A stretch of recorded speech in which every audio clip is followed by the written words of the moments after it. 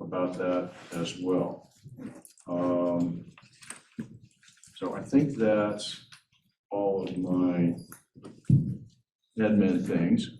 So once again, welcome, and there's Larry. Let me turn it over to Larry to kick things off. Thank you, Andy, and thank you all for coming here. We really do appreciate it. This is an extremely important event for us. As Andy said, we're here to tell you what we've been doing, and most importantly, to get feedback from you about what we're doing. It's our opportunity to kind of reset things mid-year in case we're heading off in the wrong direction. And we're really keen to hear that. And Andy said this is the 21st of these, and I do remember. I don't know if anybody here else. Brian will remember. Andy will remember. I'm not looking out there to see anybody else is at the first couple of meetings. Lee, of course, and Admiral Evans. And we were at that time in the Admiral's conference room. We started in the classroom. No, we actually went from the Admiral's conference right? room. Yeah. Yeah, because the Admiral conference room fits 25, and we were very comfortable there for a couple of years. Then moved into the classroom, which, when crowded and arranged properly, would fit 50. And then finally had this room to come to, which is great. But tomorrow afternoon, we're going to get another, I think, 56 registered industrial partners. So everybody look at the seats next to you. And we'll get a feel late tomorrow morning about how many people are actually staying. We sadly have asked the CCOM people to not sit here. They'll be able to watch virtually. And we'll see if we can fit everybody here, but I doubt it. And if we can't, we have a backup room just slightly down the campus a bit. You'll get a little tour of the campus. Last year we couldn't do that because the road was being constructed and we'd have to take a long hike. This year we can actually walk right there. A place called the Merit Hall, and that's a room that easily fit, I think, 200 or so people. So we should be comfortable there. I wish we could stay here. And so I looked at our Vice Provost of Research and said, we need a bigger room. And so with that, let me actually take the opportunity to introduce our Vice Provost of Research, Marian McCord. For those of you who were here last year, our first in-person meeting after COVID, I told the story that Marian arrived on campus a couple of years ago, and just as COVID hit, and was basically given the mandate to fix things. And she did an extraordinary job. It was really quite amazing what this university did in terms of building its own labs, having testing 2-3 times a week for the students, for the faculty. We really had things under control, really thanks to Marian's tremendous efforts. Of course, she's supposed to be the Vice Provost of Research, and so she had to kind of let that go away, and hopefully we can say that that's behind us, I hope. The university is still quite prepared. The labs are all there. We're still ready. But with that behind us, Marian has put that same energy now into the research portfolio and the research endeavor. We're thrilled that she's done that. Been a great supporter of this lab. And Thanks, Larry. let me ask her to welcome you. Thank you very much, and welcome everyone. It's great to see you. And that was really kind, Larry, but it was the team. We had just an incredible effort here of people who stepped away from their jobs, took on an entirely new job, and tried to do their job at the same time they were running COVID operations. So it was a really stressful time, but also a wonderful time to remind ourselves of the hard things that we can do when we have to do those things. My title's a lot longer than Larry gave the abbreviated version. It's really Senior Vice Provost for Research, Economic Engagement, and Outreach. It's a mouthful. But I oversee the entire research administration, research development, innovation, commercialization, entrepreneurship. Also, it's a little unusual. I oversee cooperative extension and also professional development and training. So really the whole spectrum. And if you were here last year, you might have heard me say, I like to think idea to impact, what we are doing and the impact that it's making. As a public institution, as a land grant, our mission is social and economic impact, not just for the state of New Hampshire, but also for the US. So we are the flagship. University. I'm really excited to say, latest numbers just in, we garnered $210 million in research expenditures last year, which is a new record for us, and grateful to the researchers who are doing that work. And it's just been a tremendous effort all the way through COVID. So for the researchers in this room, thank you very much for that work that we've been doing. We're also a land, sea, and space grant university, and there are only 14 of those, just some trivia for you, in the United States. And really, that's why our mission aligns so closely with NOAA's mission, and we're really proud of that. So we have been a significant NOAA location with over 15 NOAA staff who are currently co-located here at UNH on campus. And we're really proud of our long, over 20-year collaborative history, particularly in our success in competing for the Joint Hydrographic Center 3 times, and we hope in more. Our software and the products that we have developed here at the center play really key roles for advancing ocean mapping and hydrography for both NOAA and for the private sector. And as you heard, tomorrow we'll have over 60 partners, industry partners here. And one other area that I oversee is corporate engagement. And we're really, really excited about what CCOM has been able to do in that realm. So the center has been instrumental in training the next generation of hydrographers and ocean mappers, and we've had over 200 graduates from the UNH program and 20 from NOAA, and among them 3 previous admirals, directors of the Office of Coast Survey. There are currently more NOAA graduate students enrolled in the program. I don't remember the number, Larry. Maybe it's 5? 5? NOAA 4. Four. NOAA. And at least 7 of our grads have gone on to work for NOAA after they graduated. So I think you can see the impact that we're having in the field, and we're really proud of that.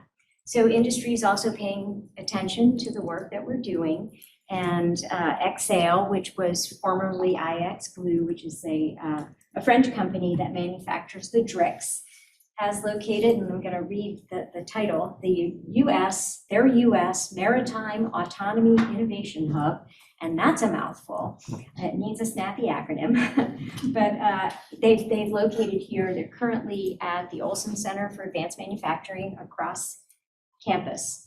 Kongsberg also has office space here in CCOM, and several other partners are now looking to co-locate with the center, which we believe is good for NOAA, for UNH, and for the United States. And in order to encourage additional opportunities for our partners to co-locate here on campus, we're embarking in a new project to develop the west edge of campus as an innovation hub. We're very excited about it, and it's got the snappy name, The Edge, because it is at the edge of campus. It's about a mile from the center of campus, easily walkable, and close to the Amtrak train station that runs through campus. I think we're super lucky to have that. But we've been, for years, this has sort of been baking, and now we finally are ready to take the next steps, and we are just hiring a real estate consulting company to help us with the planning of that new community. So it's going to be designed as a live, work, study, even a little play community. And the goal is to create, a dense innovation ecosystem where people are really bumping elbows. So we'd like to see industry partners in close proximity with our students, our faculty, and our staff, and governmental partners, both state government, local government, and federal government partners, as well as nonprofits, et cetera. So we're really, really excited about that community. There'll also be, in addition to high-tech lab and pilot manufacturing space, high bay space, there will be mixed-use housing. We anticipate for hundreds. We have needs right now for accommodation for hundreds of graduate students, but we anticipate that people who are working at the Edge will also be living there, and we'll have retail and dining because you can't do science without a coffee shop, right? So, we've got to have that. And a larger seminar. Larger seminar, hopefully a hotel or conference center as well. With the new language in the FY23 CJS appropriations bill, we hope to see our collaboration with NOAA expand even more and grow stronger and stronger. The language provides, the law provides for $10 million for a NOAA Center for Excellence for Operational Ocean and Great Lakes Mapping. And working with the JHC, the center will work across NOAA lines, including NOS, OAR, and the Office of Marine and Aviation Operations. You guys do have a lot of acronyms too, to support and grow the U.S. deep water, shallow water, and coastal mapping capabilities and data holdings in partnership with industry. And we think that New Hampshire would be a great place to make that happen. The future is really exciting. We're poised for a lot of growth. We want to engage more with our NOAA and industry partners in this space. And I really do see UNH as a great epicenter for ocean mapping and exploration. And thanks to the folks in this room. We're thrilled to have you here. I hope you have a great meeting. I wish I could spend the whole day with you because that's really fun stuff. But have a wonderful meeting, and I'll pop back in when the industry folks are here. And Larry, I'm working on that bigger space. Yep. Thanks, everyone.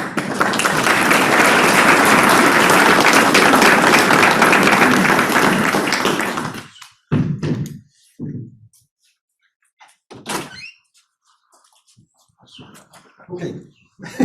Well, thank you. I think it's clear that there is real support from the university for what we do, something we're very grateful for, and maybe we will see a bigger room in the not too distant future. At this time, I'd like to turn things over to the NOAA side and call upon Ad Levins to offer his welcome to you and his perspective on things. And I tell the story each time that before Ad Levins, the last three admirals, of course, co-survey directors were graduates of this program, and before Ad Levins had to go to that second-rate school with MIT. somehow he still made it. Somehow made it. Yeah. But we're happy to have you. Thank you, Larry. Well, good morning, everybody. It's really great to be here. Thank you, Larry. Thank you, Andy. I am really excited to be here. Larry told the story of the first of these meetings. In my memory, it was 2002. It might have been. I think it was too, but I would never correct Andy. I'm sure my memory, Andy's forgotten more about hydrography and this program than I will ever know. So it was 2003, I'm sure of it. But anyway, sitting in the Admiral conference room upstairs, with I was crammed up against we barely made it in the door at that point. But looking at where this meeting has come over the last 21 years to where we are today, I'm really excited to have such a large contingent of both folks from NOAA and our federal partners and our HSRP and others here. When we thought about this, who we were going to bring to this meeting, we really wanted to make sure that we had people who are really sitting on that cusp of subject matter expertise, but also in positions to actually make decisions, to really take in what's being presented here today, to offer constructive feedback. And I'm thrilled with the team that we have here today. I'm very happy that we were able to bring so many along. And again, so many of our partners have chosen to join us as well. I know we're all anxious to get into the agenda. I did want to share a couple of updates from NOAA. And first, I would be remiss if I didn't share the greetings of my bosses, Nicole LaBeouf, who was able to join us last year. She has just gotten back from a trip to France, as she will tell anybody. She was in Paris for 2 weeks. She is now the U.S. permanent representative to the Intergovernmental Oceanographic Commission, just make sure I get that right, the IOC. And so she's just fresh off of that trip. She is going to be joining us at the end of the week, though, for the the XAL Drix production facility ribbon cutting, so we'll see her. I'm also very excited to kind of virtually introduce my new direct supervisor, Rachel Dempsey, who some of you already know. So the way that NOS was structured previously, there was Nicole, who was the NOAA Deputy Assistant Administrator for the Ocean Service. She was the head of NOS, and we had one deputy, Paul Scholes. And now, in recognition that the Nav Services side of NOS is really critical and really needed its own voice at the NOS headquarters level, they split the portfolio, and Paul has stayed with the kind of the conservation side of the house, the sanctuaries program, Office of Response and Restoration, OCM, Office of Coastal Management, and NCOS, National Centers for Coastal and Ocean Science. So Paul has kept that side of the portfolio, but the navigation services, what we call the foundation for, IUs, OCS, NGS, and co-ops, we have a new Deputy Assistant Administrator, and that's Rachel Dempsey. So she's been aboard for, I guess, about 2 months now. She is outstanding. She would be here today. She had pre-existing leave plans, personal plans this week before she even came to NOAA. So unfortunately, it wasn't possible. But she's very excited to come up and visit the center at the earliest opportunity. And again, I can't say enough about how excited we are to have her aboard as an advocate for our programs at the next level up.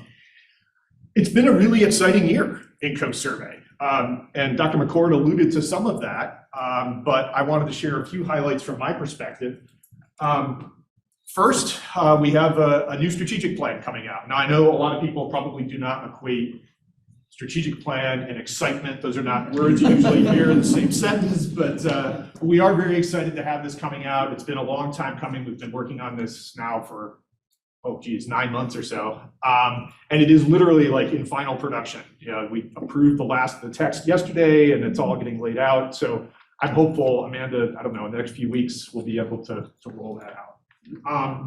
And I've talked a little bit about that in some previous meetings that many of you might have attended, so I won't belabor it here, but there's really 4 main themes. And the reason I'm going to mention this is because I hope, folks from the Joint Hydrographic Center will hear your work and your impact reflected in all 4 of those themes. And the first is expand and strengthen U.S. capabilities to acquire high-value ocean and coastal geospatial data. And that's really just a fancy way of saying we need to map the oceans, we need to map the coasts. And we need to do it more, and we need to do it faster. And we need to collect that data from a wider range of sources. And so, clearly that's right in JHC's wheelhouse, whether that's, developing and testing new sonar systems or data processing systems or new ways of collecting crowdsourced bathymetry or assessing that, that is right up the plate for JHC.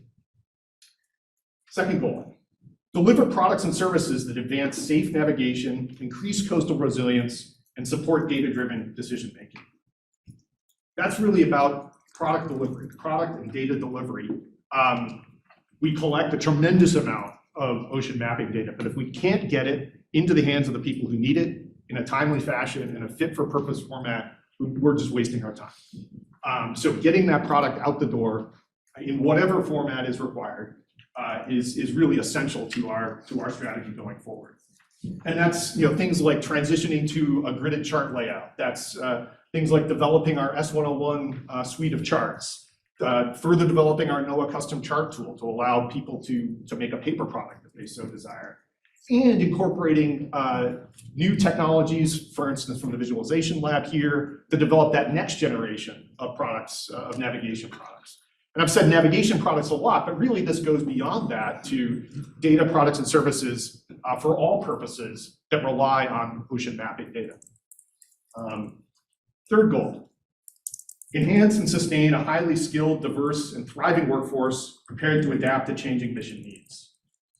Workforce. Everybody's talking about workforce. Dr. McCord just mentioned it in the context of the Center of Excellence. And it is really at the core of it's probably the key limiting reagent in everything that we're doing right now.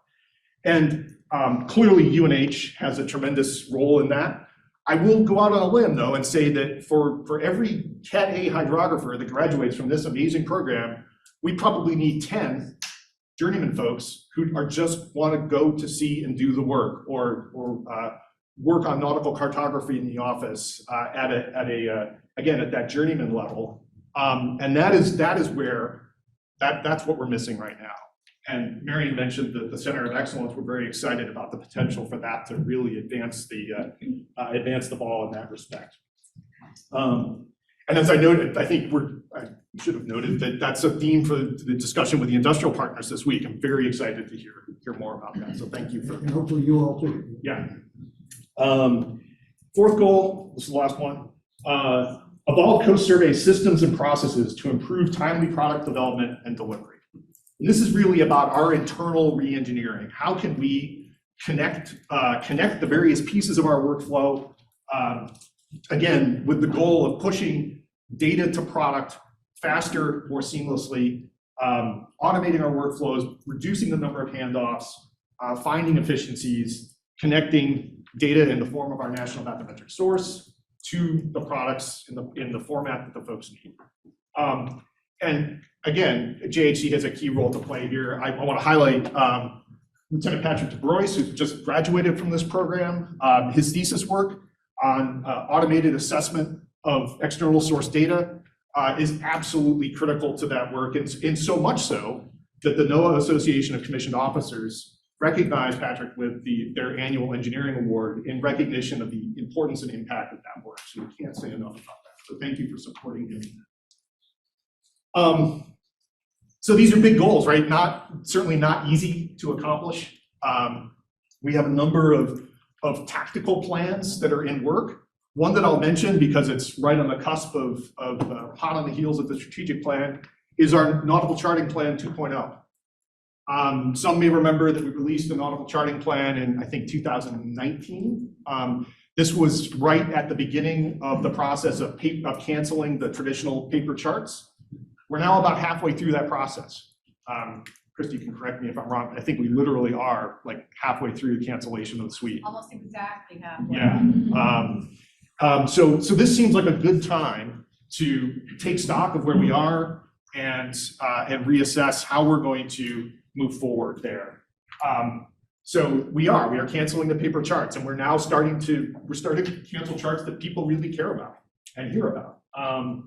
And so we have made the decision to dramatically accelerate our gridding process, and that's the transformation of our electronic nautical chart suite from the traditional footprints of the paper charts onto a regularized grid at regularized scales. That process is moving ahead very fast, and our goal is to, and we have in our plan, is to have that done in 2026. Why 2026? Well, in 2026, that's when the new S101 chart standard rolls out. So the new S101 chart standard is the new electronic navigational chart standard from the IHO. The first ECDIS systems capable of utilizing S101 charts are scheduled to hit the market in 2026. So that is what is driving a tremendous amount of this. So we're very excited to have that new nautical charting plan ready to go.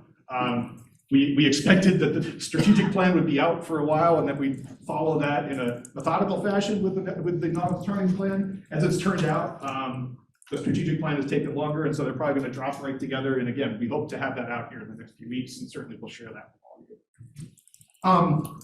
Another really significant update, and Dr. McCord mentioned this, so I won't belabor it, but is the Center of Excellence for Operational Ocean and Great Lakes Mapping. Funded at $10 million in FY23, which is really exciting, will allow us to complement and build on the work that happens here, that happens at the University of South Florida, our other academic partner.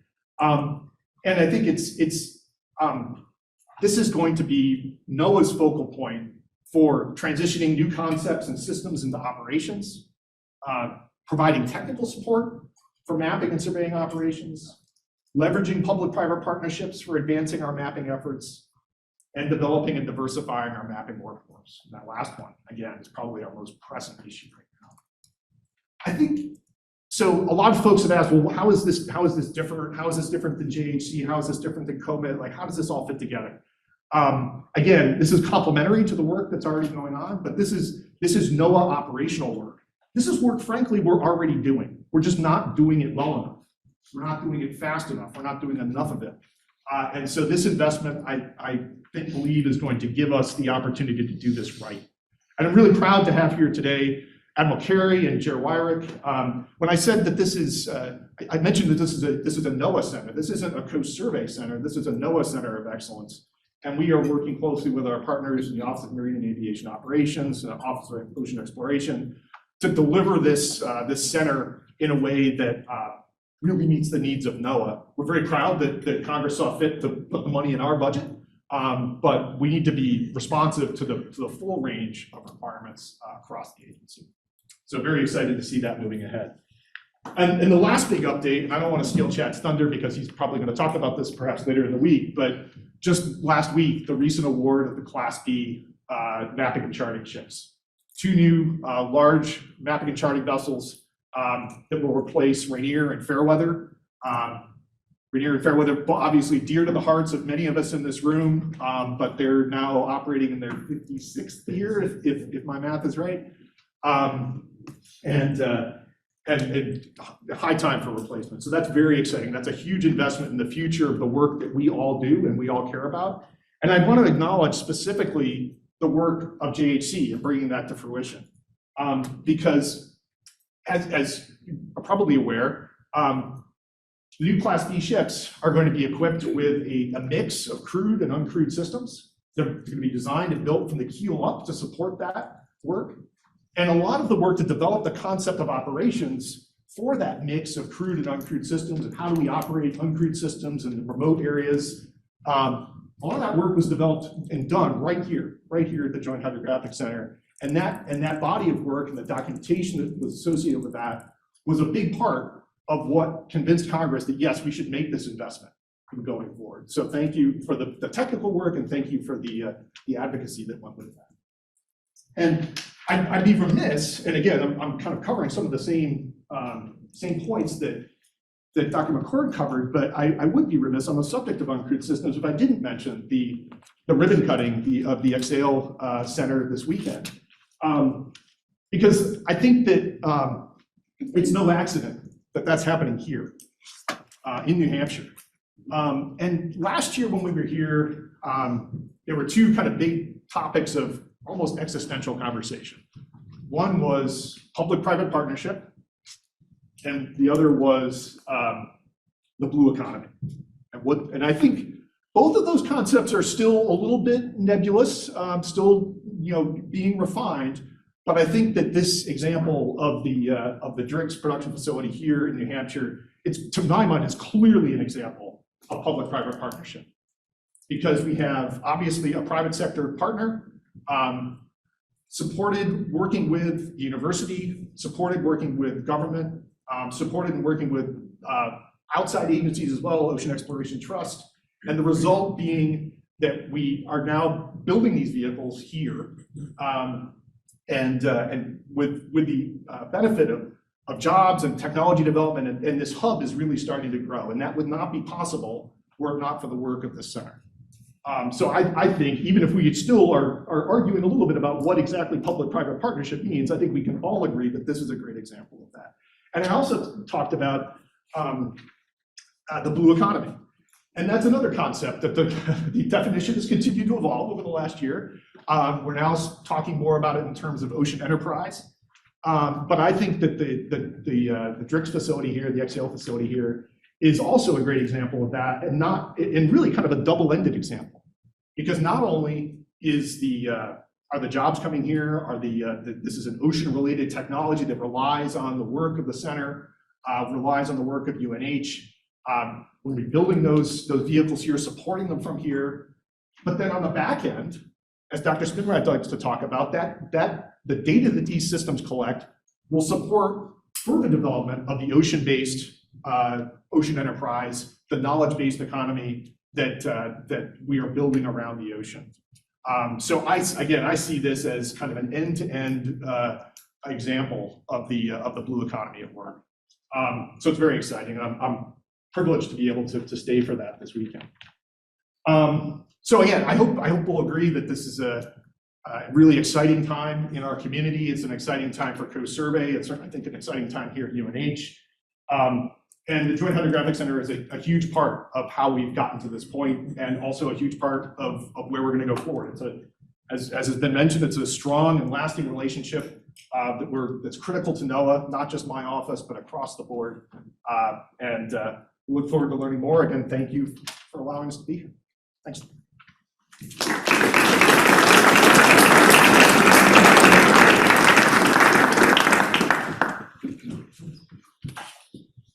Thank you, Admiral Evans.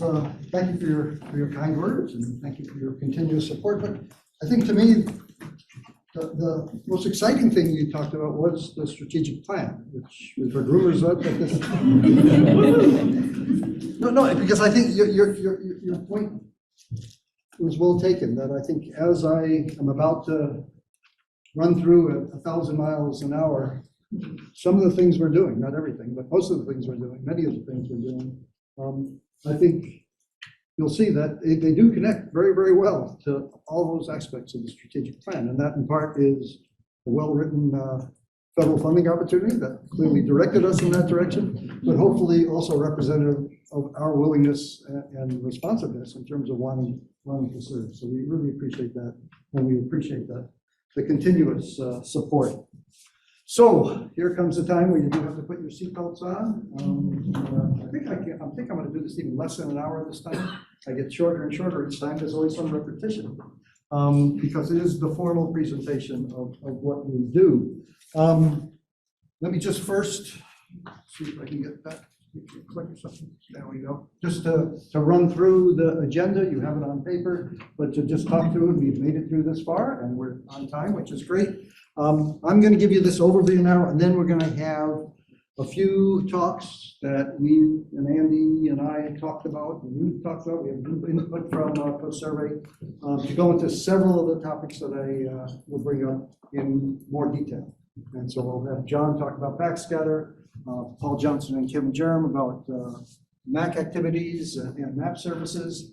We'll actually have a lunch break. Christos, who unfortunately has to be remote, he's in Greece right now, he'll report on Cartrographic activities. Jen Miksis-Olds in the back, yeah, Jen back there. We'll talk about a new center that was established here a couple of years ago, a Center for Acoustics Research and Education, and that's very, very relevant to our topic that we'll talk about with the industrial partners in terms of career development and workforce enhancement. Brian will come in and talk about, it's okay, I'll get there because I just noticed I missed it. Brian will talk about bathymetric processing and crowdsourcing activities. Mike Smith, who again can't be here, and he can't be here because he's on the Nancy Foster.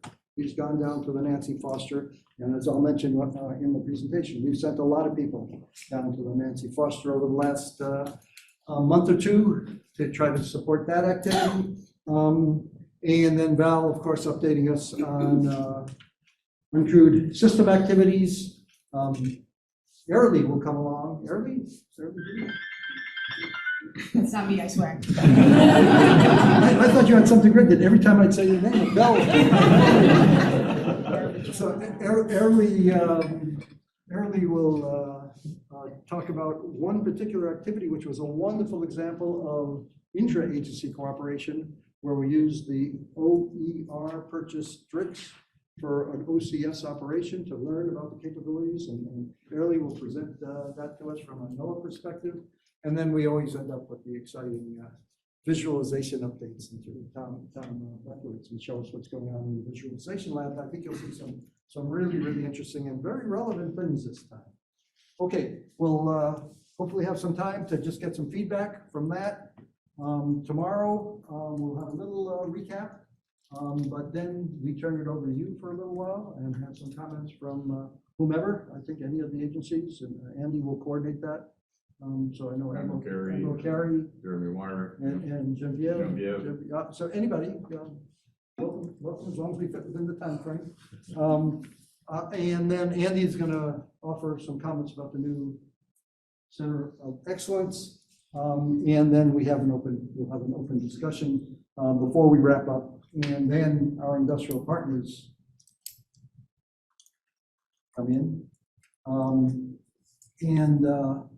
When the industrial partners come in, we'll introduce them. They know, they saw in the notes we sent to them what the discussion topic will be. It's always been very exciting to kind of have this discussion with NOAA folks, the academic folks, and our industrial partners. We'll really focus on this question of training and workforce development from their perspective, from your perspective, and then we as the academic arm, and in light of the new Center of Excellence and see what will develop there, we'll have to understand how to respond to that, because that's clearly what we need to do. Marian will come in again and greet the industrial partners. I suspect we won't be in this room, we'll be in that other place, I suspect, but we'll see. We'll make the call tomorrow. Right after lunch. We have some time for tours and demos for those of you who haven't seen things, and many of the industrial partners haven't. We have an event out at the Newcastle facility, a very lovely outdoor facility where the Coast Guard station is. We'll give you directions and everything for that. And it looks like the weather will be actually not raining. So. Exactly. Have that, and then we come back really to finish up that discussion with the industrial partners. It's just an introduction to it on Wednesday afternoon. They go out and have drinks, and we all talk about it at the event. We kind of get spun up, and then we try to beat it to death in a sense in the morning. And then at that point, we're going to repeat this overview for them, and then they can go off and talk to people in the lab for topics in more detail. So that's the kind of overview. Excel will be having live demos of Drix Over the Horizon functionality at the Newcastle facility. And if you haven't registered, something you have to register for, if you haven't registered for that, please do. Just you can contact Marian Sling at Excel and you can register for that. I know the morning is already full for them. Some space in the afternoon. There's some space in the afternoon. Okay, so that's where we are. For those of you tagging along virtually, if there are technical issues, just email Will or Chris or Mike Sleep, or you can call that number. And if you're really having trouble, then you didn't see this, so it doesn't matter. Do we have any feedback? Are there people out there? And they can hear and see and things like that. Great, it's such a wonderful team. Okay, I always review the history. I won't go through it in great detail. We started, as we heard, actually 1999. Andy and Sema were the first two here, late 1999. Most everybody else came, all 12 of us, just 12. And when we started in 2000, right at the start of the year, and we just had that first floor space, and then we went from an earmark, a small earmark from Senator Gregg to a line item in the president's budget. In 2009, a joint hydrographic center was authorized, so as far away as you can go from an earmark to be something authorized. And we expanded into the second floor of the original building. We expanded into another 10,000-foot structure where the Biz Lab is. And then we started, once the Joint Hydrographic Center was authorized, it became a competitive process. And so we've competed since 2010 for an award. We were awarded a 5-year grant in 2010, again, one in 2015. And in 2017, we had another large addition that was really focused on supporting a new Bachelor of Science in Ocean Engineering program that's been established here, but it gave us a chance in the upstairs to have a whole bunch of new offices, and this room was part of that expansion, which was great. And then 2020, we competed for another JHC award and was awarded that, and that's what we're in the midst of right now. So this is the report on this third of the JHC awards. Finally, the most exciting thing has been discussed already quite a bit. In 2023, a NOAA Center of Excellence was established to be working in unison. This is words from the appropriation, working in unison with the JHC. And that's as far as we are with that aspect of it.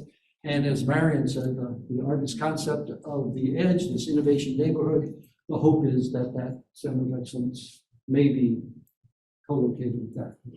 We'll see. And that's unresolved at this point.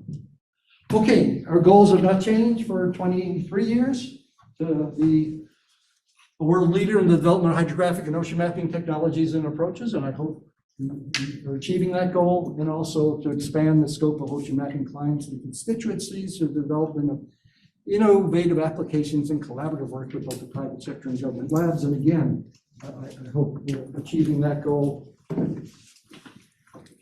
We have, at this point, 64 industrial partners who each provide something in kind that's very flexible. Some of them work very closely with us, some of them don't. They just kind of sign up and say they'll provide something. It's really what they want out of it. And I think the ones who work more closely with us, obviously companies like Excel, Conesburg, who we work very closely, but we're open to working closely with every one of them. It's just what they want.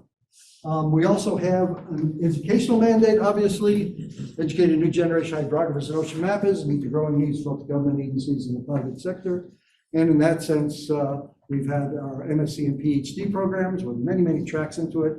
We have a graduate certificate program that our JEPCO students go through, and some others.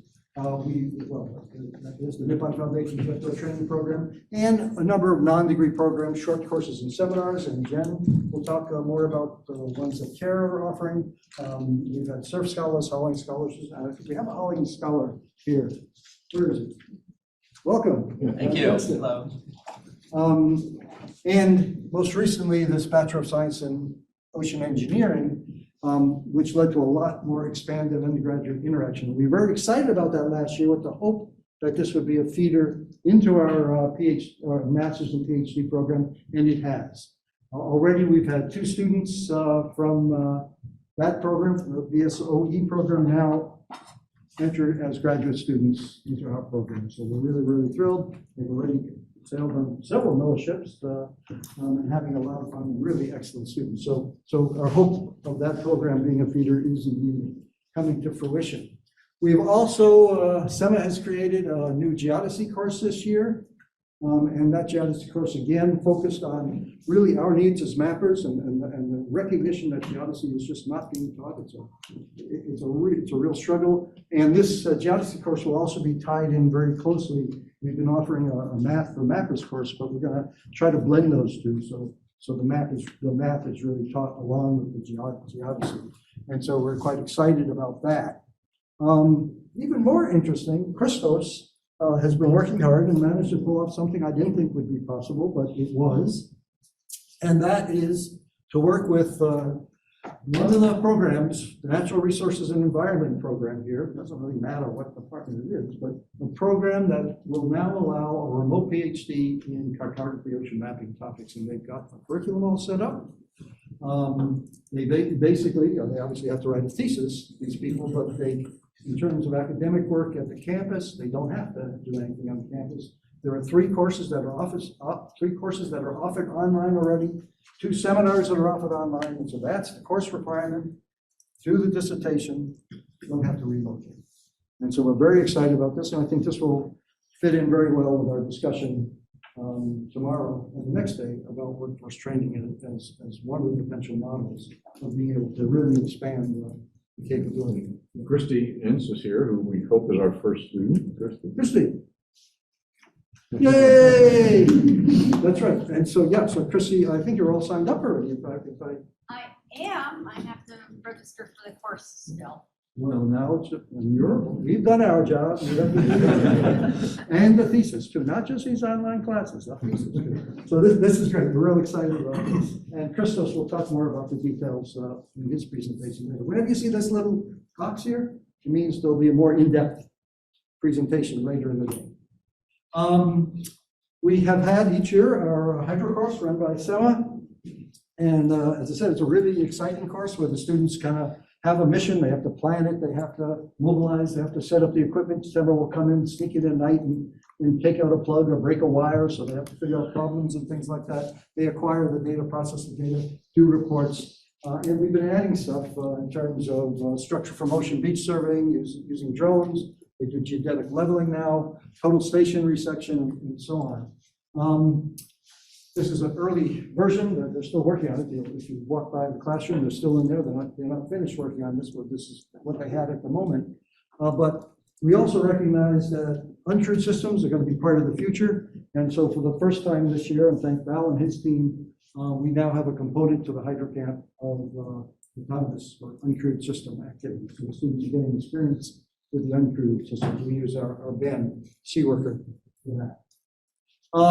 As I mentioned earlier, we've been supporting the Nancy Foster activities with a bunch of people, and I think Steve, you've been sending people, and who else is with one other group that's been going, I guess it's the College of Charleston has been sending people. We'll see when they come back. Some of them are there learning, some of them are there teaching. We've sent some senior people and some more junior people. I think we haven't sent anybody that hasn't had experience collecting and processing data. Not from here. Yeah, from here, all our people have been more experienced that we've sent. And our JEPCO program continues and continues strongly. We're now in our 19th year and have been funded for the 20th year. And you can see now we've had 120 students through that program from 50 countries. And the end of this month, the Nippon Foundation will celebrate the 20th anniversary of the JEPCO program with a big event in Tokyo. And so again, this is running strong. And then someday I'd like to see all the map orange, and the blue is orange too, just the incoming students. And as I mentioned earlier, Jen Miksis-Olds and Tony have established a Center for Acoustics Research and Engineering, and Jen will talk about that later today. I think, again, very relevant, both in terms of the research programs they have, which really address acoustics on a much broader issue than just synchro mapping or ocean mapping, but much relevant to what we do, obviously, but particularly from the educational component. You'll see there's lots of opportunity there, too. In terms of our own students, we currently have 22 PhD and MS students. Interestingly enough, our PhD students, usually we only had one or two. They've really grown over the years. I'm not sure why, but we'll take whatever comes. Whatever they want, we're here to serve. And in blue, the NOAA associated students and our JEPCO students too. Quick, a bit much, because I'm about to mention it. Please in. Okay. Just, come in. Over the years, we've graduated 226 students. In terms of NOAA PhDs, we have had 2 NOAA PhDs, much for being one of them, mentioned it, and 19 NOAA masters from the program. And if you look at all the names, you'll see names you recognize. The names in blue are people who came from NOAA. Here, the names in orange are people who didn't work for NOAA until they finished here and then went to work for NOAA. And that's probably what we're most proud of, in the sense that we are feeding into NOAA. And somebody like Moshker came here outside of NOAA, went to NOAA, and then got his PhD, came back. So that's it. Same with Derek. So that's it. 8, it's 8, yeah. Marian said 7, that's 8. Okay, I can correct the Vice Provost Research when she's gone. All right, I think you all know we have 2 complementary centers here. We have the Joint Hydrographic Center and the Center for Coast and Ocean Mapping, the same people, same thing. It's just really the hat we wear when we are doing things. The Joint Hydrographic Center is a result of this cooperative agreement between NOAA and the university, and that is competed for every 5 years. It's mostly supported by OCS, but also it's supporting OAO. Thank you. I'm Carrie from OAR. Thank you. Jer, Ocean Exploration, and sometimes little dribbles. The words get smaller as the contribution gets smaller. I'd like to see all of them in very big letters. But the other hat, the Center for Coastal and Ocean Mapping, is the university entity that allows us to be at arm's length from the university, that allows us to engage in partnerships with the industry that are not easy to do through the NOAA cooperative agreement, and allow us to seek funding from other sources. And so in 2022, we had about $4.6 million of funding in addition to the Joint Hydrographic Center grant. And I think, as you'll see through the reports, some of the reports will reflect some of the work that is done through some of this other funding. We'll always identify that, but it is tremendously, trying to find the right word. We don't use the word leverage because Andy never likes that word. It's really compatible and complementary, that's the word, to what we're doing. And we learn tremendously from the things we do through the other funding that helps NOAA, and we learned the NOAA funding things that help the other agencies or other parts of it. Starting right there, and thanking Jerram for the tremendous support from OER through the Ocean Exploration Cooperative Institute, which we're part of with Woods Hole URI, OET, the Ocean Exploration Trust, and USM. And this is what allowed us to purchase the DRICS and do not all, but a lot of the work we've done in terms of learning about the DRICS. We also have funding from OMAO to learn about operating uncrewed systems. And we try to separate those very carefully. Andy's sitting there. We make sure we try to do that. But again, they clearly help each other out in terms of the funding. This year, the focus from the OER funding has been on collaborative behavior, the DRICS on the surface with multiple autonomous underwater vessels below. And we had some very, very successful experiments with that. And probably the big and scary thing was the upgrade. I'll say upgrade of the EM 2040 that was on the DRICS when we purchased it to a much deeper capable EM 712. And this was, as Val will talk about, when you talk about a square peg in a round hole. Nobody's ever built a deep water mapping system that compact and that small. This was an amazing effort on the part of Kongsberg, on the part of I get caught, IX-Blue, Excel. I always have to say, so in the middle of everything, IX-Blue changed their name to Excel. And when we got the call telling us this, Val was there and Val goes, well, at least they didn't call it Psi. I don't know, well, maybe Geneviève, en français, on dit Excel. No.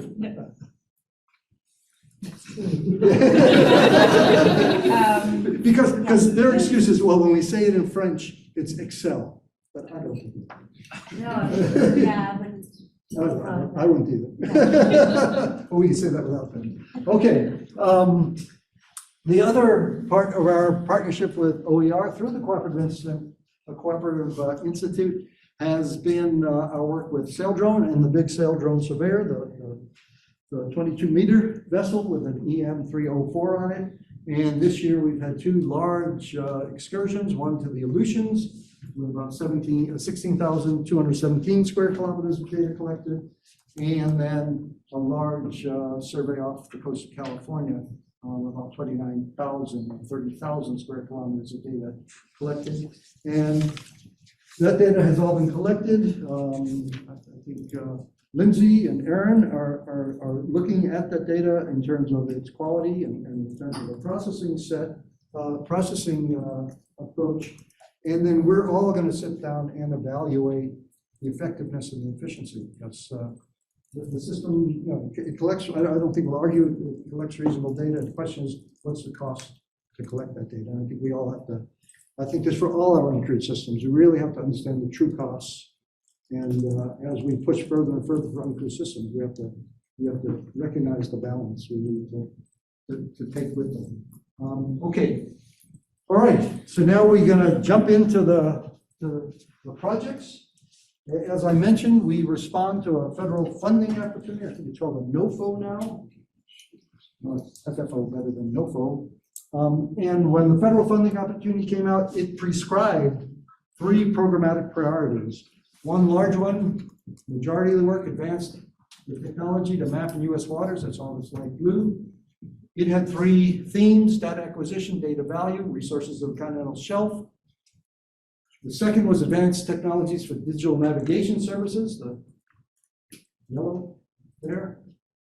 And then finally, develop and advance marine and geospatial soundscape expertise, the little one here.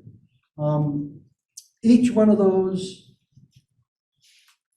programmatic priorities had within it research requirements. It's basically a paragraph, 20 of them, that looks something like this. This is just an example of one. Data acquisition, improvements in the effectiveness, efficiency, and data quality of acoustic and light bathymetry systems. They're included backscatter and flex capabilities and so on. And so there are 20 of those that prescribe. That's coming from the government in terms of what they want in response to this funding opportunity. And in response to those 20 research requirements, we came up with 46 individual projects. So you don't need to look at the detail here. What I'm going to do over the next few minutes is run through many of them, not all of them, many of them, and just basically give you a slide or two on it and a highlight. Each one should have the name of the person working on it. They're all around. Christos is in Greece, but we'll still answer the phone, or Zoom. And so if you have more questions about this, I'll answer anything I can. But for the most part, while you're here, you can find those people and talk in more detail. For those where we're going to have the more detailed presentations, you'll hear a lot more about it, but still, those people are happy to discuss things in more detail with you. So if you want to see, again, not just full detail, but at least a summary of each one of those tasks, they're reported in our annual progress reports. These are big, fat, 350-page documents that we've actually printed every year until this year. We're not printing the very large document. It's available online. There's a link right there. It should be available online. But we do still print the executive summary. That's what this year's looks like. And there's a pile of them outside. You're welcome to look at that. And again, for any more detail you want on any of the things mentioned in here, or any of the 46 tasks, all the table is presented in here, and the research requirements are all presented, so you understand the framework and the context. But again, you'll see who the PI is working on it, and you can go to the full report or then contact the PI. Okay, okay, here we go.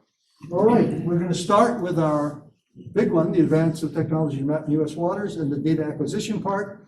And we start with the use of the spectacular tank facilities we have out here, really neat facility. It's been built up into a really quite automated and nice sonar calibration facility that can do a ton of nice measurements in a very automated way. It still takes a long time. You want to calibrate a multi-beam sonar fully, it's still a 1 week or 2 week process to do it in the tank.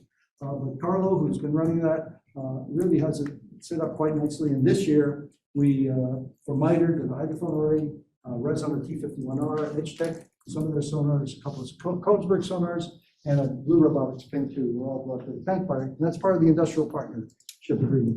They pay something, but it's a much reduced rate with their industrial partner. The understanding of the calibration of sonars is a complicated thing. I think from a bathymetric perspective, we've understood reasonably well now what goes into it and how we calibrate them. From a backscatter perspective, we don't, and it's a very complicated area. And John Hughes Clarke has been working very hard to try to understand ways to do this better. John will talk much more about that at 11 o'clock, but he's been working, and thank you, Genevieve, for the collaboration with the CHS, because he's been working very closely with the CHS, pick the place straight to Wanda Fuku, where we can step across the border quite easily, back and forth, setting up a series of calibration sites, backscatter calibration sites in a range of water depths. And he'll talk about that. And this is an attempt using calibrated EK80s to get an absolute calibration level. And he'll talk about the difference between relative calibration and absolute calibration. But before we do any of this, before we even do a relative calibration or an absolute calibration, we have to understand the complexities of what's going on in the sonar itself, and have to understand that when we have sonars with different sectors, as many of our sonars do now, there are sector-specific residual beam patterns, so that we and the students have been working on trying to separate out those residual patterns in the sectors of the sonar. You see them quite obviously here. Applying the correctors that the manufacturer applies looks like this, but if you really adjust things appropriately, we can get a much, much cleaner picture. It's not just the changes in the sector, it's the changes in the mode. These sonars operate in many different modes, shallow, deep, and so on. And you actually have to go through these calibrations for each mode. It's a very complex and time-consuming process, but John and the students have been doing it and really understanding a lot about the behavior of the sonars. Well, John, I can see you. You just chime in if I am I doing okay? Okay. With the story. Okay, but again, Understanding what the sonar is doing for each of its modes is not always obvious. Fortunately, Kongsberg has come up with a new format, the KML format, that provides much more information about what's going on. And you'll see John will talk about their work trying to understand different modes, different systems, what is actually being provided by the manufacturer, what the manufacturer is doing. Sometimes it's just not perfectly clear. You go inside and figure out which systems are actually roll compensated, which aren't, and what's going on. And again, we have to understand each one of these if we're going to really get to a calibration, calibrated system for backscatter. And again, John will talk more about that. Even if we do get to a fully calibrated system, and we're trying to understand the changes in the seafloor, how much is natural, how much is man-made, how much is a machine artifact, what do we know? This is really an extension of some work that McCord started many years ago to take a look at a particular piece of seafloor for a very long period of time. Tony and John and Jim Dykstra and their student have been using EK80s. Again, calibrated EK80s are calibrated because they're easier to calibrate. John will talk about how that's done. But having them sit out for a long period of time, December to May, at many frequencies, looking at one piece of seafloor. Very interestingly, if you look at the backscatter, this is for 70 kilohertz through that time, we see that there are differences as much as 6 dB, which are just happening through natural changes in the seafloor and seem to be driven by storm events. So storm events come through, it makes sense in it. But we have to understand what the range and expected variability of the seafloor is going to be if we're going to interpret a static backscatter measurement from somewhere. So we're trying to do that kind of stuff too. We don't just have to worry about the changes in the seafloor. There are also tremendous oceanographic impacts on what we see, both from backscatter and bathymetry. And John has talked about this in previous years, the idea of a river plume coming in, where the river plume itself, we can see it in the water column data, but it has an impact on the bathymetry, even on the seafloor, as we go in and out of that river plume. And trying to understand what those impacts are. Another student, Daniel, has been taking a look at the area right out here where we have a large river plume that comes in and out, and making, again, a series of measurements of temperature and salinity using a conventional. but is it a moving vessel profile? It isn't because of the lobster. So just a CTD. So just making a series, trying to really get a track of what's going on in this area, this very dynamic area. But what we've been faced with in the past is what we use if we go to the software, we say, oh, well, let's use the nearest in time sound speed profile or the nearest in distance sound speed profile. But in a place where you have a front that's moving back and forth in time and space, neither of those are appropriate. You really need to know which side of it you have to be on at a given time. So what Daniel is doing is looking at the information from the surface sound speed sensor as a continuous map of what the surface expression of the sound speed is in the area to see if that can provide a good indicator for which is the best profile to use. Okay, I think this is quite exciting. In the same area, though, we have Indra, who's actually trying to model the dynamics of the ebb tide river plume, and that model is driven by the NOAA, the much coarser scale NOAA oceanographic and atmospheric models, but then at a much finer scale, seeing if you can actually predict what the changes in sound speed will be in the waterfront, using the data that Daniel has collected, repeated data sets, as input into the model. And I think, John, I don't know, you won't be talking a bit more about this, but I think from what I read, it looks like this is looking pretty good as a predictive tool that we can actually see what those changes might be ahead of time and know when to survey, when not to survey, or how to react to that. Tony in the back. Tony, funded through ONR, and this is ONR work with synthetic aperture sonar, though, is looking at a much more theoretical approach to try to understand how, in this case, internal waves, this is a synthetic aperture image of the seafloor. Here's the same piece of seafloor, but at a time when internal waves came passing through, and trying to theoretically understand how the passage of an internal wave will degrade the sonar image. Is that an accurate description, Tony? Yes, and also bathymetry. And the bathymetry, exactly. And my hope here is that let Tony run and figure out all that theoretical components, and then if we actually have that worked out, can we now turn it around to the situations like John sees, and can we predict what the effect of the thermal structure, the water column structure we see is going to be on the bathymetry, and if we can do that, can we do the inverse and actually correct for it? And that would be the most exciting part, that we actually think we can correct those artifacts. No matter how hard we try, we'll never get all the artifacts, particularly integration artifacts. And John, for years, has been working on wobble analysis. John's student, Brandon, who will be here, I think, tomorrow and Thursday, because he's now working for Teledyne CARES, has been working on what they call RISC, the rigorous intersensor calibration. I think that's where you stop. That's the name of it, rigorous intersensor calibration, but a very sophisticated way to try to interrogate the data itself and extract what the problems might be and then correct them. This has had some success in the past, but been very, very computationally intensive and really kind of unwieldy in terms of what it takes.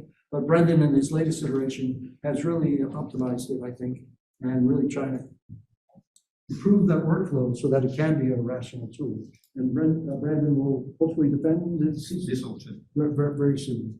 And so again, this would be, even if it just appeared as a Teledyne tool now, but it'll be ever intellectual. It'll be very, very helpful. But no matter how hard you try, sometimes there are just wobbles that are just confounding. And so here's one that John was shown by the Spanish Hydrographic Institute. It's a very strange one-sided, port-side only wobble. I think the bottom line is we haven't figured it out. Eventually you'll figure it out, but certainly haven't figured it out yet. But the key is that by sharing these experiences, I know TJ had this problem a while ago, and that was thought was moving through a thermocline, but this may not be the same because the waters seem mixed. But the key is, as we start sharing these problems with each other, we really accelerate the pace at which we can try to come to a solution. And that provides a segue for me to introduce the work of Paul Johnson and Kevin with the MAC, the Multibeam Advisory Committee, which is an NSF-sponsored activity, but again, with tremendously complementary nature to what we're doing, where they're providing a whole range of tools for data analysis, for multibeam data analysis, and Paul and Kevin will talk about that later today. But most excitingly, a new wiki, community wiki, where people can exchange and share ideas. And this is already, Kevin will talk more about that, already had situations where somebody says, gee, I see this problem, and somebody chimes in, I've seen that, I know the solution. And again, something we're trying to encourage across everybody to have this kind of level of communication, to share the problems, and more importantly, share the solutions. Paul will also talk about a new test site database that they've developed in the web app, which basically tracks a whole bunch of test sites for patch tests, for backscatter, water column tests, and so on. Lets you see where they are in case you have a system you want to test in your nearby some area, and it gives you all the details of the previous tests, the results of the lines they ran, and so on. And so it's, again, a very, very useful tool. Paul, Paul here? Yep, Paul will talk about that a little later today. We're switching now into data acquisition, but for our non-acoustic data, LiDAR data, and this is something we've reported on for years, the efforts of Chris Parrish and Brian for C-Blue, a tool to calculate total propagated uncertainty for LiDAR. This is progressing very nice. This is a real example of research to operation. They keep upgrading for new systems, but this will be the last year that we'll be reporting on it, because Chris's funding came through our grant. But I think from now on, that funding is going directly to Oregon State, so we won't be reporting on Chris's activities after this year. As we start going off to other types of data acquisition, the NOFO this year had a very, 2 years ago, had a very interesting, actually surprising to us, request for us to look at sub-bottom systems, something we hadn't done before. We have been trying to look at them, but there's been environmental constraints, just put it that way, that have finally been worked out. So I think we're finally okay to start testing these systems. In the meantime, Larry Ward has been finding a series of reference sites, places that we really understand what's there. So as we test different systems, and this year we'll be testing in Knudsen, at Kongsberg, and NMR and EdgeTech sub-bottom system, we have places to go to do that. And most of that effort is really going to be looking at the way that the sub-bottom system may or may not interfere, how to optimize the operation of a multi-beam and a sub-bottom system all at once. But who knows where we're going to go from there.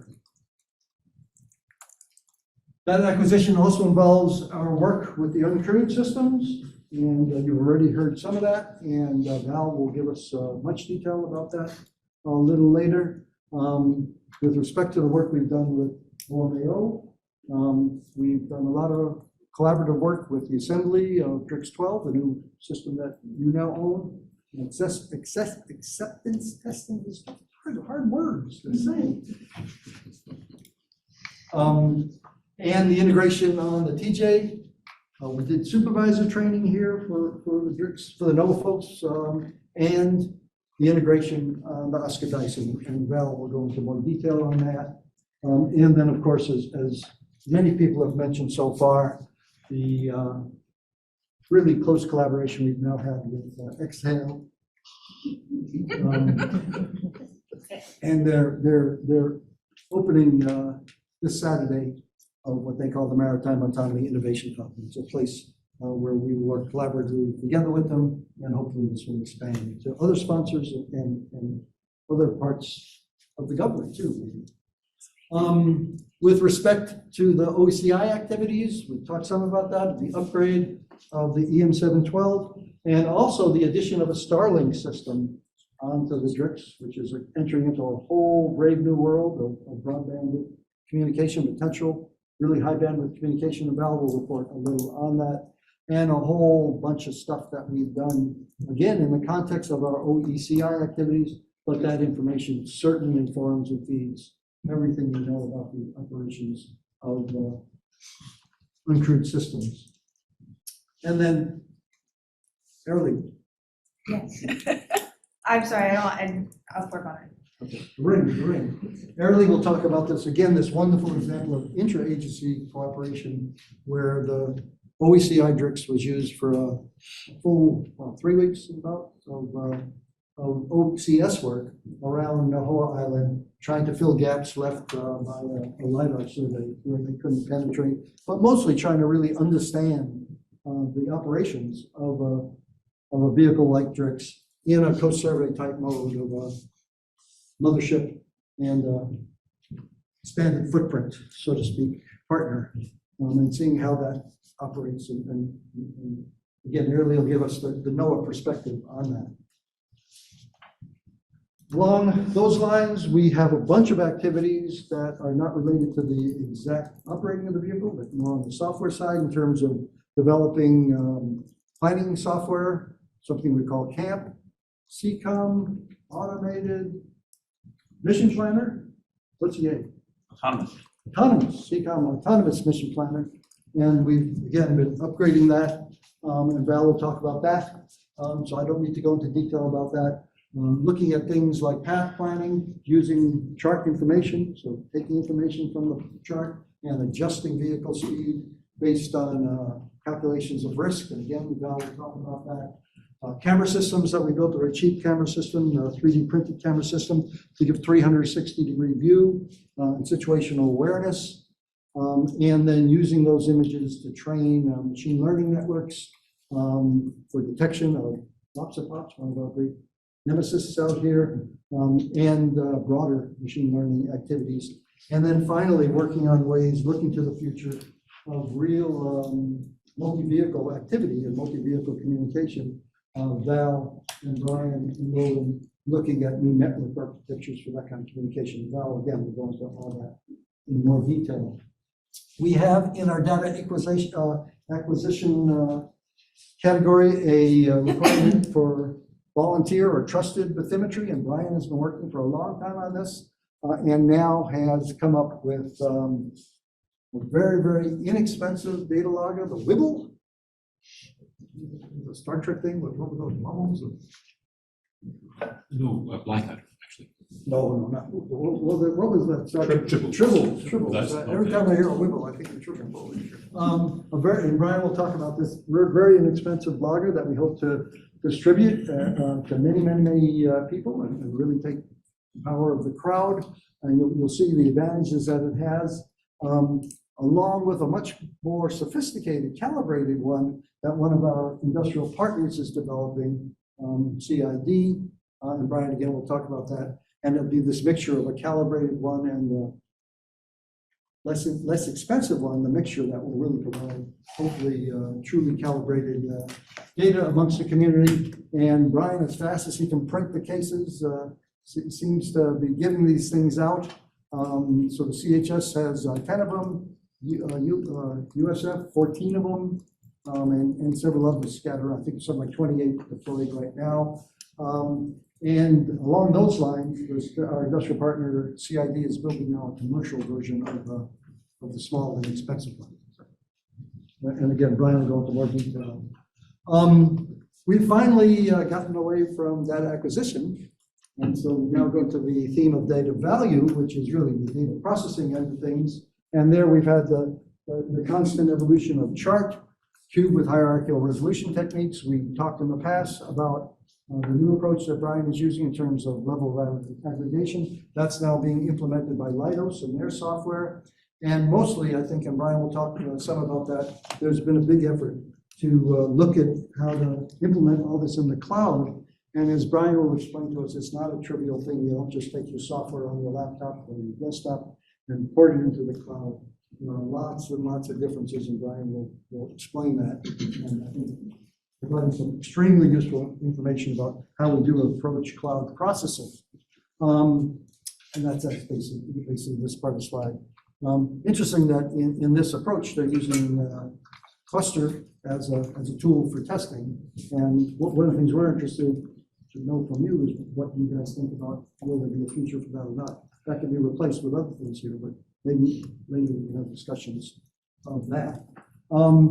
Chart is also proven to be very valuable, maybe even more valuable for LiDAR data, which is even more dense and more points and more unclean, so dirty. What's a nice way to say that? More outliers there, but here the ability to use machine learning techniques to identify those points that are associated with sea surface, those that are associated with bathymetry has proven very helpful. And so Brian and Kim Lowell are looking into that. We have continued and continue to work very closely with OCS, with Giuseppe, despite the fact that Giuseppe is not here. He still is actively working on the QC tools and the QA tools. And that's something that just seems to keep going on. And I think I get the thumbs up. That's what I keep saying. It's worth continuing that. Very helpful. Yeah, okay. And you tell us when it's not, and we'll continue as long as it is. That's good. Again, one other slide from Chris Parrish. And again, it will be the last time that we'll report on this, where Chris is doing a lot of work on satellite-derived bathymetry, diffraction corrections, and supporting NOAA's Bathy tool. And so again, from next year on, Chris will report on that on his own.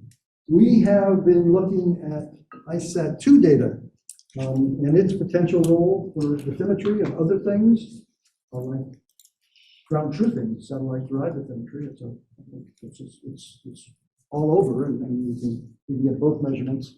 And Kim Lowell and Yuri have been taking a look at kind of sparse ISAT-2 tracks and recognizing that not all data, there's a lot of unuseful data in ISAT-2. And again, taking machine learning tools and using many of the other ISAT-2 products to try to very quickly discriminate between those lines that have bathymetry and those lines that don't, those lines that are cloud-free and those lines that aren't. And so again, it's just bringing machine learning in to really quickly get you to focus on those data sets that are useful. They've also been comparing ISAT2 data to data from satellite-derived bathymetry. And I think we have to look more into this, but what they're finding is that the satellite-derived bathymetry seems to be very insensitive to changes. That you'll if you look at the ISAT2 data from a place, they'll see bathymetric changes that just don't seem to be registered in the satellite-derived bathymetry. I'm not sure I understand why. I'm not sure they understand why, but we'll be looking more into that.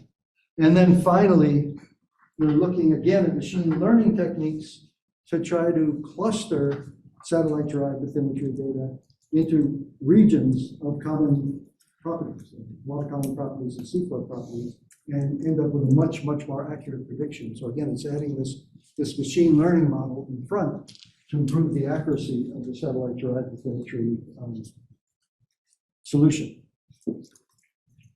Now going into really non-traditional data, I guess satellite-derived bathymetry was a non-traditional data, looking at our structure for motion efforts, efforts to support resiliency and so on.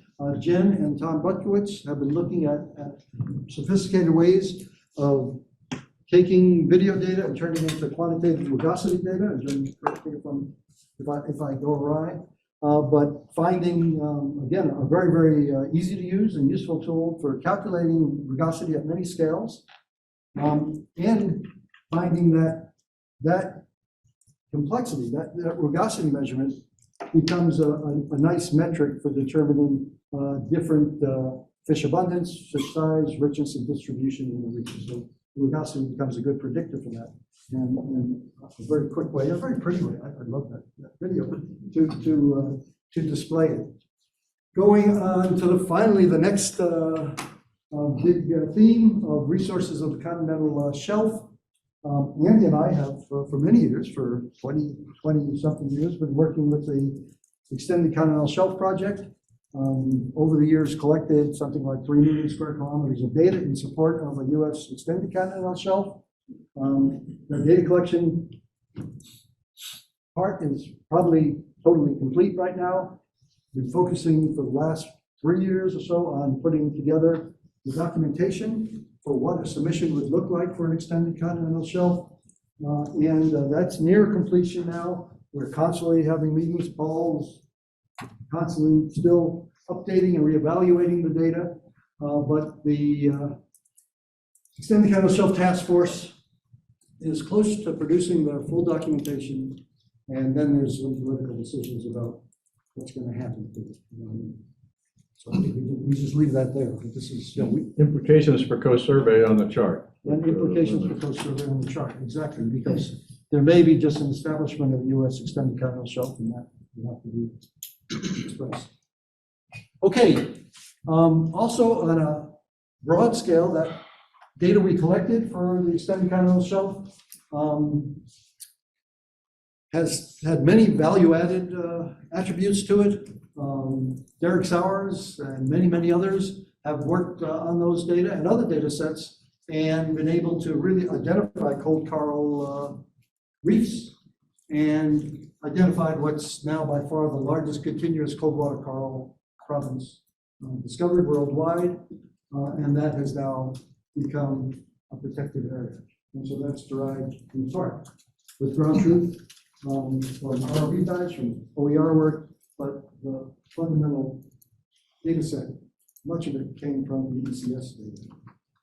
On a smaller scale, Larry Ward, did I see Larry? Yeah, Larry's in the back there. Larry Ward has been working on local data sets here, trying to come up with classification or characterization schemes fitting into the CMEX substrate form that really can look at potential resources, potential wind farm siting, not much relevance. And again, working on proposals of how we get from the sonar data to the subbottom data, backscatter data, to put together a classification scheme like that. Jen and her students have been looking again at how we use the kind of data we collect in terms of bathymetry, morphology collected from it, and then other oceanographic data sets to look at places where kelp has demonstrated to be resilient to climate change and see if that can then be a predictor for where other places might be for resilience, and try to understand why some places are resilient and others are not. Right, and then locally to populate those And areas. populate that, yeah, so a repopulation process. And doing something at an amazing range of scales from ISAT-2 satellite to drone to multi-beam to single beam to diver imagery, looking at coral reef characterization in the Florida Keys, and again, looking at change analysis and potential restoration issues there. So again, trying to drift into that resiliency area that we're using the data we collect and see how we put it into resiliency issues. We finally have finished the very first one, but now they go real quick. And we're into the advanced technology, the next programmatic priority, advanced technology for digital navigation. This is a lot of Christos's work.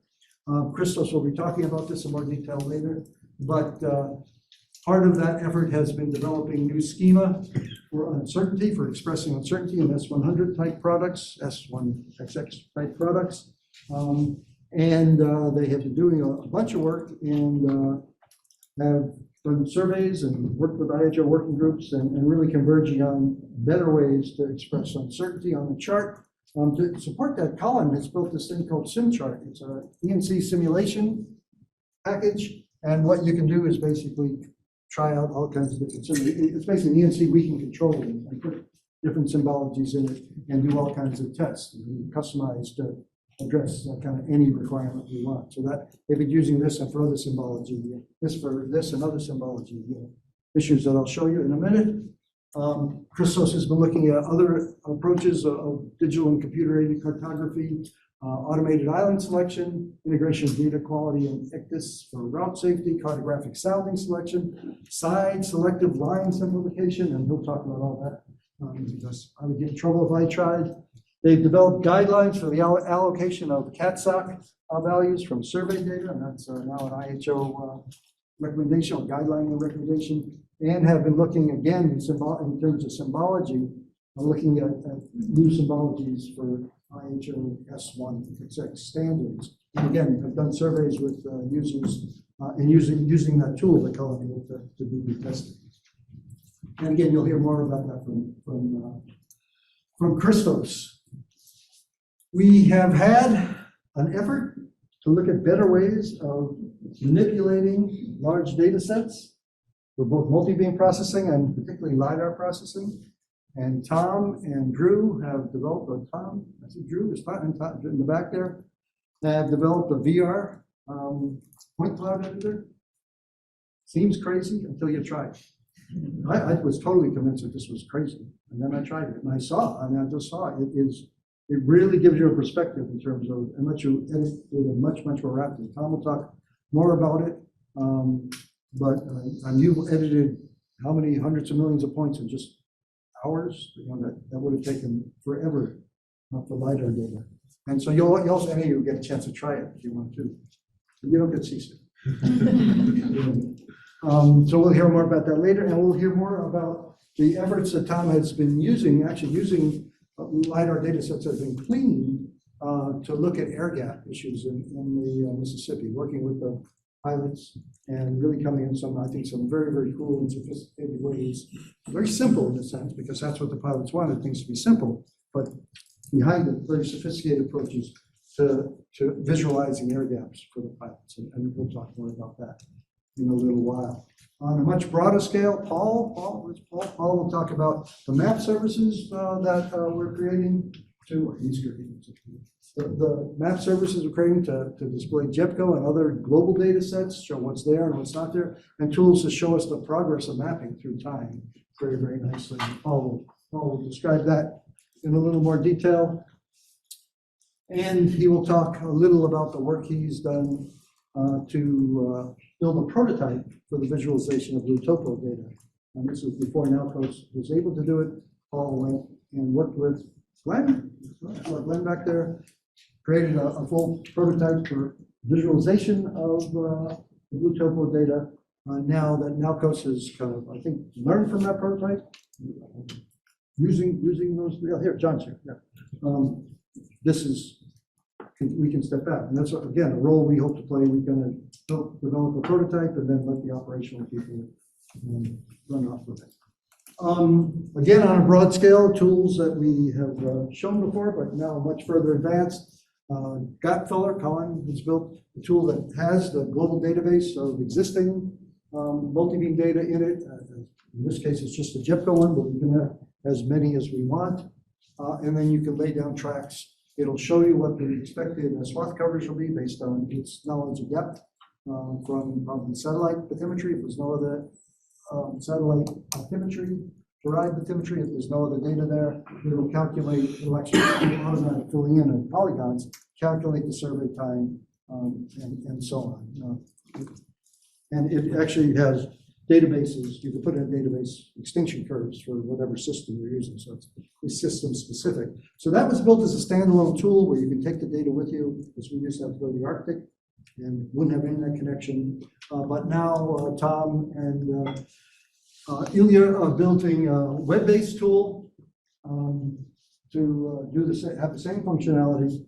But the idea of the web-based tool is that you won't need to manually download and keep the data updated. It'll automatically go out and scrape the databases and update that automatically. So you always have the most up-to-date view of what the existing data sets are. Tom? Yeah, okay. Finally, I think we're at a finally here. How are we doing time?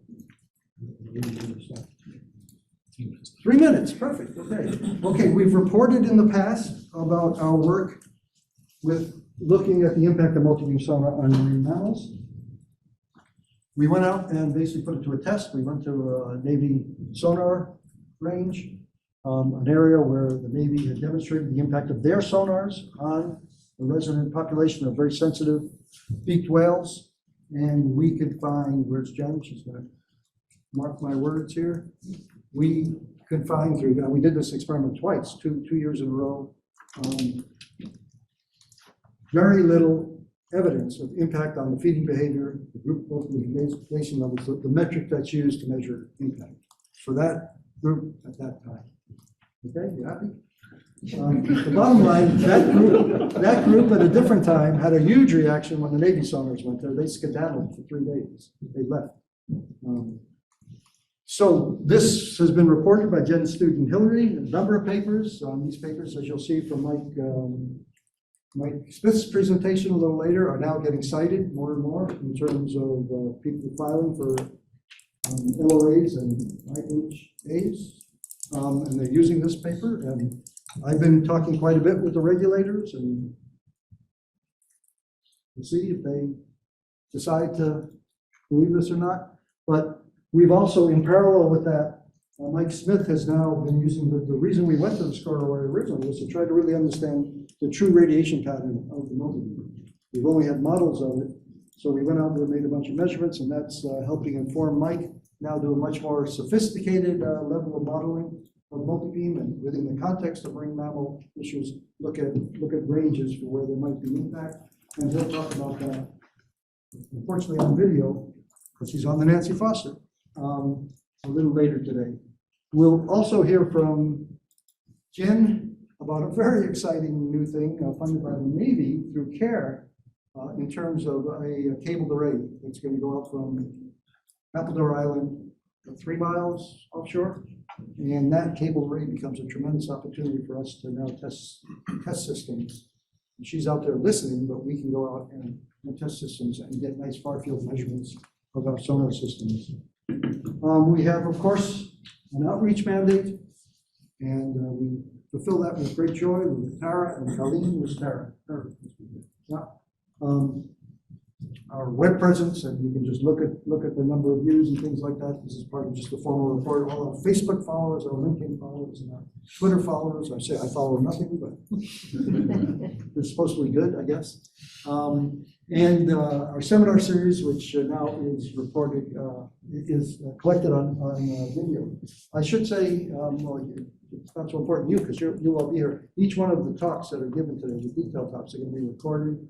And so industrial partners who won't be getting a repetition of that will be able to watch the talks. I'm going to suggest to them that they don't go to the party on Wednesday night, but instead stay home and study, watch the talks. Okay, and of course, it's just wonderful to be kind of open up again for business, having students come through. We always have tons of school groups coming here. We have a huge Ocean Discovery Day. This will be the first one in 2 years, 3 years. This fall. This fall, yeah. And we'll have thousands and thousands of people coming through then, and we can start going to meetings. And again, Tara, organizing these fantastic sea perch competitions. This year, OECI, the Corporate Institute, is actually a sponsor of the sea perch competitions, which is really, it's a wonderful thing to watch. Andy didn't want me to show it again, but I just love this slide because that's the end. It just captures this really great. I just love that. It smiles. Yesterday? What?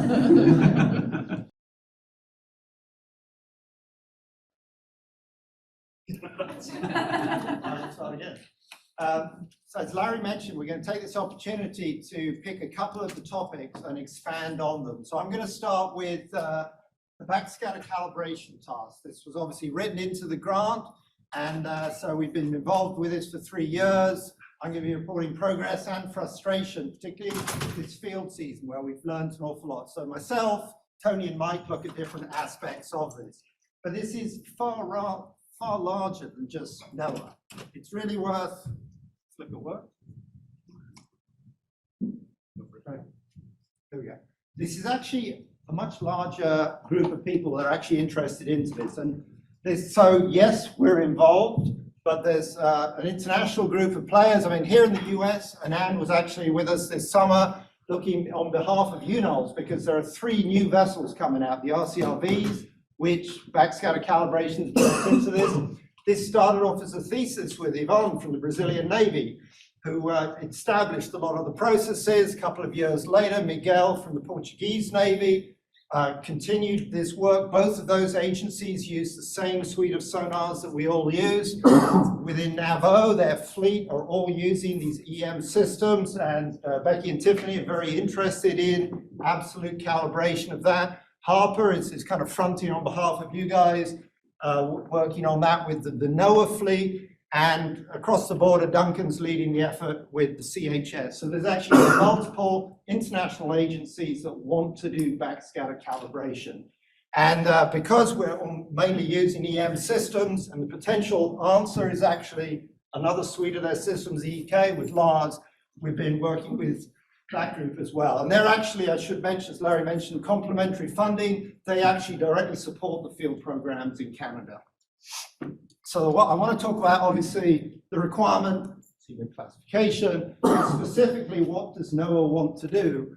And then I'm going to break this up into the relative calibration that you're actually already doing and the absolute calibration, which is kind of the holy grail here, and look into future directions. So in terms of the requirement, it's written into a presidential memorandum, that one word, the language characterizing, and the most effective way to do that for the whole US continental shelf is acoustic.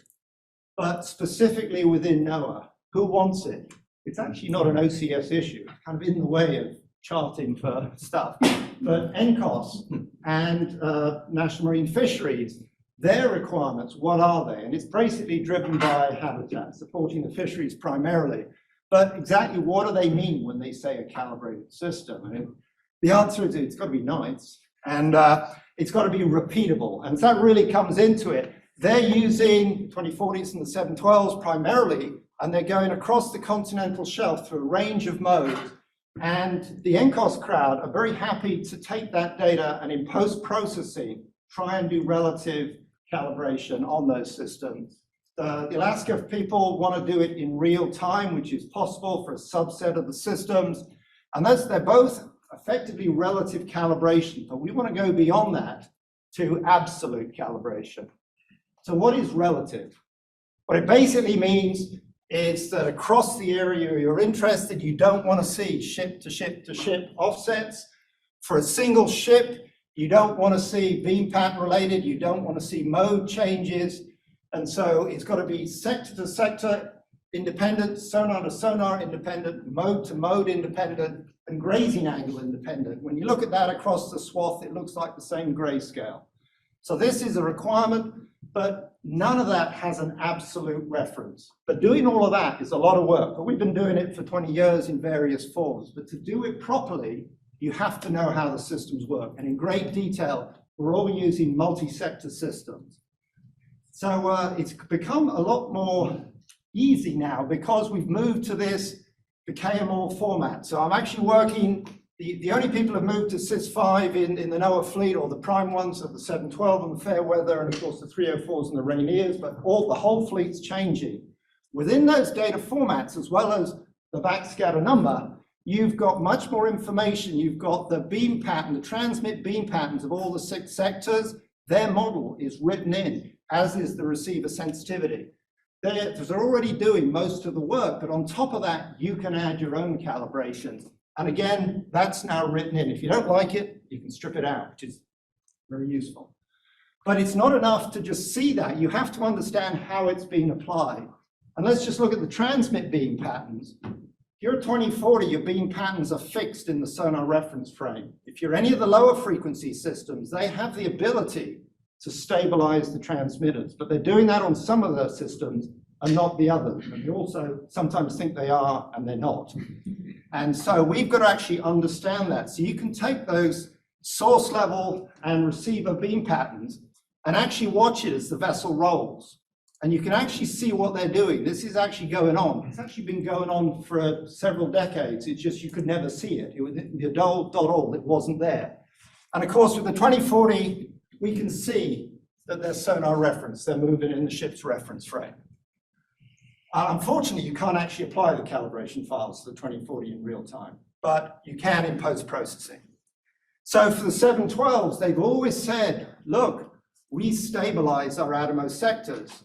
And that actually includes the central sector, even though that's just crosstalk between some of the elements.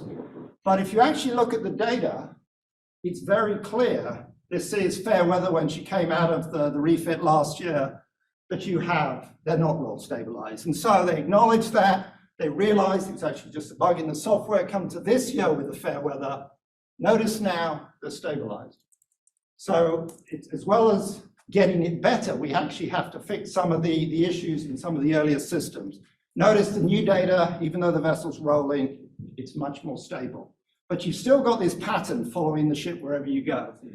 It's all the more true for the deeper water systems. This is the Rainier, it's the medium mode of the 304. Notice that the sectors, while the source levels are varying, their roll stabilized. So that model is truly applied for the 304s. But they're correcting because the sensitivity of the transmit elements changes with the vessel rolling. And go all the way to the 124s, they're doing the same thing. So now we can understand what we're going to do add on top of this, because this is really the lion's share of the work already, but we're still off by a couple of dB. And that's the aim of absolute calibration. So you've got this system. As you steam along, and of course it's doing all its your stabilization. Remember, there's two swaths as well as 3 sectors. You can see it in the data. So what you have to do is stack that data, and you stack it, the first swath, the second swath, and you come up with 6 different beam patterns. So you can actually mimic what the average response is. That's there. You can see it modulating as the vessel rolls. That minus that is the answer. And that's what relative calibration is. I don't have an absolute number on that, but that's an improvement. It addresses most of what NCOS want and most of what the fisheries people want. But it's not enough for one mode. So this, we're very fortunate with the Fairweather this year. Thank you, McCord and his team, that we're actually able to take the Fairweather with this new 712 and go through all the different modes in one location. As acquired, you can see the sector boundaries. And so you need to do that collapse, but you have to do it for every mode separately. If you do that, you come up with a solution that will address the short-term needs. But it's not perfect, and it's relative. The whole system could be up or down. We don't know about that. And it's actually only true for the specific seafloor that you actually do the calibration on. But it's a huge improvement. We can do that either in real time if you work with the CALID files or in post-processing. The one thing it doesn't do, though, is correct for the receiver sensitivity pattern along track. And you don't notice that originally. That's the calibration we applied to the fair weather. It's doing really nice, but start driving like a drunk, and you'll see this effect. What you've got when the yaw stabilization is minimal, it's fine. As soon as you put heavy, it drops. Kongsberg know about that, and they actually correct for it on the 2040, but there's a bug in the software on the 712. You cannot fix that with those real-time files, and currently none of the commercial software does that. You can actually see it as the vessel turned at the beginning of the line there as well. So it's still not perfect, but absolute is what we really want. We want to be able to come back 20 years later with a different platform, the same center frequency, and compare. So this is what the TJ's been doing with its twin multi-beams. We can look at the seafloor at 60, 90, 190, 290 kilohertz, and we notice features appear and disappear. We can, in a relative sense, come up with angular response curves. But the trouble is that whole pattern can be shifted up or down or subtly twisted. So what we need is the truth. We need a golden spike to nail it in. And it's not enough. It's got to be a broadband solution to cover all the frequencies we've got. But if you know the history of the spike, the transcontinental railway, the truth is relative. I mean, you can nail the two rails together, but you might get it off. And so the truth is a little ambiguous these days. And from our point of view, it depends how you define insonified areas and stuff like that. So we've got to be very, very careful. So how do you do that? The classic way, well understood in the fisheries community, is the target strength of spheres is well understood as a function of frequency. You put it in the beam pattern of the split beam, fisheries multi-beams, move it around. That works beautifully for the fisheries people, but not so much for the multi-beam people. The multi-beam systems cannot do the fore aft. They're not split fore aft. The other way that you saw Carlo's been doing this, Lanzoni, sort of Ken Foote started this 20, 30 years ago, is in a tank, but it's not practical to put every system in the tank. As Larry mentioned, 2 weeks is not acceptable. And then bolt it on your ship, you're not going to get the same calibration. What we've gone to is taking this calibration, pointing it at the sea floor, going through the angles, and then assuming the sea floor is the truth. So it's a two-step process. So what we've been doing is, again, 2 steps. You have the problem, the multi-beam with all its sectors, the potential solution, the calibrated fisheries systems mechanically rotated. 3 years ago, we started, it was Ivan's thesis here. He came up with a very broadband solution. He's got the truth from 45 kilohertz to 450 kilohertz. But you've still got to apply it to these multi-sector systems with stabilized. That was just finished last year with Miguel from the Portuguese Navy. And so we're combining these two. And in principle, we've got the process, but it's in the details, unfortunately. So this year, we're refining the algorithms. We're going to more calibration areas. We're dropping to lower frequencies because we want to address the 304s and eventually the 124s. And we're applying it to specific vessels, the fair weather, the vector, and others. So you've got this family of systems across the NOAA fleet, across the UNOLS fleet, across the world, and you're going from 11 kilohertz to 400 kilohertz. They're more complicated now. The 712s dropped to 40, the 304s dropped to 20. So we want to cover the full range of frequencies. And we've got this family of fisheries sonars. And so what we've been using is these 4 to cover the 2040 and the 712. They only weigh about 6 kilos. But to do the deeper water systems, this guy is 65 kilos, this is 85 kilos. You cannot easily just hold these and rotate them. And there's actually gaps in the availability. They don't actually cover the 304 frequency range. And they don't cover the 124. So we want to look at the frequency dependence and try and interpolate between those two. So if we're going to calibrate one of these multi-beams, you have to remember you go through all the modes from very shallow to silly deep. And in principle, every one of them's got their own source level, their own beam patterns, their own center frequencies, their own pulse lengths. So you have to do it again. And that's prohibitively expensive.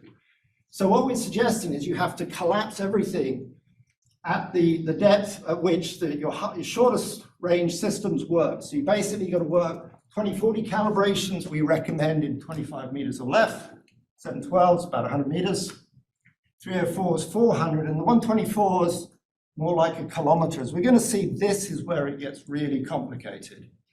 So that's the idea, pick a seafloor, shoot it with all the modes, as the Fairweather did this April. So where do we actually have this information? At the moment, the only really trusted data until this year was actually in the Gulf Islands in Canada. But our vision is to have this available wherever OCS survey vessels are based, so that you leave port, you can check your systems, come back to port, check your systems. And ultimately, we want to cover the US from the Caribbean to the Pacific Islands. But we have to get the organization, we have to get the procedures right. But I'm just going to focus on the West Coast where we started and where we're continuing. There's a reason we're here, not in the open Pacific. We're in protected waters, and so it started off before COVID. That's where Yvonne did his work in the Canadian Gulf Islands. As soon as COVID got out of the way, with NAVO on their launches, in partnership with NOAA, we've now done it in Puget Sound. Those are short-range systems. That's for 2040. Last year, we actually transferred the calibration to the border, so you don't have to deal with crossing the border. Wasn't perfect, that transformation. So this year, we did that. And actually, at Harper's suggestion, they had a need for a 400-meter site, which you can do it up here off the shelf break, people get beat up, or you can do it off Nanaimo, much more civilized. And in April of this year, the Fairweather came in, she shot the border site here, and she shot the 400-meter site there. And just a couple of weeks ago, on the Heron, we were with all the calibrated sonar systems. I've been operating between Nanaimo and the border here, trying to get the truth. But for the first time, the most significant, we're going to these longer range sites. And just in the next week, the Canadian government vessel, the Vector, with the 710 Mark II, will be coming onto the same site. So how do we do this? Well, we take a calibrated sonar and we mechanically rotate it. We point it at the seafloor. We started off with all the higher frequency systems. And this is Yvonne's result. Everything is chirped, going for 45 kilohertz, overlapping chirps, until you get to 400 kilohertz. And originally we just suspended them and rotated them. But last year, it's actually following the French example. We put them on a mechanical mount and steam transects. Lift it, rotate it, lift it. This is Mike Smith's development. And this year, which I want to report, we use this mount, but we dropped down to 35. In fact, we dropped to 32 kilohertz. So we're now using, actually it's a fat beam 38, just because it's not so heavy. So how do you do this? Well, then it's easiest to visualize here. You suspend it and you rotate it. When you rotate it, what you're doing is you're basically swinging through all the angles. You'll see the colors alternating with firing sequentially, the four sonars. And the end result is you have the angular response through all those frequencies in that area. In reality, what does the data look like? Well, this is it. It's a transmit. There's the echo. We're swinging out, getting deeper and deeper. You can see the phase detect. And what we're doing every time we get a response, we're mapping it to grazing angle and backscatter. We're basically making our own angular response curve as we go up and down. So down here, we're at low grazing angles, get closer, we just walk away, up the curve, and come back down again. And if we've done it right, we have the answer. And of course, this is at one frequency. We've now got to move out in frequency as well. So let's try and do this now. Instead of 25 meters, let's do it at 400 meters. So the reason we chose this area is because we're protected. It's not a trivial process to do this. You don't want to do this in the open Pacific. This is ideal. It's several miles wide. It's a basin. It's actually well known. It's the Canadian Navy's torpedo range full of hydrophones, but it's Canada. Just ask politely or come on the weekend and they'll let you operate there. NAVO's already been there. I brought them there 10 years ago. They do their 2040 acceptance in the deep hole there. And Really nice to see the fair weather up here, working between the two agencies, collecting that data. And so for us, with a little boat, just head out, and we're basically 40 minutes from the site. Just wait for good weather, and it's almost flat calm. It's really, really nice. But there's some complications going on now at deep water. We all know about this split beam calibration. You basically suspend a ball bearing underneath you, and you move it around in the beam pattern. You're basically sampling the beam pattern, and the end result is you know the target strength in the middle, the maximum source level, and it's combined transmit receive. It takes away all the problems. But there's an assumption built into here, and that is where you fire is where you receive. You wait a second and you're not pointing there anymore. And this is not built into any of the fisheries quantifications. For the single beam, that's the transmitter. A two-way travel time later, there's the receiver. If they're aligned, that's the answer. With the multi-beam, it doesn't actually matter if you move between the two, because the multi-beams are broad on the opposite axis. You'll always get a good beam with the multi-beam. But that's not the case with these single beams. So how much does this matter? You've got to fire, you've got to wait for the sound to go out and come back. Now, all our early work in 25 meters of water, we were done in 1/5 of a second. Nothing happens in that time. In 100 meters, it's a second, but in these depths, it's 3 seconds. So now we're not pointing in the same direction. And so we have a problem. The red is the transmit, the blue is the receive. What is the impact of that? Because where you think you are, you'll notice they're walking backwards and forwards all the time. Sometimes they're lying, you get a good number, but when they don't, you have a problem. And the trouble is your phase sweep, which you think tells you where the targets are, is relative to the receiver, but the intensities are this offset. And so this ended up affecting us, and it was really unexpected. So we're just sitting there at 50 degrees going along, but of course rolling. And you see the beam pattern walking back and forwards, and you think you've got the phase detect, but you've got to be really careful. When they're aligned, your model of the beam pattern matches the data. But when you're misaligned, you'll see it doesn't. And it's going the other way. It can be grossly wrong. And so we're going to have a whole level of extra processing that we never did before, because we're looking at ranges of over 1 kilometer. So this is going to be a concern. But we believe we can model it because we have the orientation. The last thing is the insonified area. It's all got to be, it goes back to Uric in the last century, and we think we understand it very well, but you've got to remember we're changing our pulse lengths. So as you go from a short to a long pulse, you have different footprints. And of course, that's very common. The trouble is you start to smear your angular response curve. So what is the truth? It depends on the bandwidth of your pulse. So again, these assumptions are built in, but you don't even have to change the pulse. Imagine taking a deep water pulse from a 124 and dragging it, the deep prime mode, dragging it up to 500 meters. What happens is it's got great angular resolution at depth, but not at shallow. So by forcing the modes to come into depths they were never designed to use, we're actually distorting the data. So we've got to be really careful about this. So we're building models, we're looking at the detail of the insonified area as we go very close. It's all about normal incidence. We don't ever worry out to the side. So we're modeling that. And of course, all our pulses now are what's called tapered. And the end results, you have to be very careful. That's actually what's happening. The blue is the effective pulse length, the red is the beam pattern. That yellow is our approximation, but we've got to be very careful at normal incidence. So again, we're going to have to be really careful about calculations. It's all about the normal incidence that matters. So I kind of finish with where I want us to go. We have a queue of vessels that want this, particularly the deep water vessels. Ocean exploration, Shannon's been bringing these vessels to the West Coast. Can't we have backscatter relative, at least, calibration? The Rainier tried to do this before it left Hawaii, but again, gales on the West Coast. The Canadian government is hoping to upgrade the Tully. That happens.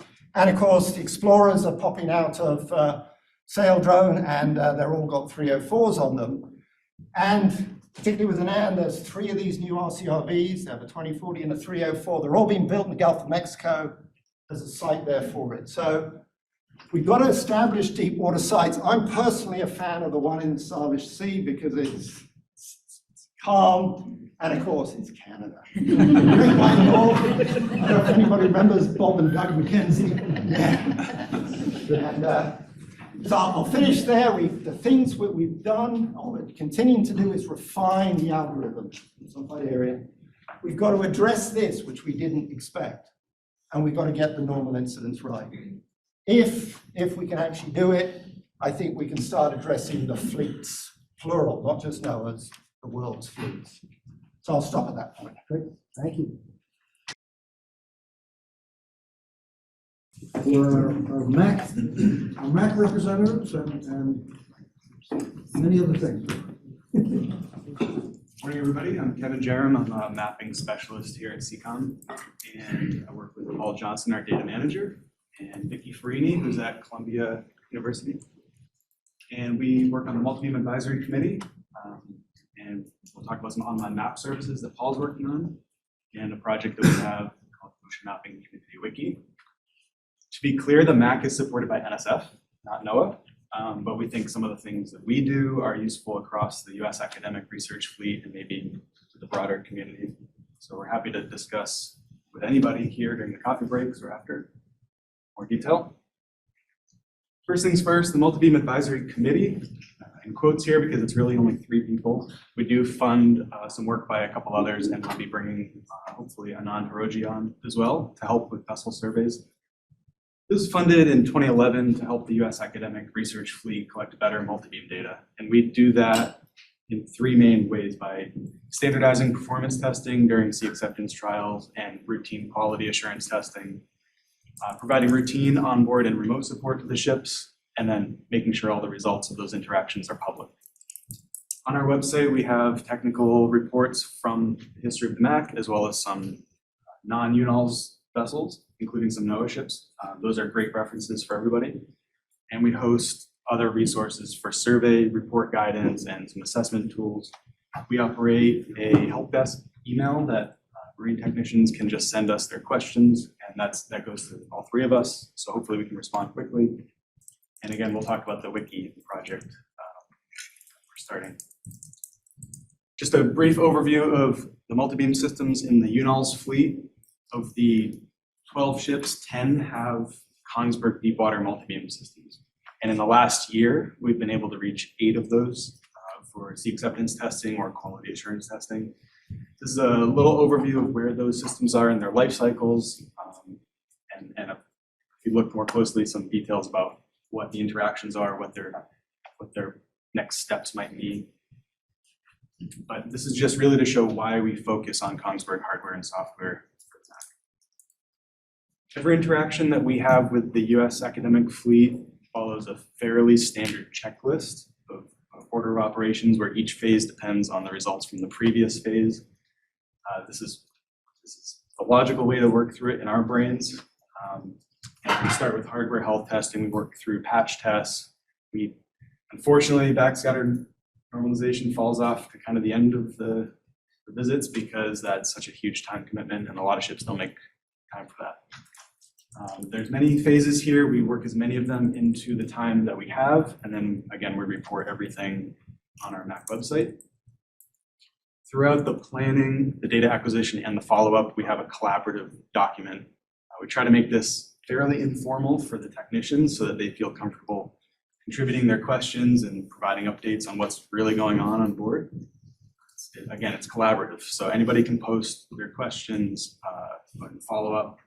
And then next time we go back to work with that ship, we can refer to the previous checklist that we had used and pick up where we left off. So if we have notes on things that didn't get done. In the last year, we've again visited 8 of the 10 EM equipped ships, either remotely or in person. The remote work has become a much greater part of our routine with the fleet because, well, for obvious reasons, we couldn't be on board as much as we wanted to the last couple of years, but there's also a lot of scheduling overlap. So we can be at sea or supporting multiple ships at once. Sometimes that's even just in the form of a WhatsApp group, and we have really frank conversations with the technicians on board about what's going on. But we've been involved in a number of other non-MAC field programs in the last year, or couple of years, including some autonomous ships that we're working with. And we have a number of MAC projects, such as some funding for Sound Speed Manager with Giuseppe. I've been working on some open source Python assessment tools that the technicians can use to assess performance of their systems. We'll get into that. Paul's going to talk about a database for multi-beam test sites, so we can more easily reuse these sites. And Vicky has a GMRT tiling package that some of the ships are using to compare their data as they collect it to the global grids and just do a sanity check that they're collecting good data. And I want to say thank you to the technicians and managers that we work with for making this remote support possible. It's been a game changer the last couple of years. The assessment tools that we're working on, brief overview, we have some plotters that help technicians and us look at hardware health, noise trends. You can look at the histories of the hardware health and noise trends. You can look at swath coverage, swath accuracy. We have a tool for stripping out datagrams from .all files for ships that have very, very limited bandwidth or are working in remote areas. And then just recently we made a little ECDIS waypoint converter because sometimes communicating our test lines to the bridge is one of the big drills. But we'll talk about those and where you can find those. Other resources on our website, we have some guidance on how to report the vessel and sensor survey, because that is a recurring opportunity for error. A lot of the surveyors don't understand what the final product needs to be in terms of sensor configuration. So we have some guidance that you can just hand to the surveyor and say, please clarify these things. Worst case, fill out this table on the last page, and we'll take it from there. For Kongsberg operators, unfortunately, we see a recurring theme where waterline is a point of confusion. So we have a worksheet that technicians can use to work through what the waterline should be in their mapping system reference frame. One of the themes from the last couple of years is that there's tremendous value, as John has just discussed, in reusing proven test sites. This is, again, mostly for calibrations and accuracy testing. We haven't done too much work with the backscatter normalization and calibration, but we're finding tremendous value in helping ships identify sites near their home ports where they can just hit a site on the way out, hit it on the way back, and make sure nothing's really changed or degraded while they're out, and they can do this year after year. And this makes it easier to compare across systems and across ships. Most importantly, in my mind, for planning, it makes efficient use of the ship time and the ship personnel. We can just reuse these sites very easily, make more meaningful comparisons. Paul will actually discuss that. So kind of following up on kind of reusing sites, one of the issues that we often get is we'll get a call on a Saturday morning, ship's got 12 hours, they want to go out and do testing. It's like, all right, well, great. So, we can go digging through our library of sites. We have a pretty, broad area of the US that we've covered at different times, but, many ships do not have that kind of information in hand. They don't know where to go look for, regional data to kind of plan it. They don't even know, like, how should we set up the acquisition parameters? How should we set up the lines? That kind of stuff. So what we wanted to do was provide a database of shipboard acceptance testing, quality assurance testing sites that we've used and that other people have used. So, this kind of takes some of the burden off of the shipboard people where, they're either inexperienced or they're tired or they're just overwhelmed. They can say, hey, I need a site. Is there anything in this area? Look it up. This kind of feeds into kind of prompting, hey, you got some time, let's do some testing on your ship too. So, and this is kind of one of those things that, it's always nice to know what is the status of your system. Hey, you're working near a reference surface. Let's go do some lines over it since we have a little bit of extra time. It takes the guesswork out of, like what does it take to run the test? What kind of seafloor do you need? What kind of slopes do you need? What kind of depths do you need for the system that you're doing? So, and it also lets us kind of, since all of the test plans will be kind of put together in a similar way, compare ships to ships, systems to systems. And, this is kind of, since all of our tests are all published, then people can then compare their results to, you know, the results that we've gotten from other ships. As Kevin mentioned, there's a big time savings with reusing sites. One, time saving the planning if you can just use a site that's already been used before, but two, just being able to reuse a reference surface that was collected by another ship. One of the things that we've hit actually quite a few times, including last year, is we've done planning for sites, say in the Mediterranean, where we planned on a seamount that was actually mislocated in the multi-beam, regional multi-beam grid. So knowing a site isn't going to work is almost as valuable as knowing a site will work. So what is it? Well, I presented some of this at Field Procedures Workshop earlier this year, but since then we've kind of have incorporated more sites and made it better. But basically, this is a database of calibration, you know, patch test sites, swath coverage sites, swath accuracy sites, backscatter normalization sites, water column evaluation sites, and it's all addressable through a web app that is located on our GIS portal. So that gis.ccom.unh.edu is kind of the easy to get address. That horrible address in the bottom right-hand part of the slide is actually the direct address to the site, but it's easily linked off of our front page. And for every site, we try to document the minimum amount of metadata, including the test type, the system type that was used for that test or is expected to be used for that test site, the date that it was last used, location, line plans, acquisition settings, links to any supporting files, say if we had made a final accuracy surface, that'll be up there, and quality notes and reports if they were generated from that site. So when you talk about kind of efficiency of reuse of sites, this is kind of one of the big examples. So there is a 4,700 meter bathymetry reference surface that's located southwest of Oahu. So this is out in the very deeps. Yeah, it was collected originally with a 120 by the Kilmawana in 2005, and that surface took 36 hours to collect. So it's a pretty lengthy, you know, data collection. It's denser than your typical kind of deep water surfaces.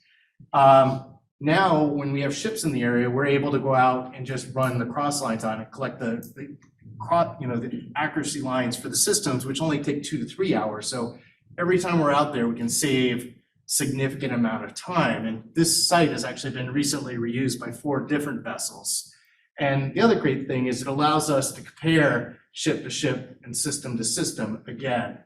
And I will put a note in here that like reusing an accuracy surface like this is really only suitable for stable areas where you're going to have very little change. But even in areas where that are dynamically changing, and say in a shallow water environment, just having the line plan available to rerun and recollect an accuracy surface can save quite a bit of time. So this is just a quick example of what the website looks like. It links out to a bunch of regional data. You can click on any of the dots. The dots are actually color-coded by the test type. You can zoom in manually, or you can zoom into a bunch of different bookmarked areas. It'll go to that area, it'll reload a higher resolution bathymetry if that's available. You can click on a site here. It shows all the metadata there on the left. We can go over and say, hey, there's all of the waypoint files, there's all the accuracy surfaces, everything's available for download. Say we wanted to do a patch test in this area, we clicked on that one. We can then go and look, there's a full report for when we did that site. So we're trying to make this kind of available and usable by anyone. So we hope to have some more of the sites added in at this point, but one of the things we did do during the spring was significantly speed up the site. It was pretty slow, to be honest, early on, but we are planning on incorporating all of the NOAA test sites. We've been in communication with the UNITLS, obviously, since we're part of the MAC, to see if they have any sites that they've used on the side, and we've also been working with partners. Kevin presented some of this work at Inmartech this last year to kind of solicit from the international community, and we're also going to be presenting this at the Kongsberg FEM meeting in September to kind of solicit for more worldwide sites. There is some further validation of the site information that needs to be done, and we're also looking at setting a standard for kind of file submission to make it easier to incorporate other sites in, and And this includes the line files, the bathymetry grids, and any operational parameters that are set. Kind of in the theme of web applications, one of the projects that I was involved with, along with Glenn this year, was kind of building kind of an experimental interface to the Blue Topo data set. And this is while the Nowcos interface was still in development. So we kind of looked at this as kind of, hey, let's try to image some very large data sets and let's see how our GIS portal does with it. We did a bunch of testing of the Python delivery and update scripts as part of this. And in the end, we provided a relatively easy to use interface to the elevation, uncertainty contributor layers, including the ability to kind of click on the elevation, get depth, click on contributor and see what the contribution of that particular data set was.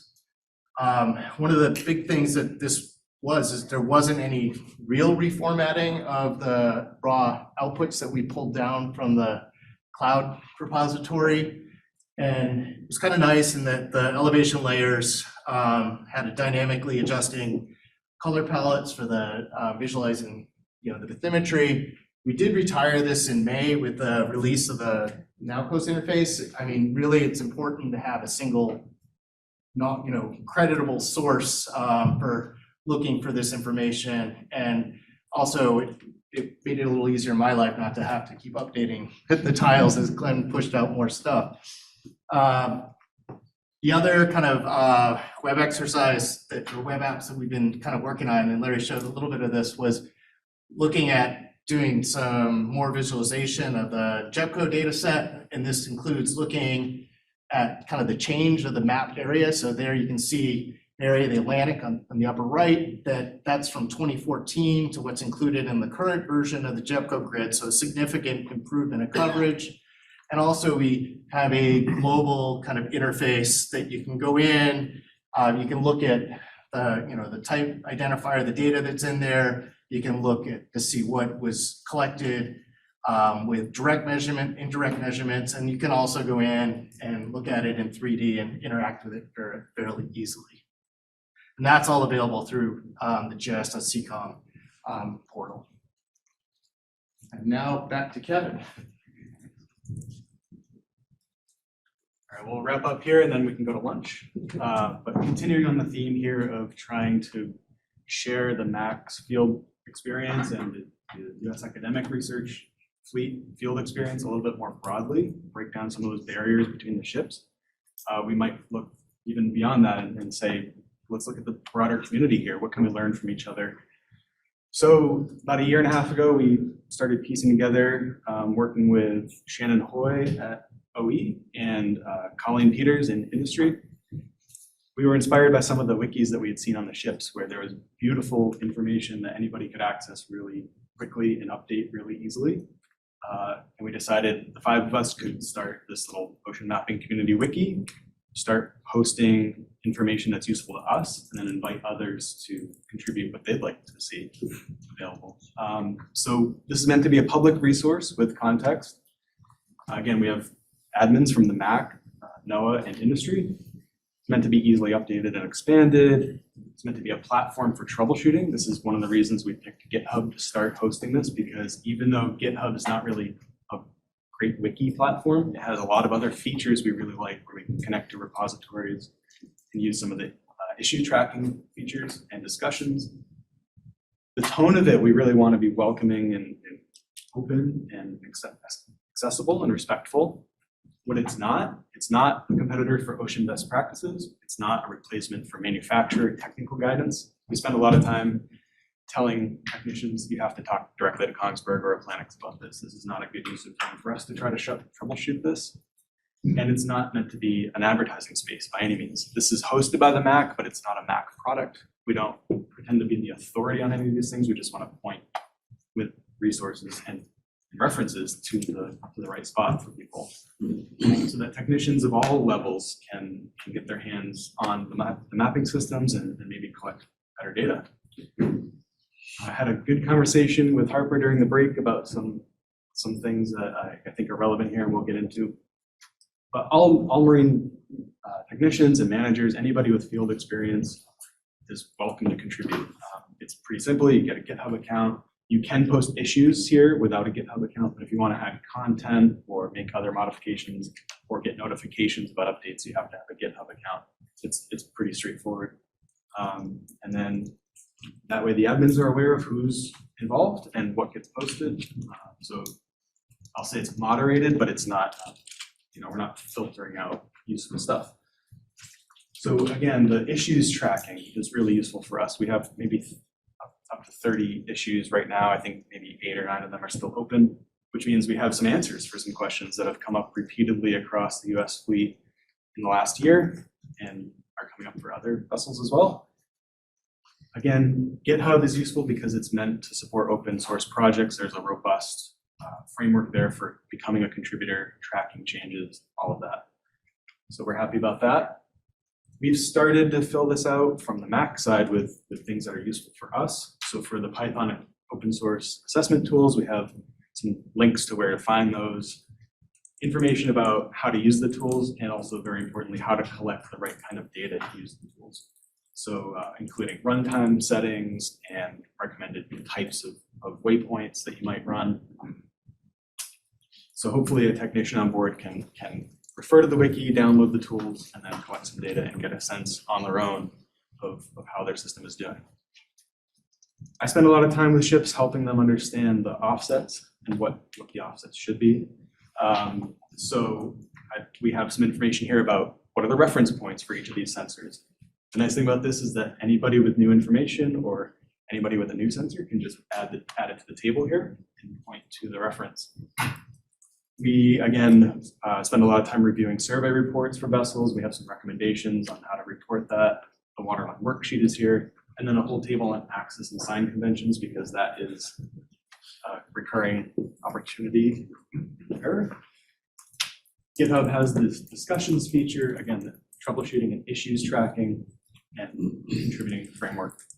We have a wish list up here of areas where we'd love to invite content from partners at NOAA or UNH's fleet or industry.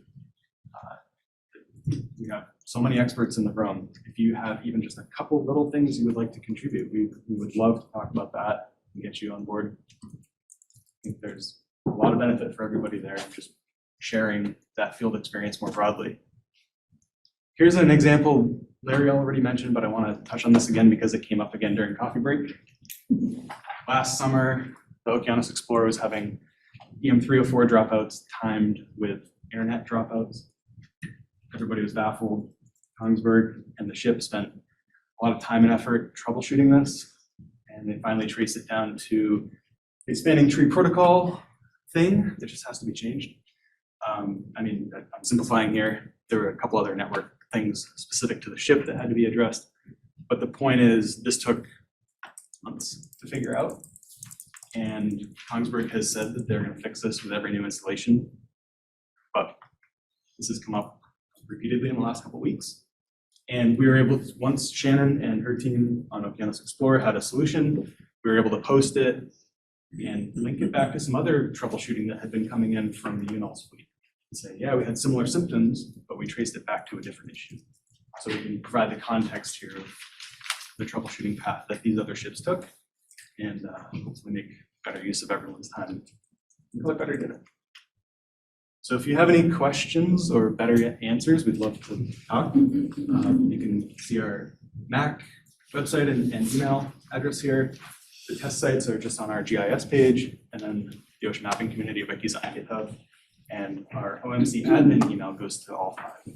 So we can get back to you quickly, hopefully. Any questions?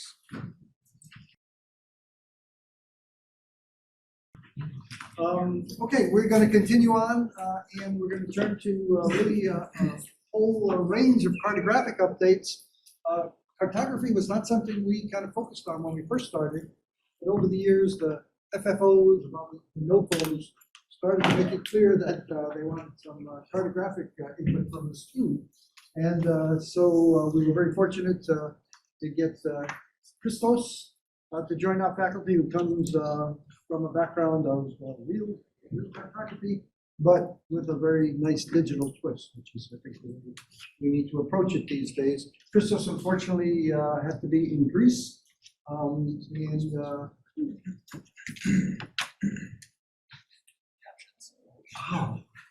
You gotta watch what I say. Every word you say. I gotta watch, that's really spooky. All right, and so Christos is there live there. And we'll be able to answer questions too, but let me just turn it over to him. And hopefully, I think you said the sound was much better today. That's good. We had a little issues with the sound yesterday. I think it's been cleared up. Go ahead, Christos, take it away. Hello everyone, thank you Larry. I hope that you can hear me better today. Is it okay? Can you hear me? Yep, there's lots of Okay. shaking heads, yes. Okay, nice. So unfortunately, as Larry said, I couldn't be there with you today as I have a commitment with the Aegean University in Greece. We have a summer school here in the national competition. This is a commitment that I assumed months before the dates of the site review were decided, but thanks to technology, I'm able to update you on selected projects that I have been involved in the past 12 months. The 13 projects on your slide with demonstrated progress, more or less, can be categorized in 5 main themes: data enrichment, symbology, services, chart compilation, and education related. Due to the limited time, though, as I said, I will only focus on the chart compilation this time and symbology efforts. The depth uncertainty visualization work with Colin Ware aims to develop new area fields for the S100 quality of bathymetric data sectors, the successor of CAT-ZOC in S101. Last year, I presented the results of a user survey and experiment that demonstrated the superiority of our proposed countable texture schemes against ideas previously expressed within the hydrographic community. To remind you, our proposed schemes performed the best and second best and received over 70 and 60% of best rankings in day and dusk ECDIS mode, respectively. This year, we presented the results at the IHO Nautical Cartography Working Group and S101 project team that decided the incorporation of the 2 schemes in the portrayal catalog for further testing with S100 ECDIS offshore and with simulators in collaboration with the Singapore lab. In practice, we were tasked to develop the S100 compliant SVGs for the 2 countable textures. To this end, with Paul Johnson and Craig Green and Tom DePuy from Airlie, we set up an online maritime service hosted on CCOM server for testing the new symbology. This is an example of the ZOC star symbology and with our new line scheme using the web service. The web service will facilitate the development, testing, and sharing of results with the hydrographic community of not only this project, but other CCOM efforts such as our ongoing cartosemiotics effort that I'm going to discuss later. To ensure that the developed SVGs are S100 compliant, with the support of David Grant from US Navy, we migrated to the S100 viewer. This is an example of an S100 test dataset with quality 3, with dot clusters in day and with lines in dusk mode. Currently, we have the SVGs for the lines and dot clusters in day and dusk, but the goal is that we have everything ready, including those for the night mode, which is more challenging. By next S101 PT meeting in September for their inclusion in the 1.2 portrayal catalog, which is expected to become available following the meeting. Another symbology project is our effort with Colby Harmon, Christians, and Megan Bartlett from MCD and colleagues from Greece to develop symbology for new S100 product specifications that don't have a defined symbology yet. So far, we have worked on the 4 product specifications on the slide: marine protected areas, physical environment, traffic management, and harbor infrastructure. The most advanced symbols are those for the MPA, where we have put effort to develop pictorial icons representative of the species being endangered, historical and cultural, submerged sites, and ability for vessels surveillance within the MPA zones, and permitted, restricted, and prohibited activities. We have also initial designs for the other 3 product specifications, but so far we use bold rectangular black and white symbols that aimed to serve as placeholders for 3D maritime web services for the precision nav that Tom presented last year. We have also developed a few new versions with changes in iconography, color, and enclosing shapes, as you can see. Now, generally for our symbology efforts, we employ a user-centered design, meaning that we engage users and seek feedback in order to make improvements to the initial designs, which, as you can see, is an iterative process. This year, we developed a questionnaire for the students in the MCDS 8B program for nautical cartographers to get initial feedback. But before I say more about the questionnaire and the results, these are examples of the marine protected area symbols over 2 MPAs in Greece. One is a seal sanctuary, and one Careta sea turtle sanctuary with the respective permitted like this, restricted over here, and prohibited activities. And this is an example with the bold black and white symbols, as I said, which were designed to contrast the ENC-based map overlaid LiDAR data and other information such as currents in this case, so that they stand out as interactive elements. But of course, for ENCs, there are many changes to be made. Going back to the questionnaire, this was divided into 4 sections. In the first, we showed participants the symbol and asked them to get what they represent. It's important to point out that they, of course, they knew that it was about nautical cartography, but other than that, they had no clue. They didn't know anything else. So they had to guess what this symbol could represent based on that logic. Then we showed them the same symbol and told them that what it represented.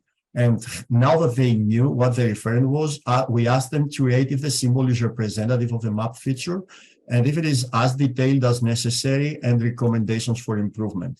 In the third section, we showed them alternative designs and asked them to identify to which initial symbol the new symbol is alternative to, and select which one they prefer with recommendations for improvements. Also, we asked them things about the preferred combinations of color for color coding land, seabed, water, and air atmosphere in the symbols, and their preference for restricted, permitted, and prohibited activities for the MPA specifically. This is just an Excel of the summary of the results, no fancy graphs. The results were very encouraging. Sometimes I would say they exceeded our expectations, to be frank. Here, first line is the ratio of those who identified correctly the map feature from the symbol. So 1 means that all participants guessed correctly that this is for a sea turtle symbol. The line below the symbol is the mean rating of how representative this symbol of the map feature is after we told them what the symbol represents. And the third line is how detailed the symbol is. 6 is for perfect, or 0 for too detailed. As you can see, for most symbols, the majority rated them well as effective and representative of the map feature. Of course, there were symbols that were not very successful. Participants identified symbols with issues which either we already had in mind, like this, that it's very detailed, that it's not very representative, so we had to improve this. But user evaluation, they also identified other things. So user evaluation is important. It can help you understand what you can do better, things that you should improve, but can also save you the embarrassment if something is wrong and slip your attention. And speaking of embarrassment, this symbol was meant to represent a seal sanctuary. But contrary to all other species symbols, as you can see here where they were recognized by every single participant correctly, we had these 30% participants who answered something else. And when we told them that, this is for seals, they commented, nope, this is a sea lion. So, yep. And then, sorry, sea lion. Yeah, we'll fix that.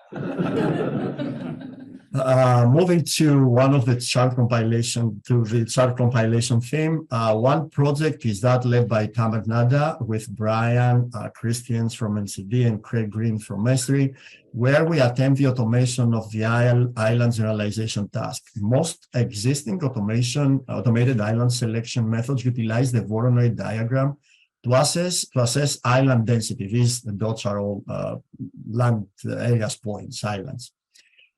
So they use the Voronoi diagram to assess based on the respective Voronoi polygon, the area of the polygon, where we have high density or low density of islands. But this may not accurately represent what happens in reality. So, for example, in the neighborhood of A0, the Black Island, this is interpreted as more dense because the polygon is smaller than the area where we have these closely concentrated islands.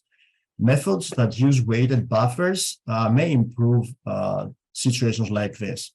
For this work, we combine the benefits of both the Voronoi and buffer approaches towards island structure pattern recognition But beyond small islands, we of course extend this effort to larger land masses towards a complete land area generalization. We also consider the island size and shape and of course graphical limits in deciding when to amalgamate islands in close proximity or eliminate islands or enlarge isolated islands.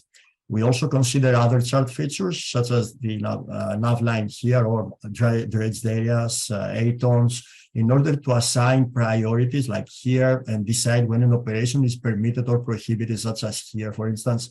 Regardless of the size of this small island, even if it was larger, we cannot amalgamate these two because this line serves as a barrier. If it is eliminated at smaller scales, then we can proceed with this operation. Otherwise, this is not permissible. In practice, we have been trying to formally describe a generally accepted cartographic thought process. It can cover everything, as 10 cartographers may produce 10 relatively different charts, but the goal for us is to provide a standardized starting point, which cartographers can then take and modify per their preference. Another effort for automating chart compilation processes is that with Noel Dyer from MCD and Leila De Floriani from University of Maryland at College Park. I trust that OCS is aware of this work, as Noel is the leading researcher here. But for those in the room who are not, this is our effort to derive in an automated manner a near-ready chart sounding selection. In 2021, we reported the development of a label-based soil-biased hydrographic sounding selection from the high-resolution bathymetry. This, in practice, is a digital smooth sheet with a maximum number of soundings that can be displayed at the scale of the chart without label overlaps.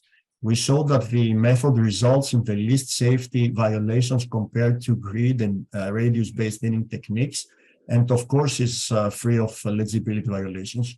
As we explained back then, the hydrographic sounding selection could be used to derive a high-resolution sounding dataset from S102 datasets for marine precision now, for instance. This is an example in Charleston Harbor, South Carolina, but mainly it aimed to serve the selection of the final set of soundings for chart display. And we also reported that we had started working on this project with the ideas of extracting the critical surface points from the hydrographic selection, the surface points that represent the shallows, the local maxima, and deeps, local minima, and supporting soundings, the saddle points, and also the ideas of selecting the background soundings based on the permissible uncertainty of the underlying CADZOC for the area. As I said, the method resulted in the least safety violations, but still there were a few which we couldn't accept.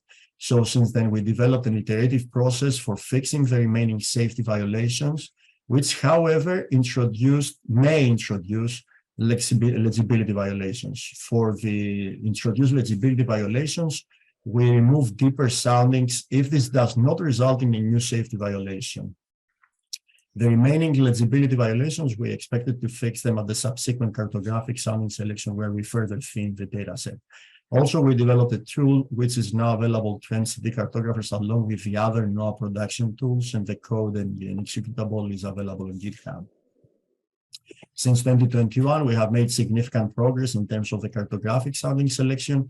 We implemented the methodology of extracting the critical points and the sounding selection enrichment with the background soundings, employing a radius-based and the uncertainty-based selection.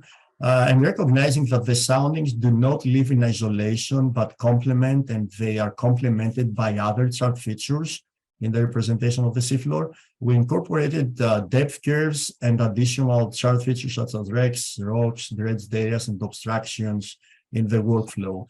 Furthermore, existing soundings surrounding the survey, so around these areas, they are combined with a hydrographic selection in building a seamless database, seabed surface, to facilitate the sounding selection near the chart survey interface.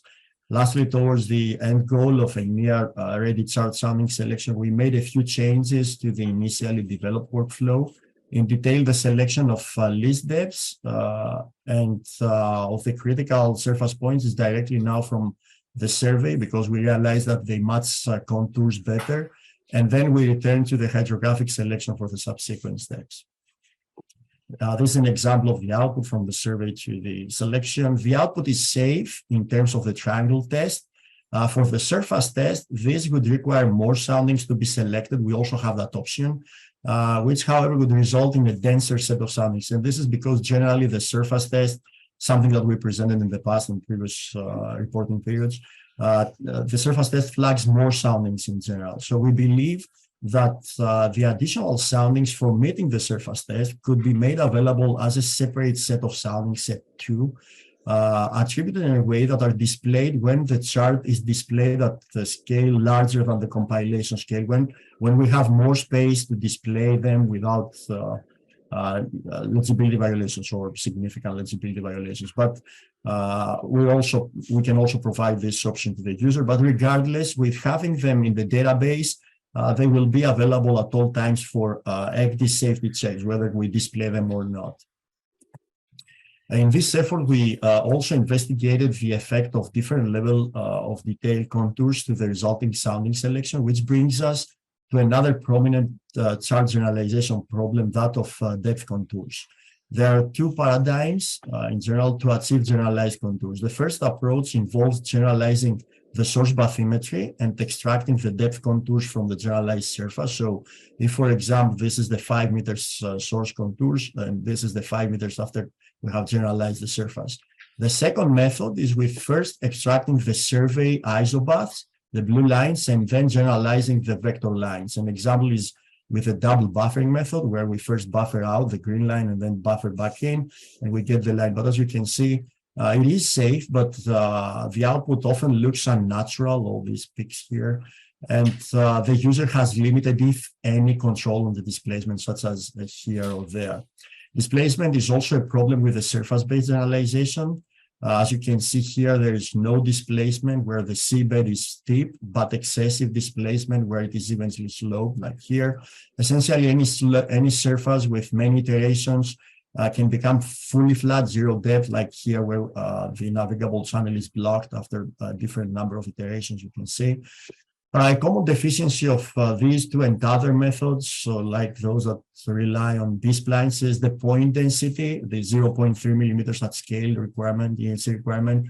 The straight line segments are more than that. Smaller, shorter than that. In practice, cartographers are called to simplify the already smooth contours. This is only a heads up that we have started working towards a new vector line simplification method that meets the requirements of safety also we have a control of the displacement, for instance, 1 millimeter displacement at scale. And of course it abides with the 0.3 millimeters requirement. So far, the results are promising. Control displacement, as I said, data reduction about 50% from going from one scale to the next smaller, whereas here we have 3 times the vertices of the source data set.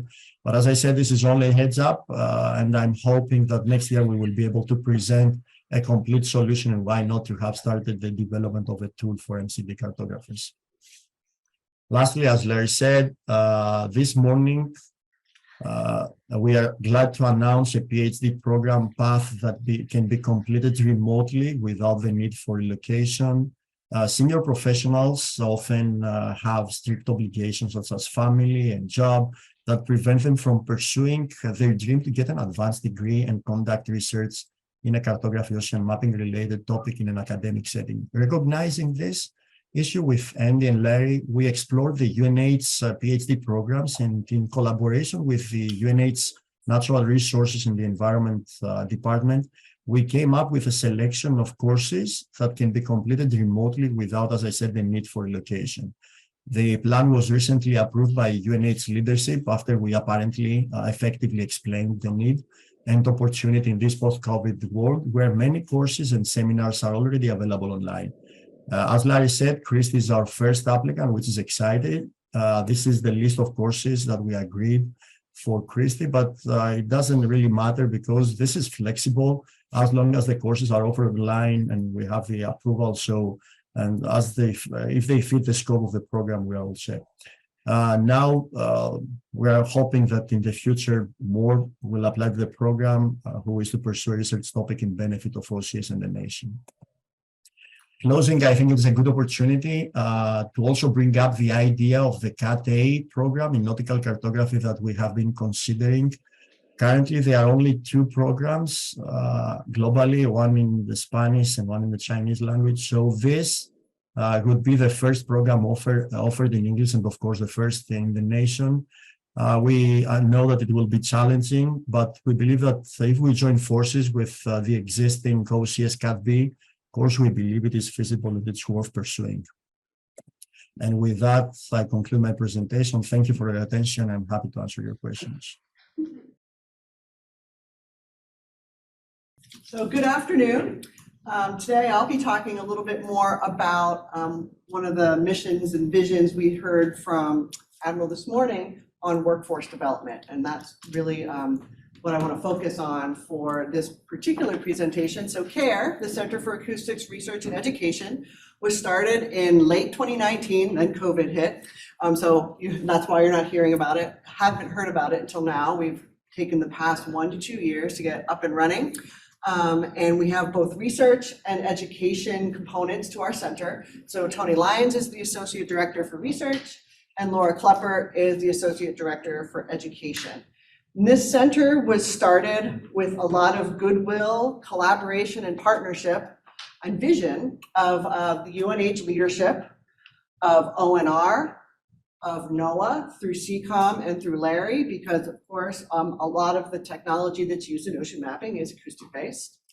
And a lot of the different deans from the colleges. So as I move forward, I'm gonna highlight exactly why we actually became a center and what value it is to both the UNH community and those from outside the community. So why an acoustic center at all? Here at UNH, I have across the bottom here different colleges and institutes where acoustics is taking place. Terrestrial acoustics, speech and communication disorders, architectural acoustics, terrestrial acoustics, and underwater acoustics and ocean mapping. All of these different things across all of the different colleges have a few commonalities. First, if you're doing acoustics, it really helps if you have a fundamentals of acoustics background. You're most likely using signal processing, need to understand and maybe even model sound propagation and how to measure sound. So those are fundamental concepts that we as a center can make sure that all people within the UNH research and education community have access to. From the outside looking in, CARE is a focus for acoustics knowledge here at UNH and across the region. We're easily identifiable to regulation and managers, community organizations, academia, government, and industry partners. So who we are at the moment, we are 7 research faculty, 3 associated with CCOM. We are 12 affiliated faculty, so that means a faculty member has their home base in another college or program, but is affiliated with the center, and 3 of those are associated with CCOM. We have 2 staff. Right now we have 5 postdocs, 1 associated with CCOM. We have graduate students, so I'm including graduate students for UNH degrees who are funded by CARE professors, serve on CARE committees, or part of our graduate certificate program. It says 2 associated with CCOM, but we just started a 3rd this summer. We have active industry affiliates and partners. So we have 5 right now: Applied Ocean Sciences, Scientific Solutions, STAR Analytical Services, which is speech related, JASCO Applied Sciences, and Subcom. So you'll see some overlap between the industries that we partner with and with whom CCOM also partners. And then this last bullet is where we really have a lot of room to make some progress. So education EPAs, education partnership agreements. These are formal agreements between federal organizations and UNH. Right now, CARE has 4 of them. 1 for Newark Keyport, Newark Newport, Portsmouth Naval Shipyard, the Naval Surface Warfare Center in Panama City, Florida.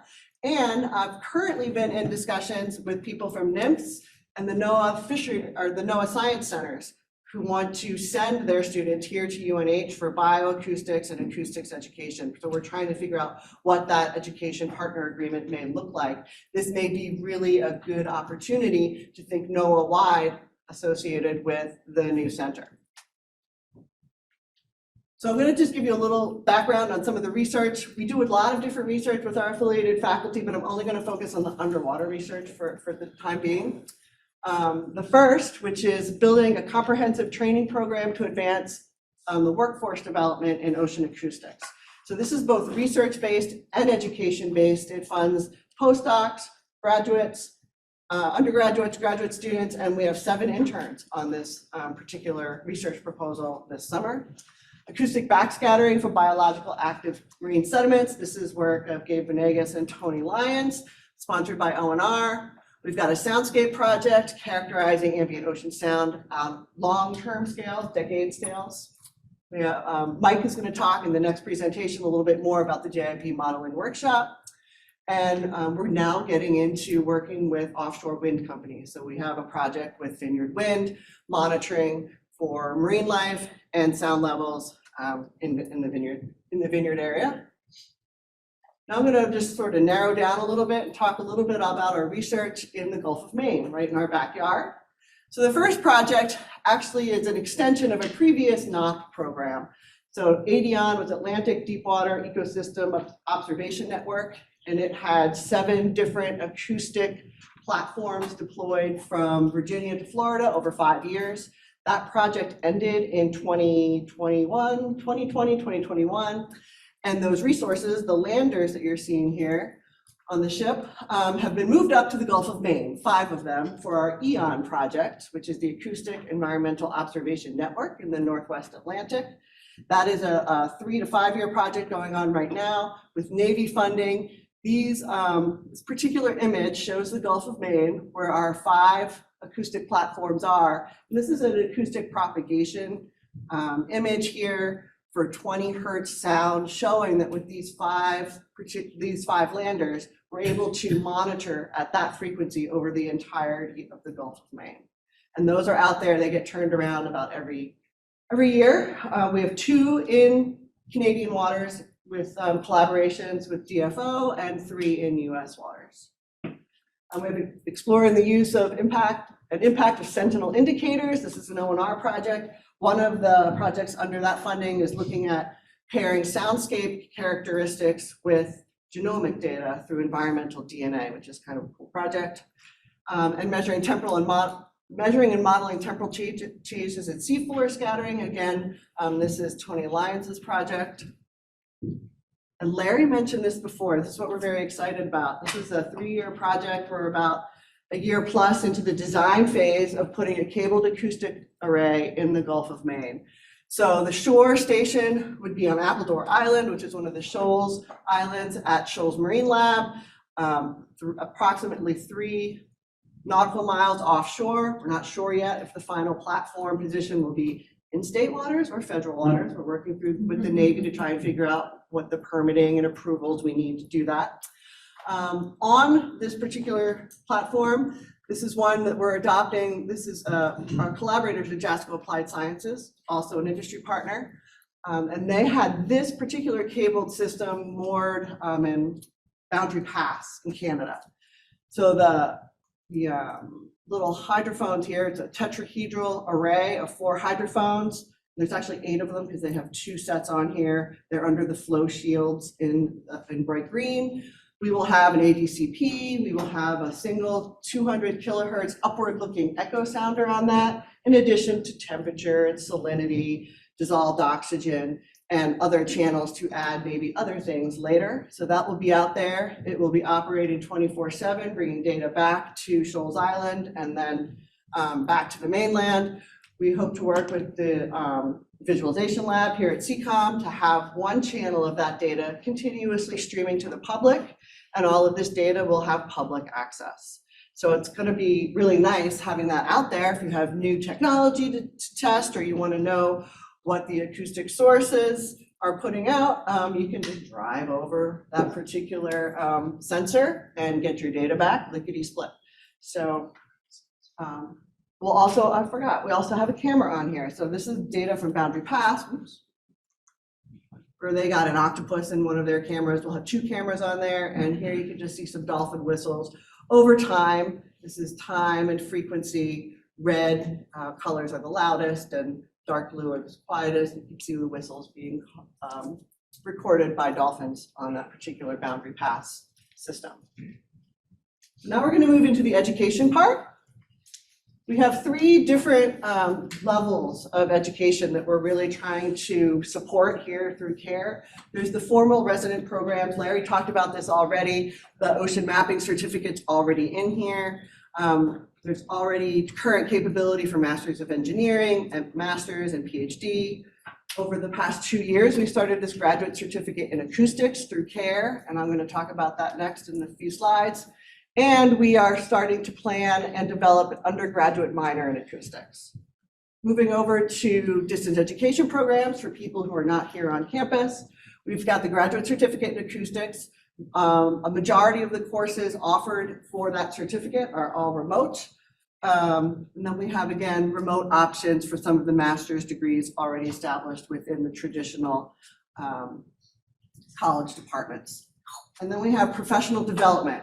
So the opportunity to take single distance education courses, take summer courses. We have week-long summer courses for different audiences. We've developed a system of digital badges and micro-credentials, which I'll talk about, for non-matriculated students. You don't have to enroll in a certificate program or a degree program to get some foundational expertise and skills in acoustics. So you can do that through these micro-credentials. Technical short courses I'll talk about, and I'll finish talking about these regional acoustic symposiums and career workshops. There we go. So this is the graduate certificate in acoustics in a nutshell. It is a 4-course certificate program composed of 2 required courses, Introduction to Digital Signal Processing and Acoustics Essentials. This Acoustics Essentials brings everybody up to a common skill level that's acoustic fundamentals, propagation fundamentals, really understanding the theory and concepts behind acoustics, whether it's in water or in air. And then the rest of the course for Acoustics Essentials is a survey of applied uses of acoustics. So that includes ocean mapping, bioacoustics, terrestrial acoustics, materials, speech, and architectural acoustics. And then to round out the 4-course requirement, you can take 2 of these 6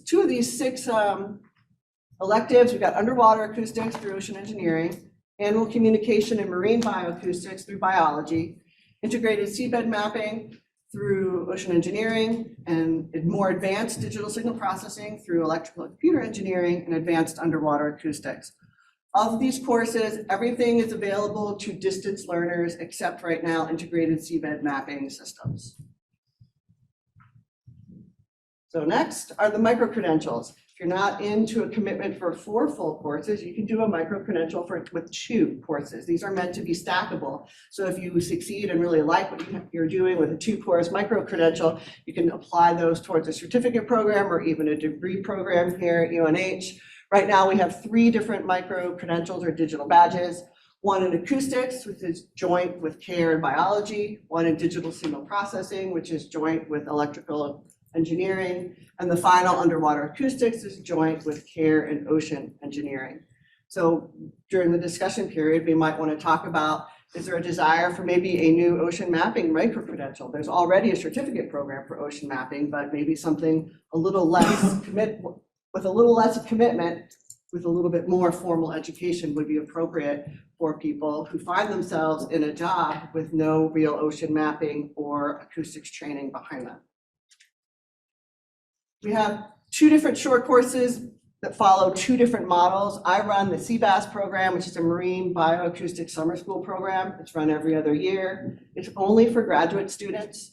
It's a competitive process. We accept 30 each program. Sponsors supporting CBAS are able to send 1 to 2 of their folks to the course as sponsor attendees.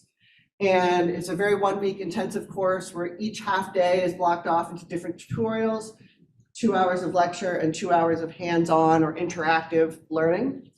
And this is completely sponsored funding. So in the past, sponsorship has come from ONR, NOAA, BOEM, HDR, Acoustical Society of America. We combine all of those funds so the students don't pay a dime to take this course. The other model is Tony's Marine Acoustics Sonar System and Signal Processing short course.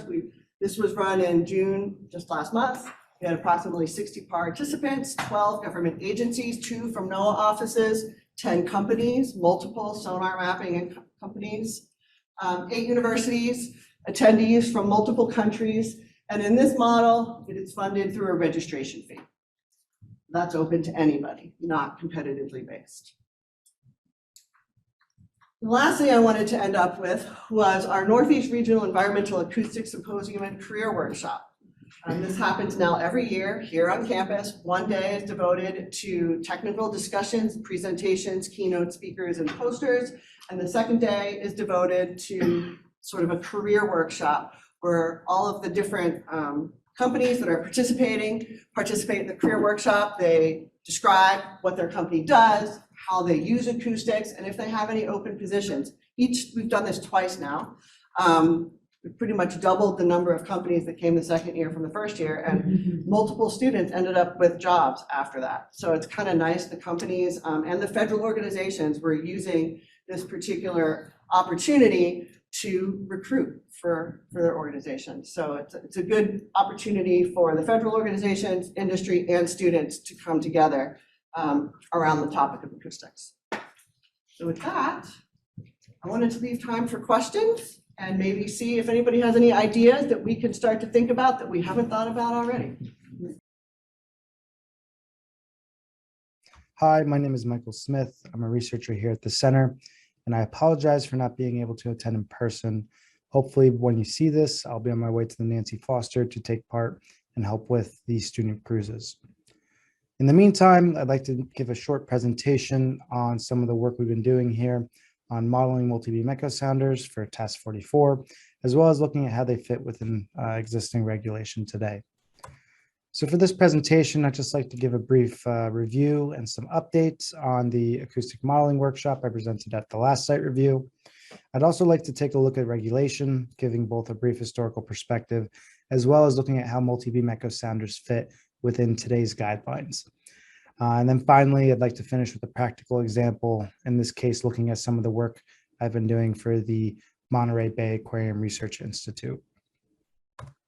So as I said, last year I presented some work from an acoustic modeling conference that took place in the UK and was hosted by the Joint Industry Program.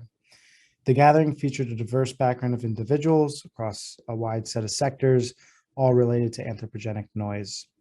And the workshop, in this case, focused on the development of and comparison of modeling techniques for complicated acoustic sources, as well as the propagation of sound energy through the environment.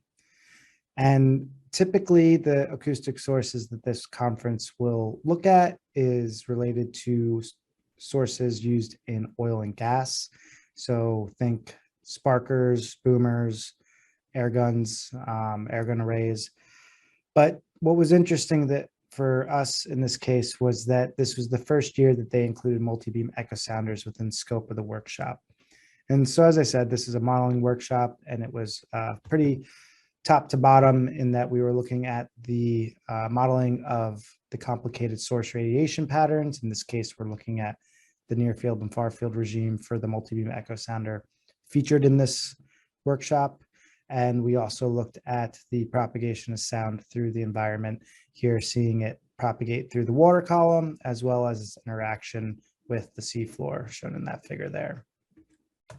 Now, for the work I contributed to this workshop, I presented several different models for both the radiation pattern of the multi-beam, as well as propagating the multi-beam through the environment. And we can see in this top figure what would be considered a kind of classic approach to modeling multi-beams for impact purposes or permitting applications, where we use a ray-based propagation model such as bellhop and input it into it source radiation patterns that are far field equivalent source radiation patterns. And one of the things I was able to do at that conference was demonstrate just how important the near field was. And we could see the comparison being made in the bottom figure here, where I've used a time series model, which accurately measures the near field and compare it to the bellhop model above. And what we can see is that the levels, at least within the first couple hundred meters, are significantly overestimated in the common bellhop model. And this becomes important when we look to apply current acoustic regulations and take estimates to the multi-beam modeling that we've done. So some final updates on the workshop itself, though. The workshop report is in final review. There is a special issue that's planned to be released in ASA, and we intend to hopefully submit a paper in order to help clarify and suggest the best practices for modeling multi-beam echo sounders for these acoustical impact assessments. The final note I want to give on the workshop is that it was a unique opportunity for center participation, but it was also reflective of what I would call an increasing concern with regards to multi-beam echo sounders and their impact on the marine environment, and a possible increased desire for regulating these systems. So I think with multi-beam echo sounders becoming a central focus in regulation, it's beneficial to consider the existing framework that we're operating in. And at least for the US, we have a legal framework established around three principal acts: the National Environmental Policy Act of 1969, the Marine Mammal Protection Act of 72, and the Endangered Species Act of 73. And for acoustic systems, and in our case, the multi-beam echo sounder, much of the legislation and framework comes from the Marine Mammal Protection Act. So the Marine Mammal Protection Act was amended throughout the years, and one of the most significant amendments occurred in 1994, establishing two distinct levels of harassment to marine mammals, level A and level B. And for acoustics, level A and level B were defined with respect to acoustic thresholds based on sound pressure level. For level A, it was 180 dB, and for level B, we see 160 and 120 dB, with a distinction being made for the type of sound, whether it was impulsive or continuous. Now, at the time this was developed, it's not clear the official source of the acoustic thresholds, but it may be in part inspired by the work done by Richardson and his colleagues, particularly a paper in 1986, as well as his book released in 1995. And for the most part, these regulations were written for the acoustic sources that were of primary concern during the day, and those were seismic sources, as well as Navy sonar. And so we can fast forward to 2016. A lot had happened in the preceding 10 years to increase our understanding of how marine mammals respond to sound within the environment. And NOAA was able to publish in 2016 its acoustical technical guidance, which incorporated the work from significant publications by Southall in 2007 and Finneran in 2016. And these guidelines were updated in 2018 to reflect new work from Southall, which he published in 2019. The primary change that occurred was that level A was to be based on permanent threshold shift, which is where the first potential impact to a marine mammal's hearing is permanent and non-reversible.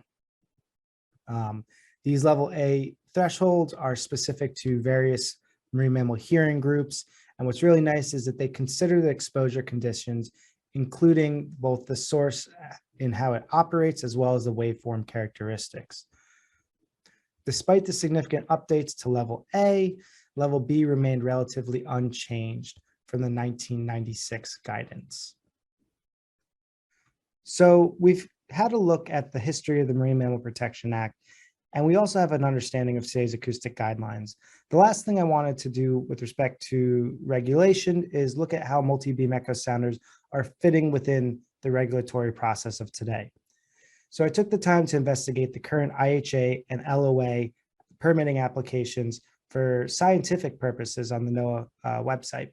And as it currently stands, the National Marine Fisheries Service is employing consistent guidance with regards to multi-beam echo sounders. The impact statements in these reports identify minimal to no impact with respect to multi-beam echo sounders, and it typically is not a source that is included in the acoustic modeling supplement to the report. It's also promising to see that the work done by former PhD student Hilary Cates-Farges and Miksis-Olds are seen to be included in the IHA applications since they published their work. Adding to this, I also highlighted that longtime collaborator Xavier Lerton's modeling papers have also been included in many of these permitting applications. Also, while it's not explicitly stated, it is likely that there are still marine mammal observers typically required on these efforts, whether it be for the other geoacoustic sources or for avoiding vessel strikes. And in general, there is usually a 91 or 93 meter safety zone around the vessel that's been put in place for protection of cetaceans according to the Endangered Species Act. So we've had a look at the acoustical technical guidance, where it came from, and how it fits in today's permitting process or IHA application process. And we're left with a sense that the National Marine Fisheries Service has been employing a fairly consistent approach to regulating multi-beam echo sounders, which is to say that at least within the applications, there appears to be a statement of minimal or no significant impact with respect to multi-beam echo sounders, and there's been minimal mitigation requirements in these applications. Despite this, this does not reflect the growing interest in regulating these systems, and this is something that likely stems from the 2013 Madagascar stranding report by Southall and Associates. This report, as many of us know, identified a survey vessel with a multi-beam echo sounder as the most likely trigger for a mass stranding event that occurred in 2008 off the coast of Madagascar. And we can see a change in sentiment from the regulatory community, particularly in this example letter from the Marine Mammal Commission, where their official recommendation is to use the 120 dB threshold for level B take estimation, which would greatly increase the number of estimated takes when conducting an IHA application. In addition, they note that in recent years, they've been noticing responses of marine mammals to higher frequency systems through exposure to something called subharmonics, or sound levels that are generated outside in lower bandwidths from the normal operating frequency. And this is important as historically NOAA and the Office of Coast Survey have used, for the most part, shallow water systems with high frequency bandwidths that do not tend to require mitigation. The final note I'll leave us with is that we can also see states implementing their own regulations, which they are entitled to do under the Marine Mammal Protection Act. And here we can see the California State Land Commission regulations, which they passed in 2019, enforcing a strict 160 dB safety radii. Now, this law does not provide clear indication that mitigating circumstances such as source operating characteristics can be considered, such as it's done for the IHA applications to the National Marine Fisheries Service. And so we can now take this time to turn to a practical example.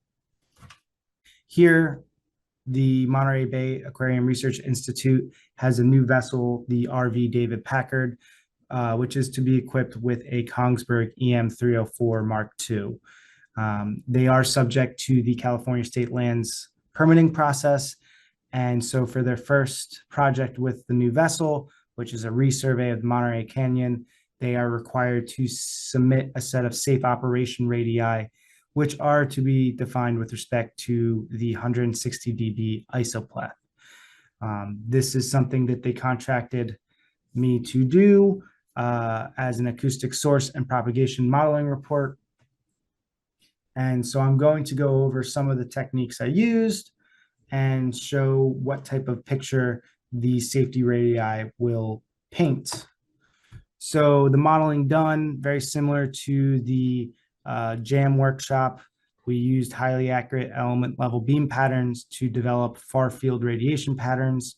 The propagation field was computed for each mode, as well as each sector of each swath within each mode. And we did this for flat sea floors and actually included the bathymetric profiles as well.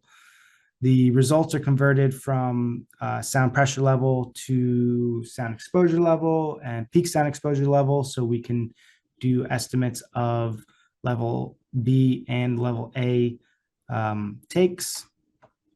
So the final results of the propagation modeling were then used to define these safety radii.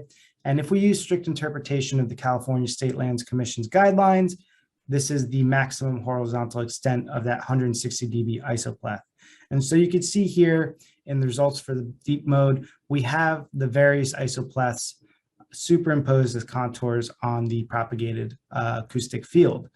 And for the cross-track results for this mode, we would see a distance to that 160 dB isopleth of 1,000 meters. And in the along ship direction, it's 15.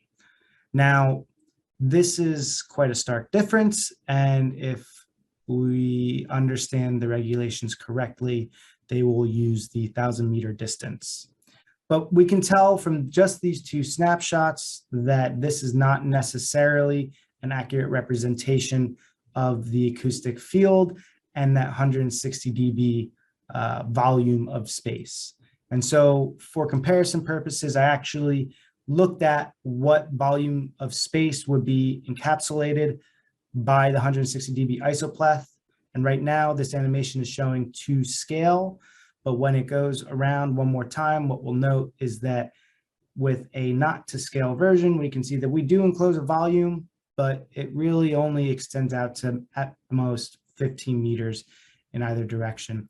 And this is further solidified by this top-down maximal radial extent view of the 160 dB isopleth. So as a final note, I'd like to end with a visual representation of the safety radius if we take a strict interpretation of the California State Lands Commission's guidelines and a comparison against the 160 dB isopleth as it actually occupies space, which we can see in this figure here with the radius in black and the 160 dB isopleth volume shown in red. And what we can take away from this is that this radius, as it's currently defined, does not reflect the actual levels of sound that the multibeam is generating and transmitting into the water. And we have to ask ourselves how this will impact our operations. Trying to observe a radius such as this may require more intense gear for marine mammal observers to try and spot wildlife within this radius. It also means potentially more marine mammal observers taking up bunk space on the vessel. And finally, we have to consider that this may be a potential impact in terms of reducing the amount of time we have to survey. And at the end of the day, we have to acknowledge that the regulations as they were originally written and as they're being implemented at both the federal and state level were not written with multi-beam echo sounders under consideration. And we have to be careful as we move to the future to make sure that these systems are adequately understood and adequately mitigated with respect to the actual radiation patterns and their potential for impact. So I'll leave us there. If you have any questions, please direct them to Jen or Larry. Thank you. Bye.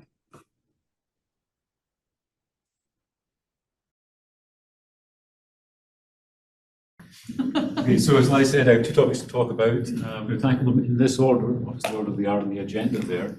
I'm going to start with our volunteer data collection project, we call our wireless inexpensive bathymetry logger. I was told by somebody you can't see level without smiling, which I think is a good way to start your project. This project came about because we were asked by CBET 2030 to recommend loggers that could be used to collect volunteer data. And we looked through the list and surveyed the field and made some recommendations, but to be honest, we weren't particularly happy with any of them. They were relatively expensive at about $250 each, which is not that much, but if you're putting it on your personal watercraft, but is significantly more if you're an artisanal fisherman in South Africa, for example. And so getting the scale would be difficult, but they also either didn't treat their data very well or didn't have a data infrastructure at all, or both. and that was problematic. And so we asked ourselves, like any good engineer, well, we've got to be a better solution than that, right? So what would be the minimum cost, minimum functionality system, including the data management, that we could build that would allow us to collect this data successfully? And this is the result of that project in its brand new shiny 3D printed blocks. When we talked about this previously, what we had done was we had built the minimum potential system that we could put together, the simplest system we could put together in order to be able to show a proof of concept. And you can see the URL here. It's an open source project. You can download it if you want to. It includes all the information, including the hardware and software and cloud and so on. The system is great for demonstrating proof of concept. It showed us how we could get the data off the logger through a system into the cloud and ending up in the database in Boulder. But the next phase of our work is to get this into the field and actually have people use it. And although this system is great for proof of concept, it's not great for actual implementation in the field. It's fine if you have 1 or 2, if you have 10, it starts to become problematic for a number of reasons. And so the work that we've done in this last 6 months, I guess, 6 or 8 months, has been to look at this system and try and make it into something that can actually be fielded. Now, there's a balance there. We don't want to spend too much time doing operational things. We're paid to do research. That's really what we should be doing. But at the same time, the next phase of our research is getting this out into the field and getting feedback. And we can't do that without making something which is operationally possible. So there is a balance, and we recognize that. We're trying to keep that in mind as we go. So, for example, things that we've done, it used to be that to configure the logger, you had to type in commands on an interface, which was unforgiving. Instead, we now have a simple GUI that allows you to configure all of the information you need to set up a particular logger. You can actually load and save it as a JSON file, so you keep a list of what you programmed into the logger, so you know what the reference was.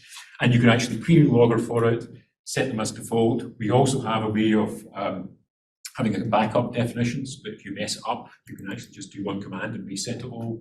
And like I said, you can load and save them. Other things like we now compute MD5 checksums with the data, which means that when the data gets transferred ashore, you can recompute the checksum and make sure it actually came ashore. So all these things add up to a much more fieldable system. Similarly, we restructured the way that we interact with the logger. Previously, you had to fire it up on Bluetooth and then you use that to start the Wi-Fi. Again, for demonstration, that works fine, but for practice, it's not really that great. So the system now comes up on Wi-Fi whenever you start it up. And I should mention, I don't think I mentioned, so I should just reiterate, this is a logger that we can build for about $10. In contrast to the $250 that you buy them for commercially. This thing fires up, starts its own Wi-Fi. If you tell it, it will try to join somebody else's Wi-Fi network. If that fails, it will then fail back safely to its own Wi-Fi. So if you mess up the configuration, it doesn't stop working. It will just keep working as much as it can. We then built it so it runs its own web server now, which for something that you get for $4 just about that size is fairly impressive. And it then exports a simple interface so that anything with a browser can talk to the logger. So you don't need any specialist software. We don't have to look after and maintain that software. You just pick out your phone, you fire up the browser, connect to the Wi-Fi, and you can then talk to the logger, transfer data, check that it's working, reconfigure it, check its configuration, and so on. We're also setting up the system so that when the data gets transferred into the cloud, you get receipts back to tell you that the data has been successfully transferred, so you can delete it off the logger and keep the logger running. And we've also beefed up the converter that we have here for other people's loggers. There are a number of these in various projects which are out there right now, including in South Africa and Palau and in Greenland. And we have a number of partners, which I'll talk about in a second, who are using those loggers, but they want to use our software infrastructure. So we have a universal converter here. It's not quite universal. We have a converter here that will take other loggers' data, convert them over into our format, at which point they can then go through the rest of the processing system. Another issue that we had to tackle this year, just because it was frustrating us, and therefore we assumed it would frustrate everybody else too, is that these files all have metadata that gets included with them when they go up. And that metadata, as you can see, can be quite detailed. This is actually a description of the multi-beam system on the Airlie, because we're using the central beam of that as part of our data capture. The information, what needs to be in there, is specified in a guidance document, B12, from the actual working group. But as you can see, it tells you what should be there, it gives you the content guide, but it doesn't give you an encoding guide. And there is no encoding guide that says what this format should be, except that it should be in JSON format. And so there's a lot of variability that can happen in here, and that makes things difficult for the archive, it makes things difficult for people who are making these systems and so on. And the only guidance there is on how to encode it is there's one example file that you can download from the website. So that's not great. So we got very frustrated with this. My colleague Brian Miles, who sat up in the back there, said, well, we can do better than that. And so built a schema definition, which allows you to check that this matches the content, but also it enforces a guidance for encoding as well. Which means that stealthily and round the side of the standards process, this is essentially a de facto standard for what the encoding guide should be, because it will enforce things like it must have a controlled vocabulary for what types you can have, for example. We're working with the actual working group on making this into something that they might want to recommend, and so this would become essentially a de facto standard for how you check that the metadata matches the standard that the archive expects when the data gets sent to the archive. Having something like this, though, is a good segue into talking about the last component that we've done, which is our cloud-based processing software. We're using cloud-based software because we want this system to be clonable. We want it's open source, anybody can copy it. We want people to take it and use it to collect their own data and own their own data. We can't guarantee that those people will have IT experts to help them set up servers or run their own software. And so if we do a cloud-based system, we are essentially doing software as a service, except instead of selling it, we're giving it away. So this should help people to get things set up. But like I said, the initial system that we built was very simple. And so it was very, very structured. Data went up, it arrived in a certain place, and then bang, bang, bang, came out the other end, and you couldn't really see what happened in between. And that's not great for production work, it's great for demonstration, but not for production. So what we've done now is we've refigured the system so that when something happens, we have these notification points which get triggered when things happen. Like, for example, new data arrives, that triggers the conversion into the new format, which then triggers another event to say, hey, something has been converted. And that might not seem like much of a difference, but what that does is it decouples this entire system so that I can have any number of things listen to this, or any number of things listen to that, and I can then plug and play components into the system. So if you have a system where you need something specific to happen, like in some jurisdictions, you need to notify the Hydrographic office when you collect new data, you could do this, and it's something that you could do on your own. It's not really simple, it's still quite technical, but at least it's possible now, because it wasn't before. We also added a data monitor that monitors all the metadata of what's going on in here. So it checks on which files are converted, which files failed, which files uploaded, etc., and it exposes a very simple REST interface to the outside world, so that you can monitor that without having to use the AWS console, which is possible but not easy. The icons and diagrams there are how it's implemented, which is more detailed than we need to get into just now. This allows us, for example, to plug in that metadata validation very simply, as I suggested, and then monitor data that goes out into the database, and also do things like every so often, every day or every week, scan the database of metadata, work out what happened, what worked, what didn't, and you get sent that as an email. So in your email, you get, if you're sending data into here every so often, you get a notification that says 55 files loaded, 54 files worked, 1 file failed for this reason. So you get insight into what's happening in your system. And the reason for doing all of this work is because we now have a whole bunch of these out in the field being tested, or at least out in the field, hopefully being tested. Every single box, every single board that we've made, I cannot keep them in the lab. I made 20 in the last batch, and I thought that'd be fine. I'll send 10 to the CHS, they asked for 10. Great, I'll have 10 of my own, and then somebody came by and said, can I have one for testing? Okay, here's one. And then I got an email from USF, and they said, can we have some more? Okay, all of a sudden I have none left. So we have 14 out at USF right now, plus one of our auto-calibrating systems, the higher performance trusted hardware systems. They want to do a hybrid solution, as I talked about this morning, where you cross-compare and transfer the calibration. We made 10, these 10 actually, go out to the Canadian Coast Guard to go on to, I think, icebreakers. I'm not sure where they all went. We have 2 at CITCO in Quebec, and they're doing a similar hybrid with their Hydrobox technology, which is very similar to the TCB system that's there.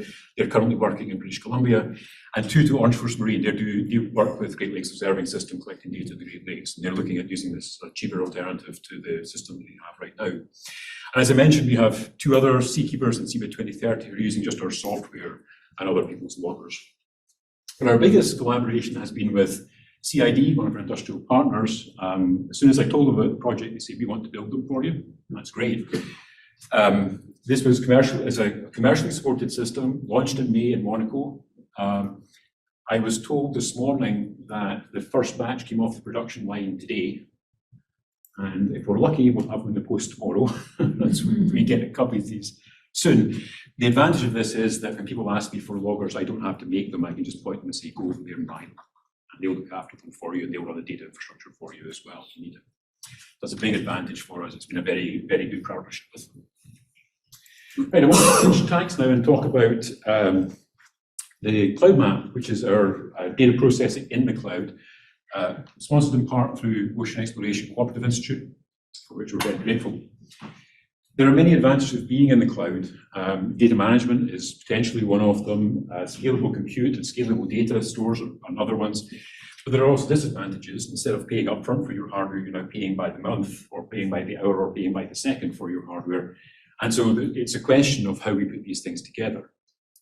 How we put systems together, how they balance out properly, what techniques should we use in the cloud to make an effective system. We talked about this last time round, and one of the things that we wanted to demonstrate, or we wanted to investigate, was what happens if we take the software we currently use on our desktops and put it into the cloud. Because that's been proposed as one way of making a cloud strategy. I don't agree that it's really a cloud strategy, but at least it's been proposed.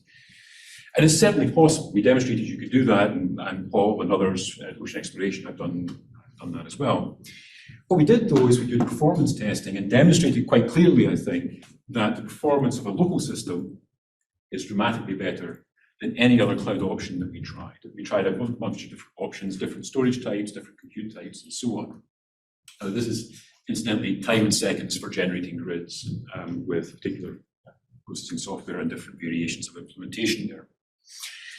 So I think conclusively, we concluded to ourselves really that the evidence for doing desktop in the cloud wasn't really great. And we proposed instead an alternative solution for how we might build a processing system that took advantage of being in the cloud and get the benefits of being in the cloud, particularly scalable computing, to make things better. This is the big picture. Val says it's a picture of the inside of my mind, which I think might be a compliment, I'm not entirely sure. But to read it, it's three parts essentially. The left-hand chunk here does time series processing, so converting your data into the right format, adding sound speed, checking, converting, corrective for motion, that sort of thing. The chunk on the right here does spatial processing, making grids, interaction with your data, doing changes and doing updates as you process it. And the chunk at the bottom here, which is outside the cloud, is the visualization chunk. And it's outside the cloud simply because GPUs in the cloud are expensive, comes out, and they're not a great place to do it. And if I want to do VR systems, which I think we do, it's a very cool way of looking at your data in its proper 3D environment, you can't really do that very well in the cloud. It's something that has to be local. So that's the kind of big picture diagram. What we've done in the last, again, 6 to 8 months is to be building out that diagram to make it actually into a thing. This is the as-built diagram. It's a little bit different because that means that we now have to start selecting technologies and building things. As general principles, what we have done is we've made it into a microservice architecture so we can swap things out. So we're not committed to one monolithic monster. We can be a bit more agile than that. We've designed it to be scalable at all stages, particularly things like the compute for time series here and the compute for spatial areas there. So they're designed so that you can scale up. And the goal is to have it essentially be a real-time system so that new data gets added within a very short period of time, ideally less than a second, you get updates about what's going on.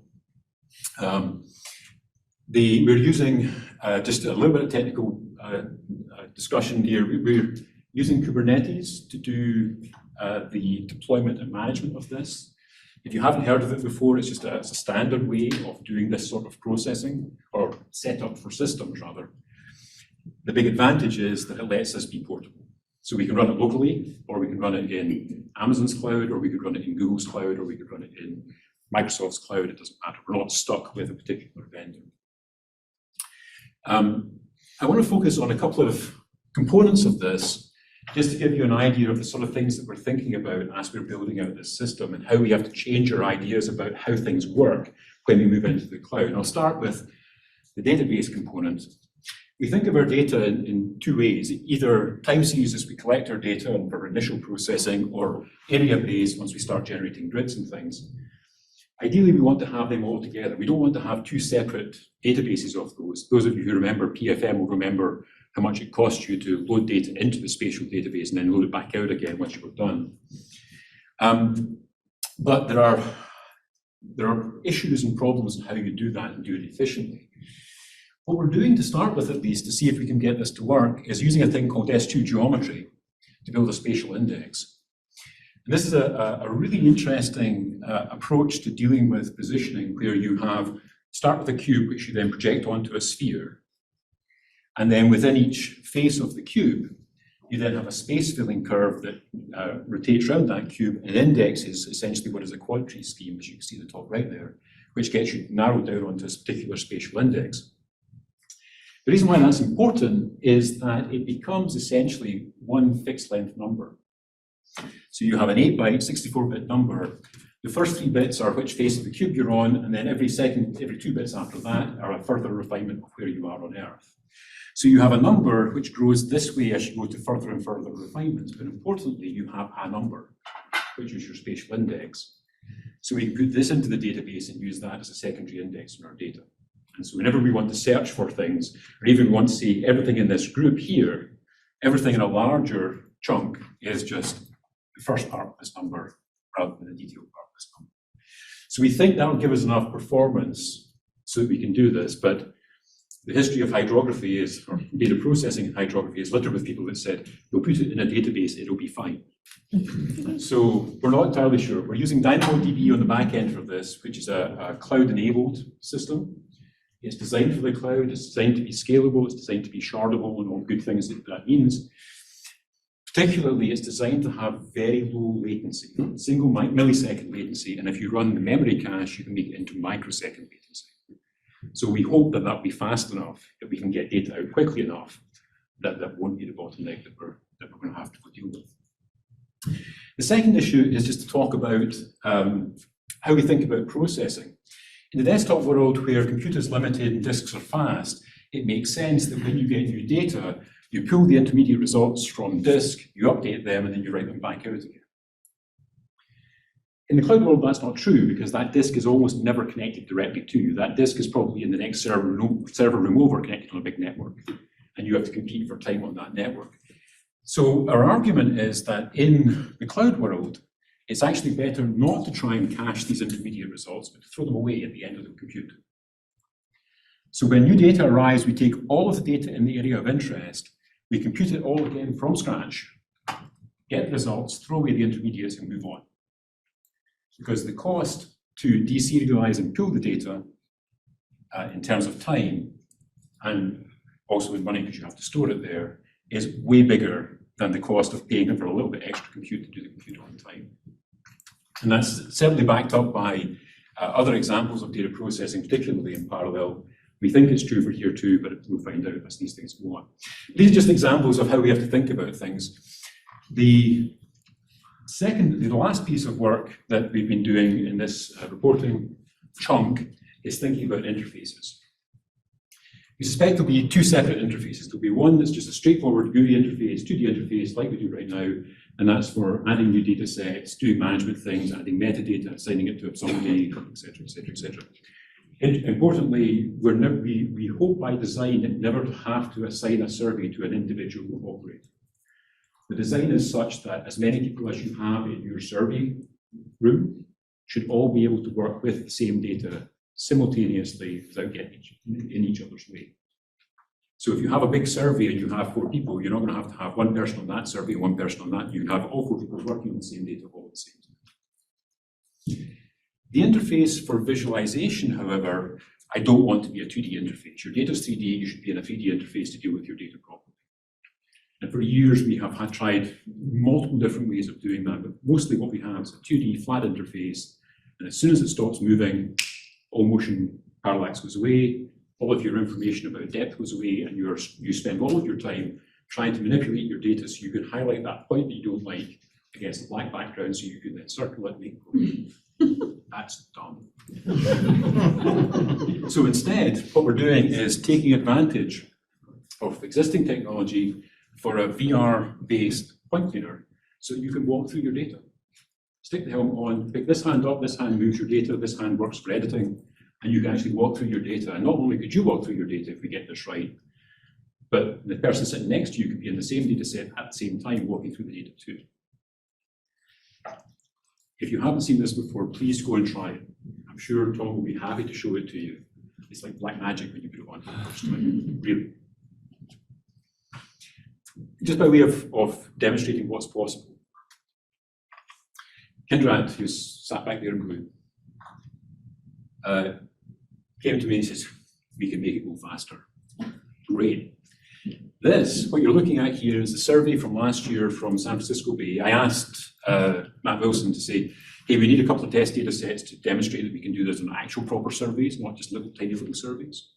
So I had him give me two big surveys, one from North Carolina and one from San Francisco Bay. What you're looking at here is 500 million individual observations, all rendered in real time on a single GPU attached to a 48 megapixel display. The frame rate here that we can get to is a little over 50 hertz, or 50 frames per second. It's about 60 frames per second. This is not good GPU. Kindrat told me I can get 1.5 billion points to all go at the same time on my home machine, but I can only make it go at 15 frames a second. He sounded disappointed. The point, though, is that even for very high resolution VR displays where you might have 4 megapixels or 4K screens in each eye, because of the secret magic sauce that Kindrat has built into how this is implemented, we can keep up with this data even if we're looking at all the individual point clouds, not just the actual gridded data that we generated. So one of the problems with VR headsets is you can get VR sickness, and you end up feeling very, very nauseated at a very short period of time. One of the reasons that happens is because your frame rate is not high enough. With this built in, it certainly is. This will be, I think, going to demo this during the week. Tom's nodding. Again, if you haven't seen this already, it feels like a religious experience when you see it. The demos are go see it scheduled when you for can. Thursday afternoon, but if people aren't staying. We can do it at other times as well if you want to see it. Seeing that on the big screen is just, and moving so smoothly is just a beautiful thing. Right, that's where we're going.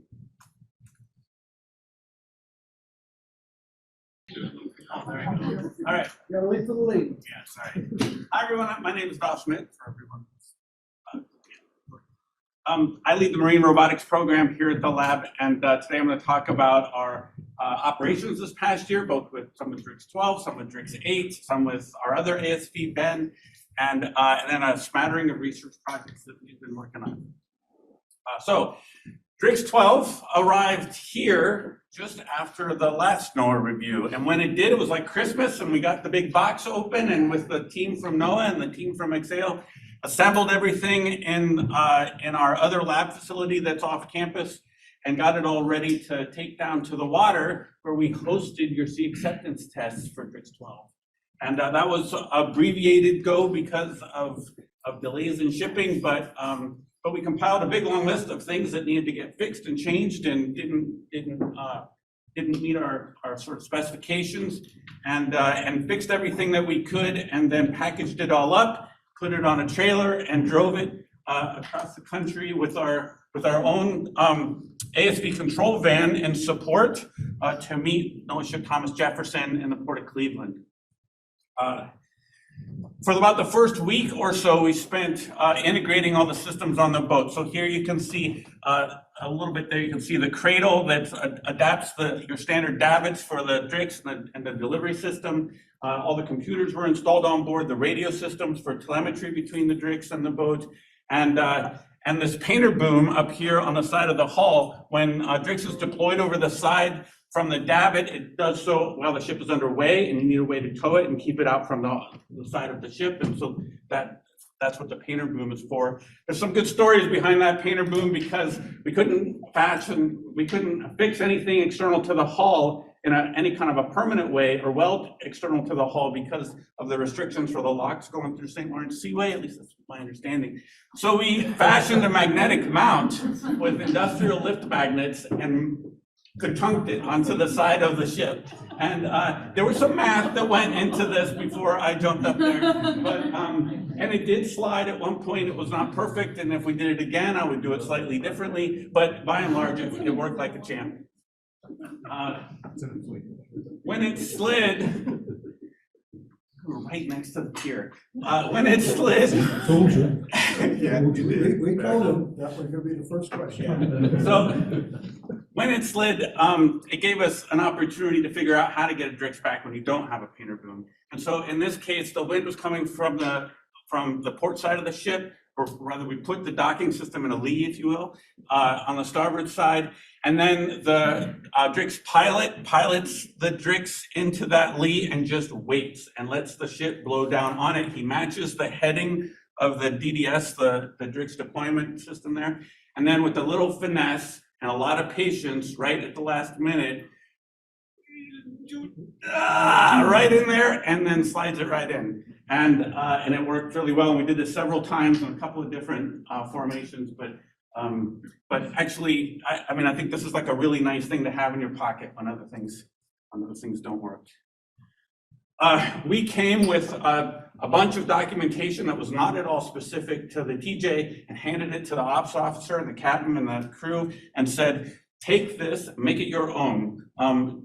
Build your own standard operating procedures, figure out who goes where, who's the skinny guy and who's the chunky guy, and make your own procedures, and we help them write all of that stuff. We also facilitated a bunch of training, both with the captain and the XO and the bridge team, but also with the Drix pilots, the folks from Exail and the folks who were going through training. And part of that, we did like a role play. It was in the mess decks. We got all the bridge officers on one side and the Drix pilots on the other side. And we made them facing off in opposite directions. And then we picked one from either side and we gave them a banana to be the radio.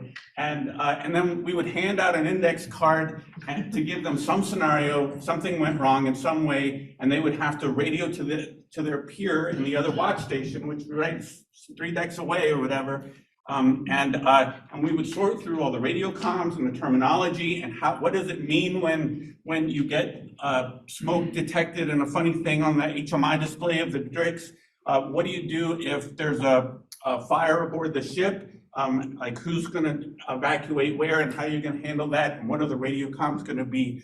How do you make a radio call to try to explain a really complex traffic situation for the Drix that's some distance away? People who haven't practiced that fumble it. I fumbled it a lot, and so practicing that before everything we went out to sea, what I think was really helpful.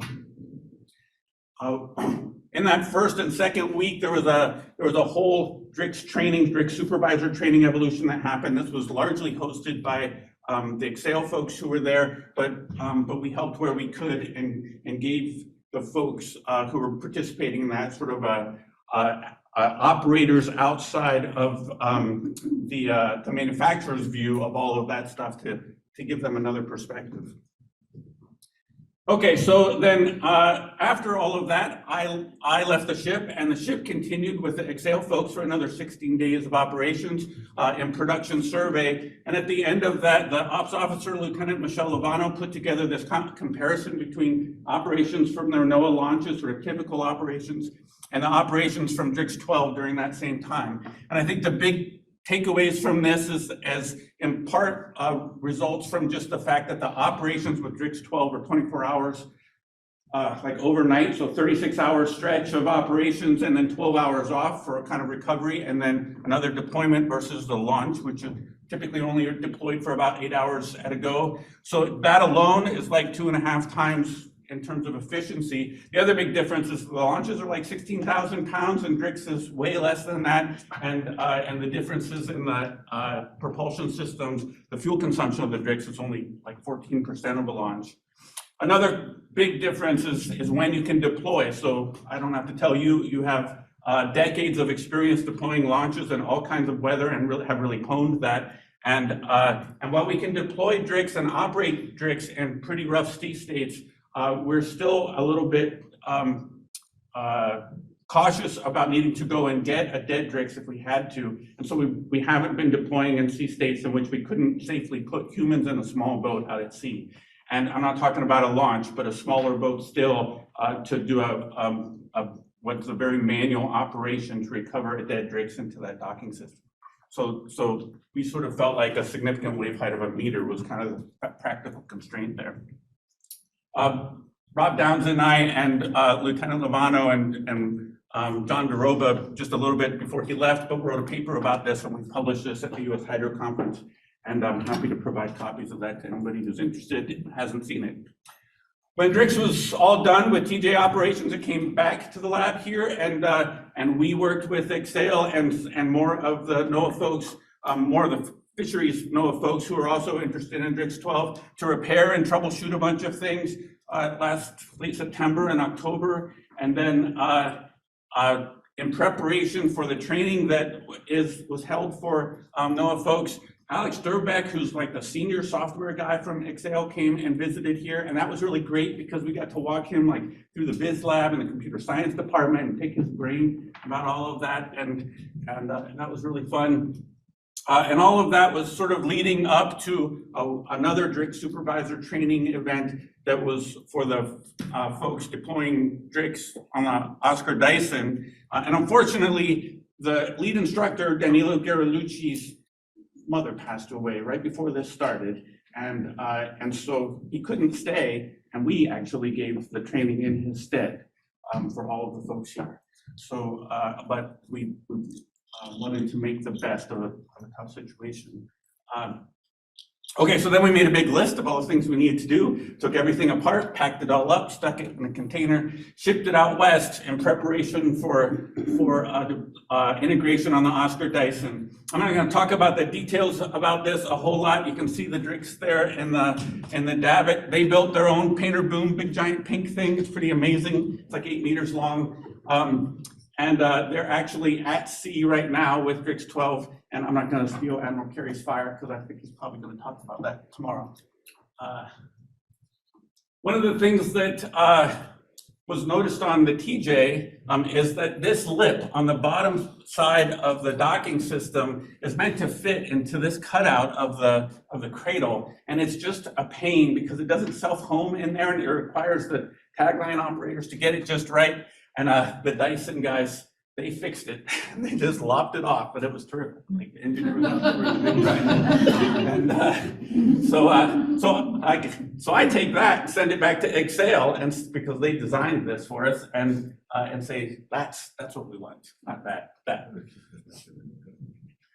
Okay, so now I'll switch direction a little bit and talk about DRICS 8. So this is a vehicle that the university owns and was funded by Ocean Exploration under a Cooperative Institute grant.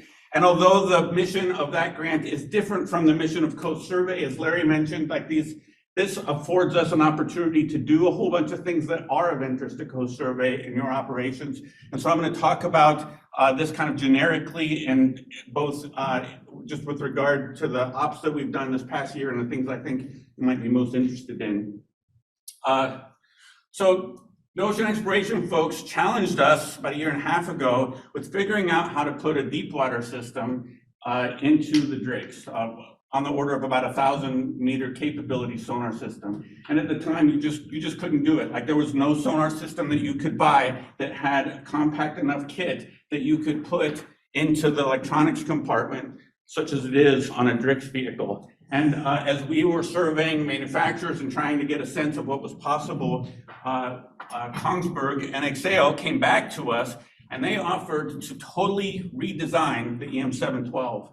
They took all of their circuit cards for transmitting and receiving that normally hang on the bulkhead inside of a ship someplace, and repackage them into a watertight box that would fit into a gondola of a standard DRICS.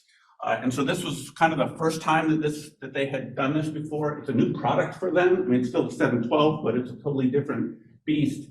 And there were all kinds of questions about, how are we going to support the power and the EMI and heat and all of that kind of stuff. And I'm not sure that we've sorted out the answers to all of this, but we were excited, and so we did it. So this is the building of the gondola in La Ciotat in France, out of carbon fiber to house all of this stuff. This was last fall. And then this is the EM712 repackaged in Kongsberg's factory in Norway. And then after it was shipped to France and installed on their installation plate and in preparation for the factory acceptance test. Here it is installed on one of their demo vehicles in France. And then here it is on Drix 8. It was shipped to us kind of in early February. We installed it through a big overhaul period at the end of February and the beginning of March. It definitely has some impacts on the operation of Drix in terms of endurance and speed and weight and all of those kinds of things. It's a big gondola. It makes the Drix quite a different pendulum than it was before. It is what it is. One of the challenges has been electromagnetic interference inside the electronics compartment for the other Kongsberg, the EK system that's in there, and getting noise in that from the power system that was installed, the inverter that was installed to supply power to the EM712. So we didn't ask for an AC inverter to get installed in our Drix to power a DC system from a DC system. That seems silly, but that's what we got. And so we're sort of working through these issues. My hope is that someday we'll be able to get rid of that inverter and power it all directly. Here's another bit that's a little quirky, first prototype that you build. I didn't catch this. Nobody from Kongsberg caught it. Nobody from Exale caught it either. We realized partway through this endeavor that we, at some point, are going to need to get inside this box. And you can see in this CAD drawing, the cover has been removed. You can see where it screws in there. And then you can see in this other drawing on the other side, and you can kind of tell from here, if you pay attention, that it's on the bottom. That access plate is on the bottom. So unfortunately, when you install it on a stainless steel plate, you can't get to that access point to get at anything. And all the cables are molded into this box directly into the transducers. You can't disconnect any of those. So to get into this, we're going to have to figure out a way to lift like a really heavy steel box up carefully, rotate it around with all the cables connected to it, to then remove the plate on the back side to get to a temperature sensor that we need to replace. So that's unfortunate. I wish we'd have caught that, but it is what it is. We've gone out and done a sea acceptance test and a little bit additional testing. We did an extinction test where we collected probably not very good data down to 3,000 meters and probably reasonable data down to about 2,000 meters. We had a dropout here on the slope on the day that we did that, but we plotted it up with Mac tools and then I overlaid the specs for the system, and it's more or less aligns with the specs for the conditions that we were in, something we'll continue to keep an eye on. And then we did a reference surface kind of accuracy test, and it falls with sub 1% of the water depth. So we're pretty happy. I think this was in 600 meters of water. And so that seems to be fine. We do know that we have a flow noise issue. This is the receiver array self noise level decreasing in speed. The speed is in red at the top there, and then increasing in speed here. And then in the third plot over there, we disengaged the clutch just to make sure that it wasn't coming from the engine itself, and increase the RPMs of the engine. And you can see there's no effect there. So the problem is either flow or the prop, one of the two. And we're still sorting that out, to be honest. We have a model for the Drix for its endurance with our old gondola, the EM2040 gondola. And this model is based on measurements of RPM versus speed. So the model is speed in knots in this axis, and distance traveled on a full tank of gas on this axis. And it's not based on fuel consumption measurements. It's theoretical, based on the specs of the engine and the specs of the alternator and the electrical loads and the power required for propulsion. And I know that this model is not perfect, but with the old gondola, we were looking at 8 knots of about a 700 nautical mile endurance with this model. And with a set of new measurements with the 712 gondola of RPMs for different speeds, that same 8 knots on a full tank of gas is somewhere in the neighborhood of 400 nautical miles. So I'm not sure that this is the right number for this one, but I would be willing to bet that the fractional difference between these two is pretty accurate. Like what it is now is probably a little more than half now with the 712 gondola. So that's one of the prices you pay for a big giant sonar on a small boat. Okay, so we've installed Starlink on DRIX 8. I think the first commercially sold vehicle that they have that they've put Starlink on. We have another Starlink system on the ship. This is basically probably the same. Well, it's not the same.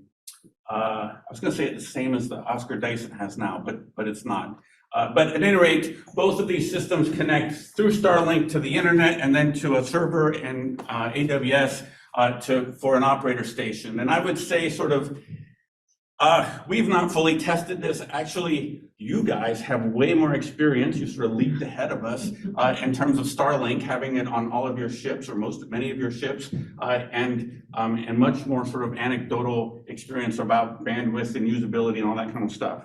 For us, for our operations around Hawaii, what we've sort of seen is that some days it is fantastic.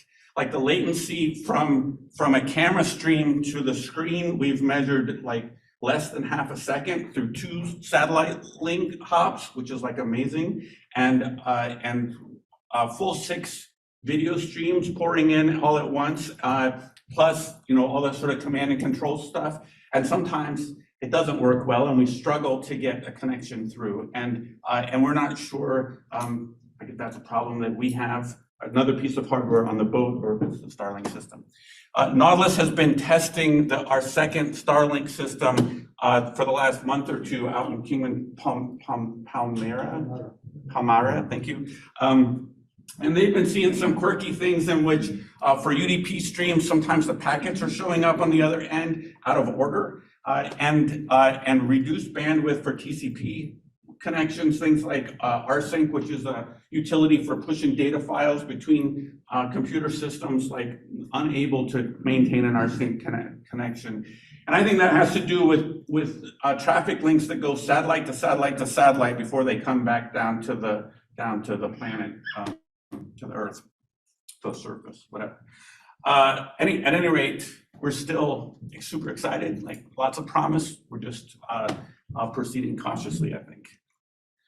I thought this would be a fun picture to show. This is when DRIX 8 was out doing our sea acceptance test for the new sonar, and we were operating the sonar from here, and Don Jones and Tyler Hall, who I have to say, those two guys are fantastic. They were super helpful for all of the stuff that we were doing, helping us troubleshoot things and install things, and were really great. But like that was the whole team. The Kongsberg rep was there, and the folks from France. Okay, so then in May, late April, early May, we went out on a shakedown cruise off the Nautilus, and I thought I'd just tell some sea stories for this. Alex Ligon came out with us. That guy is fantastic. Was really terrific in helping us with everything from, Katie's got him grinding on a like iron, and then operations and documenting all of our stuff for the beginning of the season. And if you know Alex, like that is right in his, But like totally, in fact, I'll extend this offer to anybody subject to Larry's approval, of course, but like you guys are great to have on board. It's really fun. So one of the things that we did is test DRIX's obstacle avoidance system. This is not like a path planning kind of long-term transit planning sort of algorithm. It's like an algorithm that says like, don't hit the thing that's right in front of you. And the primary sensor for this is the LiDAR.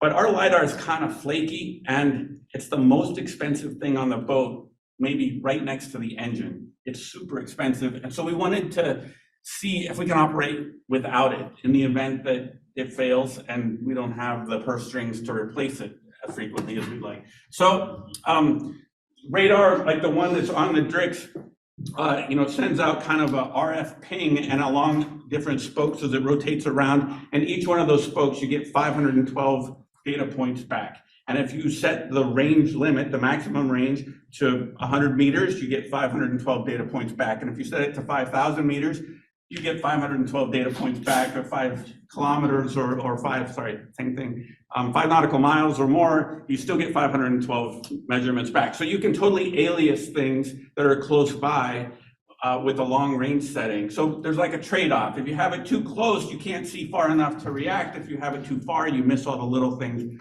that are close by. So we used a rib, a 17-foot rib with a couple people in it as a target. You can see it shown up there in the radar. The Nautilus is here.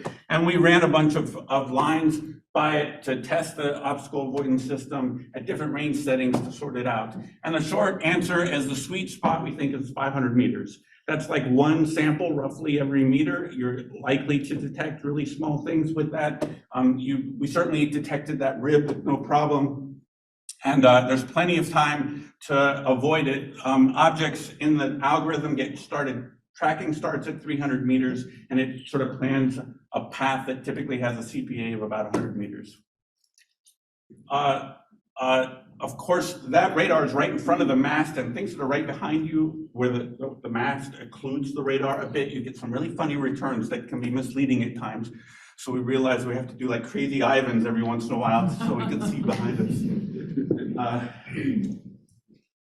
Okay, so the other thing that we've been thinking a lot about is like, what do you do when you can't get the Drix back on board? So imagine like the keel where the gondola is, you have to raise that to get it back on board. Maybe that fails for some reason. Or the Drix is out of fuel and out of power for whatever reason, you had some malfunction and the weather is really bad, you can't put a small team out. So we really want to be able to tow the vehicle from the Nautilus over for an emergency situation for at least say 24 hours at a go. So we towed Drix here with our own boat, and it tows really badly. The tow point is like about a meter from the bow, and that makes it kite out to the side. Like sometimes you think it's going to pass the boat that's towing it, so it kites so much out, and it can lay it over sideways if you're not careful as well. So we were sort of a little bit dubious and skeptical that this was going to work, but I think it worked really well. We throw a heaving line over the shark fin on the bow. That heaving line is smaller diameter, so it also acts as a weak link.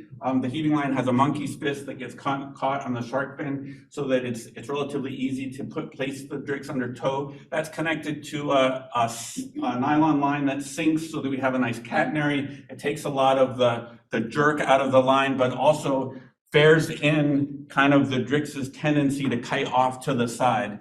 And then we had a buoy outside the hawse hole. I keep calling this a hawse pipe, but it's not a hawse pipe. I think it's a hawse hole. Did I get that right, KG?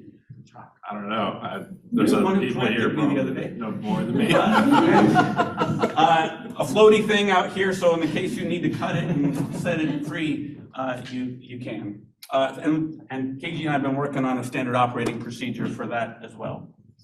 Okay, there's like a whole bunch of stuff that we've learned about Drix 8 in the past year, and I'm not going to belabor this, the details of all of this, other than to say like we need to keep our communication lines open about the detailed technical bits of this, because there's all kinds of quirky things that about a system that this complex that is super helpful to be able to talk to other people and share their experiences about like what's failed, what needs more grease, what you need a spare for that you didn't know before, or what needs reinforced that you didn't expect. Some of those things Excel will provide to you, but like any big company, there's plenty of things that they won't, I'm sure.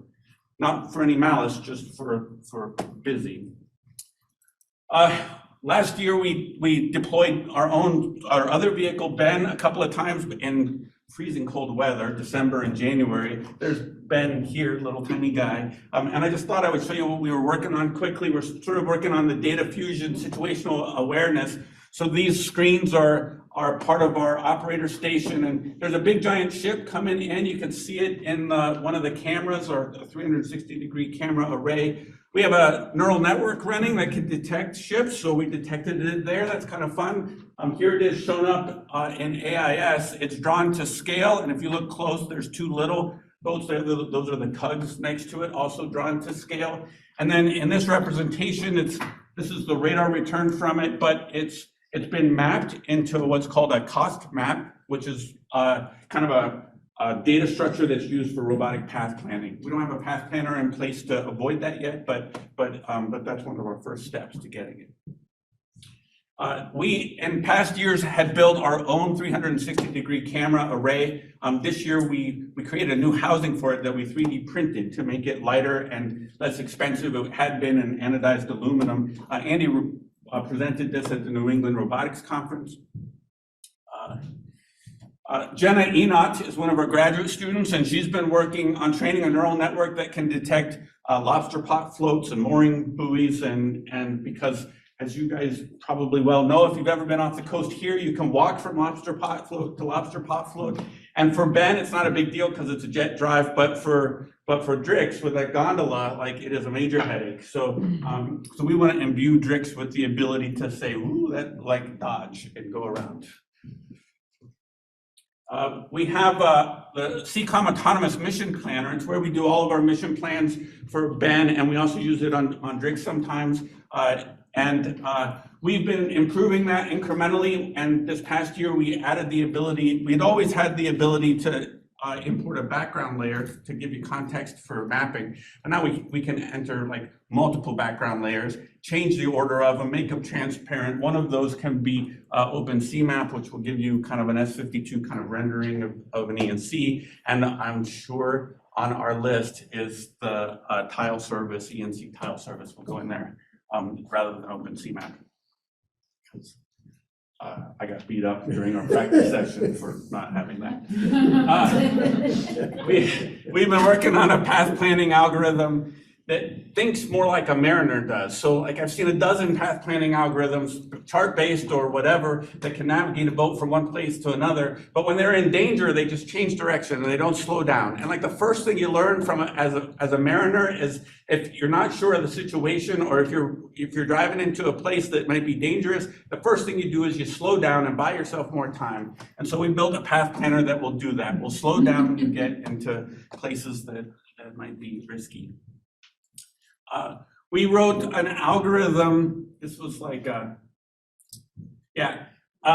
algorithm to solve the traveling salesman problem. So you might be familiar with that, where you've got like a salesman who's got to go to a whole bunch of different cities. They're scattered all over the place, and you're trying to figure out what's the most efficient way to go to all of those cities in the least amount of time. Well, we rewrote a version of that algorithm that does it for covering line segments. It seems like it's maybe the same thing, but it turns out, if you go this way on the line segment, it's different than if you go the other way. And if it doesn't matter which direction you go, then it's a different kind of problem. And so we wrote an algorithm, like this is just a test case. You have two lines, you're going from the green to the red. You could take this path, but the optimal way, turns out, is this path. So that's kind of fun. You can imagine you have a big survey, a bunch of holidays all over the place. Okay, what's the most efficient way to cover all these holidays? You push a button and shazam, you've got a plan. We've been thinking a lot of and prototyping new network architectures, not only to handle multiple and diverse kinds of telemetry links to robotic boats, because you want to maintain a connection as much as you possibly can for obvious reasons, but also to push data over those links simultaneously and to use to the best of your ability, like the benefits and the advantages of those different kinds of links and their distance. And then also to set ourselves up well for operations with multiple vehicles at the same time. It sounds like a esoteric kind of nerdy thing. Well, everything we do is esoteric and nerdy, but it's like a really hard thing actually to get this right. As part and parcel of that, we set up a system, this is for Drix, but we have a similar thing for Ben, where when you open a web browser at our operator station, you want to get into some bit of the Drix, you can choose the radio system that you want to go over, and then you get a page like this, and if you want to go and reconfigure the LiDAR, you can click on the LiDAR, and in this case, you'll connect to the LiDAR over a Wi-Fi link. But if you selected VPN, that VPN will go either over Starlink or a 4G connection, and so you would connect, then click here, and you would connect to the LiDAR over the Starlink link. And that sounds like, it's like really helpful when situations are weird and radio traffic is odd and data's not always getting through, to be able to do that kind of nimbly. I just thought I'd mention that our team took safety at sea training and firefighter training this year. This is like super fun. And this was in the tank out here, which I've never swum in the tank, oddly. And then Ben supported our hydrographic field course this summer. So we went out and did operations, and the students got to come and see the control van and understand the nuance of the pilot. And this was supported by our interns and graduate students, which was very fun. And that, I think, is all I have. And if this looks scary, the big boat's at anchor. And I'm happy to take any questions if there's time. There you can go. Hello, everyone. My name is Airlie. Thank you, Larry, for the introduction. I was with Drix 8 on the Nautilus project in August of 2022, where we went and mapped some of the area around the island of Nihoa, which is in the National Marine Monument, Papahanaumokuakea. I did practice saying this.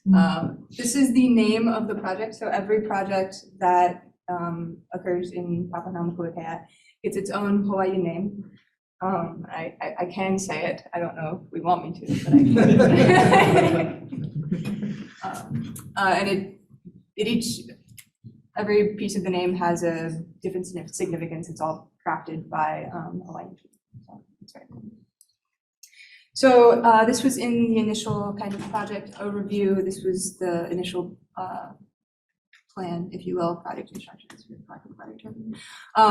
The pink area here is the priority area for Drix. It's shallow water around Nihoa.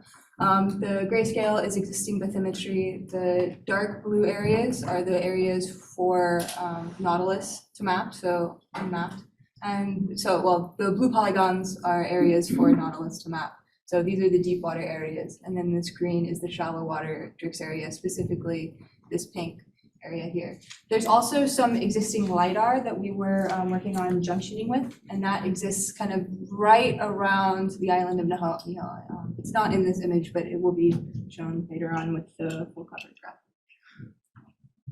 So right off the bat, our first 6 days or so saw very, very rough weather around Nihoa.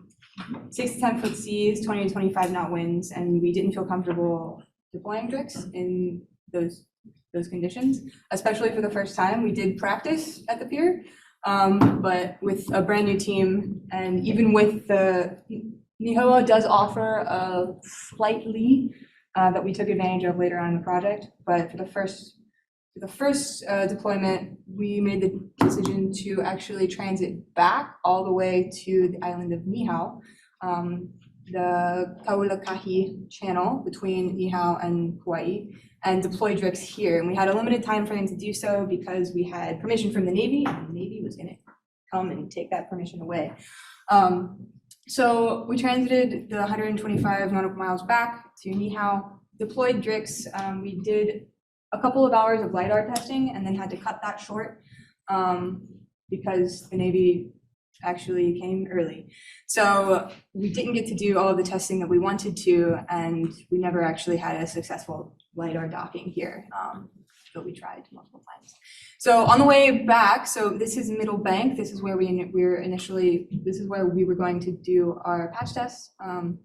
It's where we did do our patch test, but we started getting some bad BIS test returns from the 2040 on Drix. So the RX unit started acting up, and so we then had to transit back to Nihoa, recover the Drix, and replace the 2040 RX unit overnight, and then we deployed again. So it was about a 12-hour turnaround. We recovered around sunset and deployed at 6 a.m. the next morning, and then transited back to Middle Bank and conducted the patch test, and then transited to Nihoa.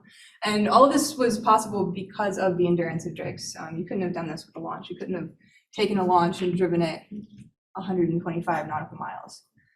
That just isn't possible. So if you can't deploy a launch, then you just don't deploy the launch. With Drix, we were able to actually go to a place where we could deploy and then transit with Drix back to the working grounds, which was very useful.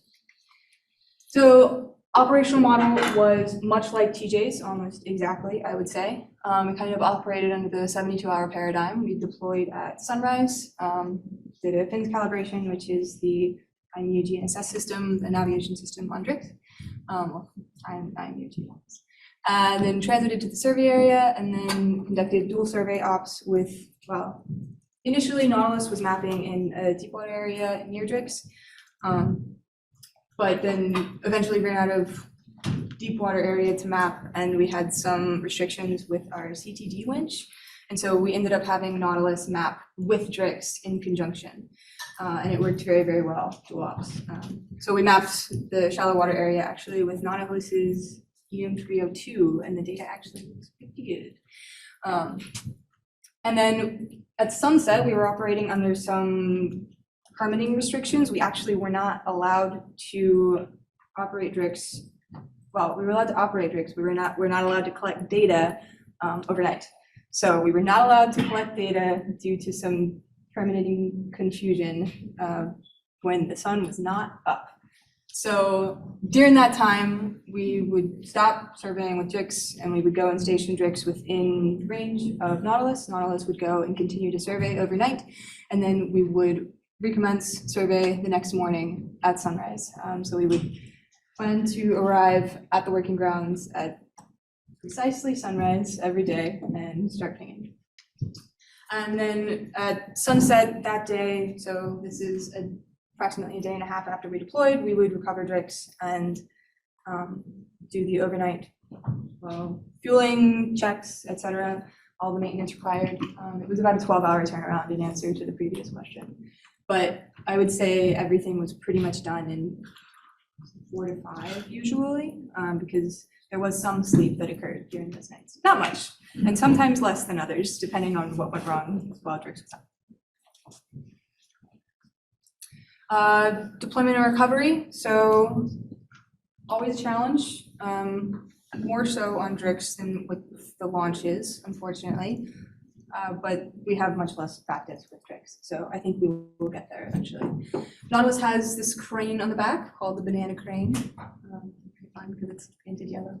Again, there's a painter boom, and Drix, so this is the UDS, the Universal Deployment System, and line handlers here. So Drix is, UDS is deployed with Drix and falls off on the painter boom and falls back, and Drix just kind of comes out or goes in, depending on what you're doing. So I do have a video. Let's see if it plays.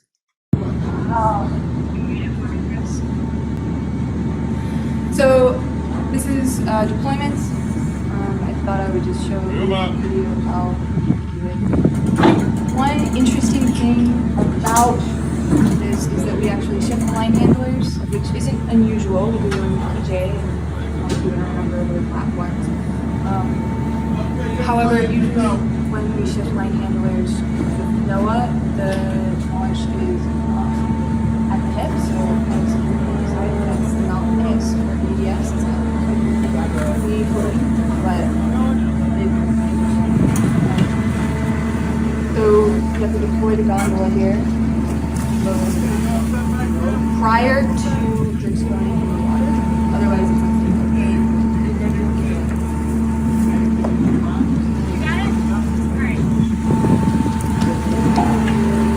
So we have been unsuccessful, well, not unsuccessful. Every time that we tried to recover, we tried LiDAR docking and it worked. I think we got 2 successful LiDAR dockings. The LiDAR docking method is preferred because it takes the manual human error out of the equation. And it does work very well when it works. However, it doesn't work very often. And this is for a variety of reasons.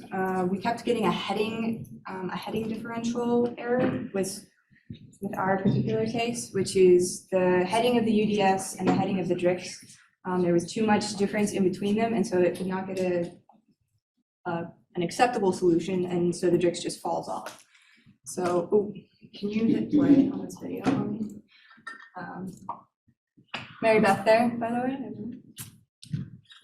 So.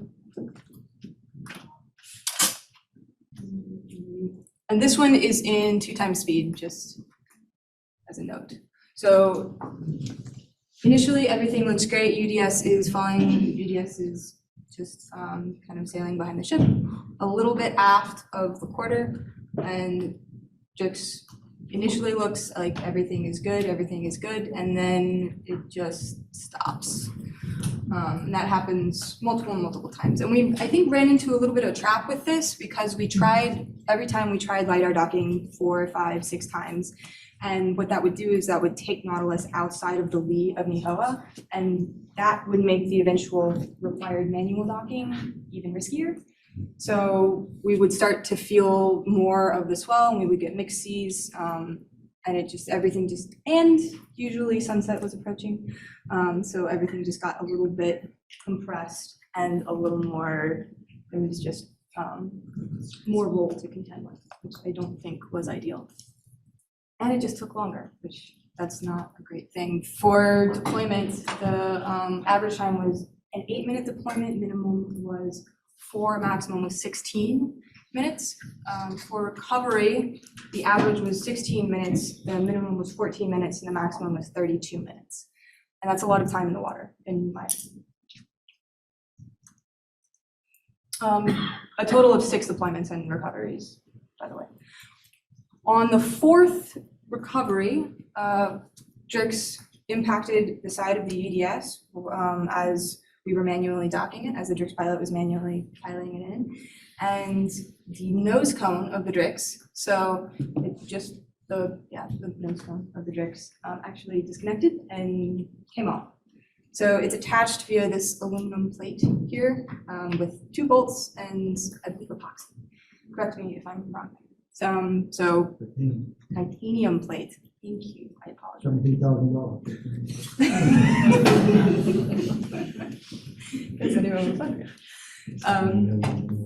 So that was an issue. We did have a spare nose cone that we attached that night and deployed Drix, I believe, the next morning, unless my timeline is incorrect in my head. But the impact wasn't, in my opinion, that severe, and it seemed to just disconnect without much. It wasn't much of a bump. So perhaps something to, we did not recover the nose cone, by the way. It was dark. So there's a nose cone somewhere out there. Command and control of Drix while we were underway. So we have a Drix pilot, a co-pilot, and a Drix mapper. The Drix pilot is in charge of piloting the Drix. That's their main job. So they're in charge of controlling Drix, executing the survey plan, etc. Essentially in a con on the bridge, actually. The co-pilot is largely responsible for maintaining the operational log. So they're logging everything that happens, all of the issues. When we start, so we did real-time data transfer, so they were monitoring data transfer rates. And they were also monitoring Foxglove, which is the robot operating, well, there's a robot operating software, and Foxglove is a computer program that allows us to monitor that robot, well, all of the input feeds, etc. from Drix. So we're responsible for that. Yeah, and then the mapper is just monitoring the multi-beam. So one of the big takeaways from this project was the weather that Drix can actually operate in. A lot of the time we had 5 to 8 foot seas, 10 to 20 knot winds, which is beyond what a launch can operate in, just data quality wise and the human element. So this particular day was, I took some data from a day where we had 5 to 8 foot seas with 15 to 20 knot winds, and I just looked at the heave, pitch, and roll data, and then I looked at the actual data quality. So heave, we were seeing heave values of about 1.5 meters. Pitch, we were getting up to about 6 degrees of pitch at times, and roll up to 17 degrees of roll. So even with all of this, it was very difficult. I could not find bad data. And when I say bad data, I mean, I didn't find any blowouts. I couldn't find any blowouts. All of the data was very clean. I just couldn't find bad data. which was a little frustrating because I was trying to. This is just the line from that day. There are a few little spots, but with overlap, those go away. And yeah, there wasn't. It's just good data, which was weird to me, anyways. So overall deployment time, Drix was deployed for 6 days, 15.4 hours total. Of that time, it was surveying about 4 days because there's, again, that transit from Nihoa to Nihoa.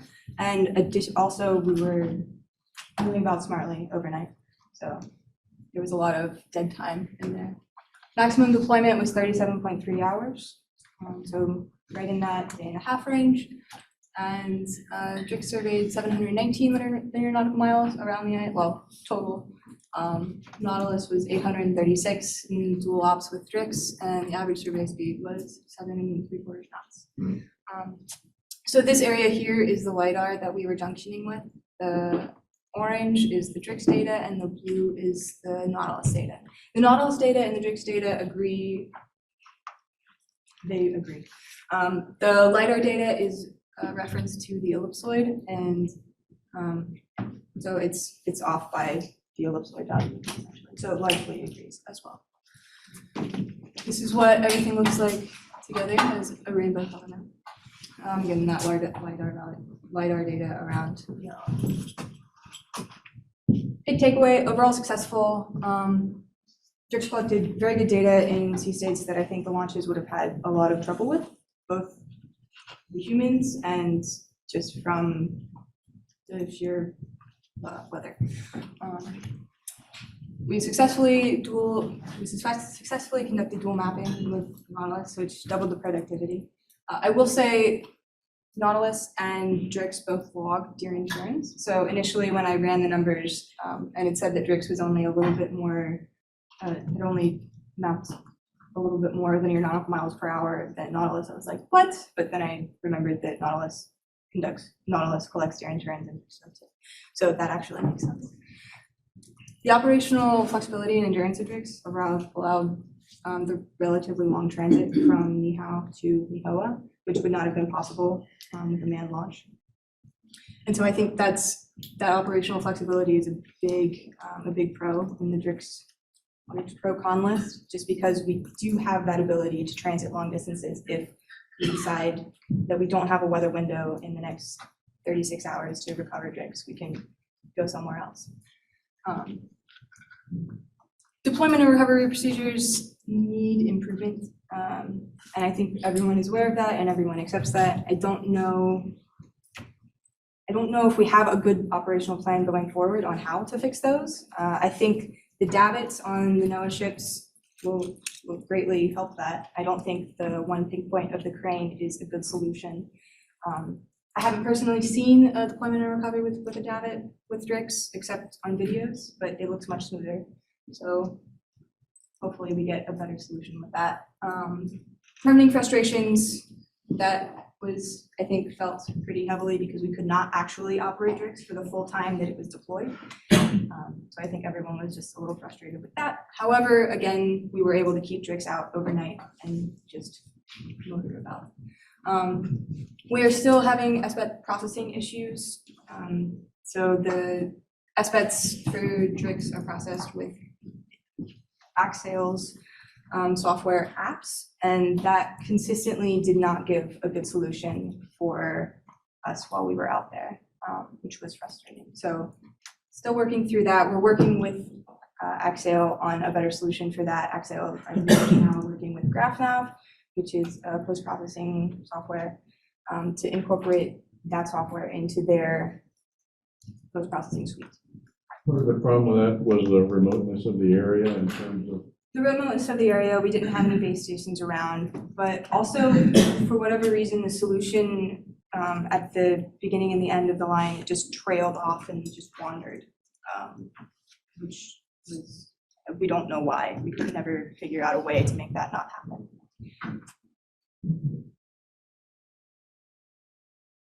About precision navigation, specifically air gaps under the lower Mississippi River bridges. So what is an air gap? Well, that's just your vertical clearance that you have available under the bridge, and it turns out pilots are really concerned with whether or not they're going to fit under these bridges. So that's what we're going to talk about. With precision navigation, and we're getting better and better bathymetry maps of the river, people are able to bring in larger and larger deep draft vessels with more cargo. As these vessels get larger, they also get taller. And in my talking to NOAA people down in Mississippi, they are now seeing lots of ships coming through there that are within a foot of hitting the bridge. So you're using 99% of your available air gap. And this is a very common occurrence down there these days. And here you can see one of these giant bulk cargo carriers coming under there. And you got to, if they play the video a little bit longer, you'll see there's 5 or 6 guys with their cell phones waiting to see if it'll hit or not. So it's a real issue down there.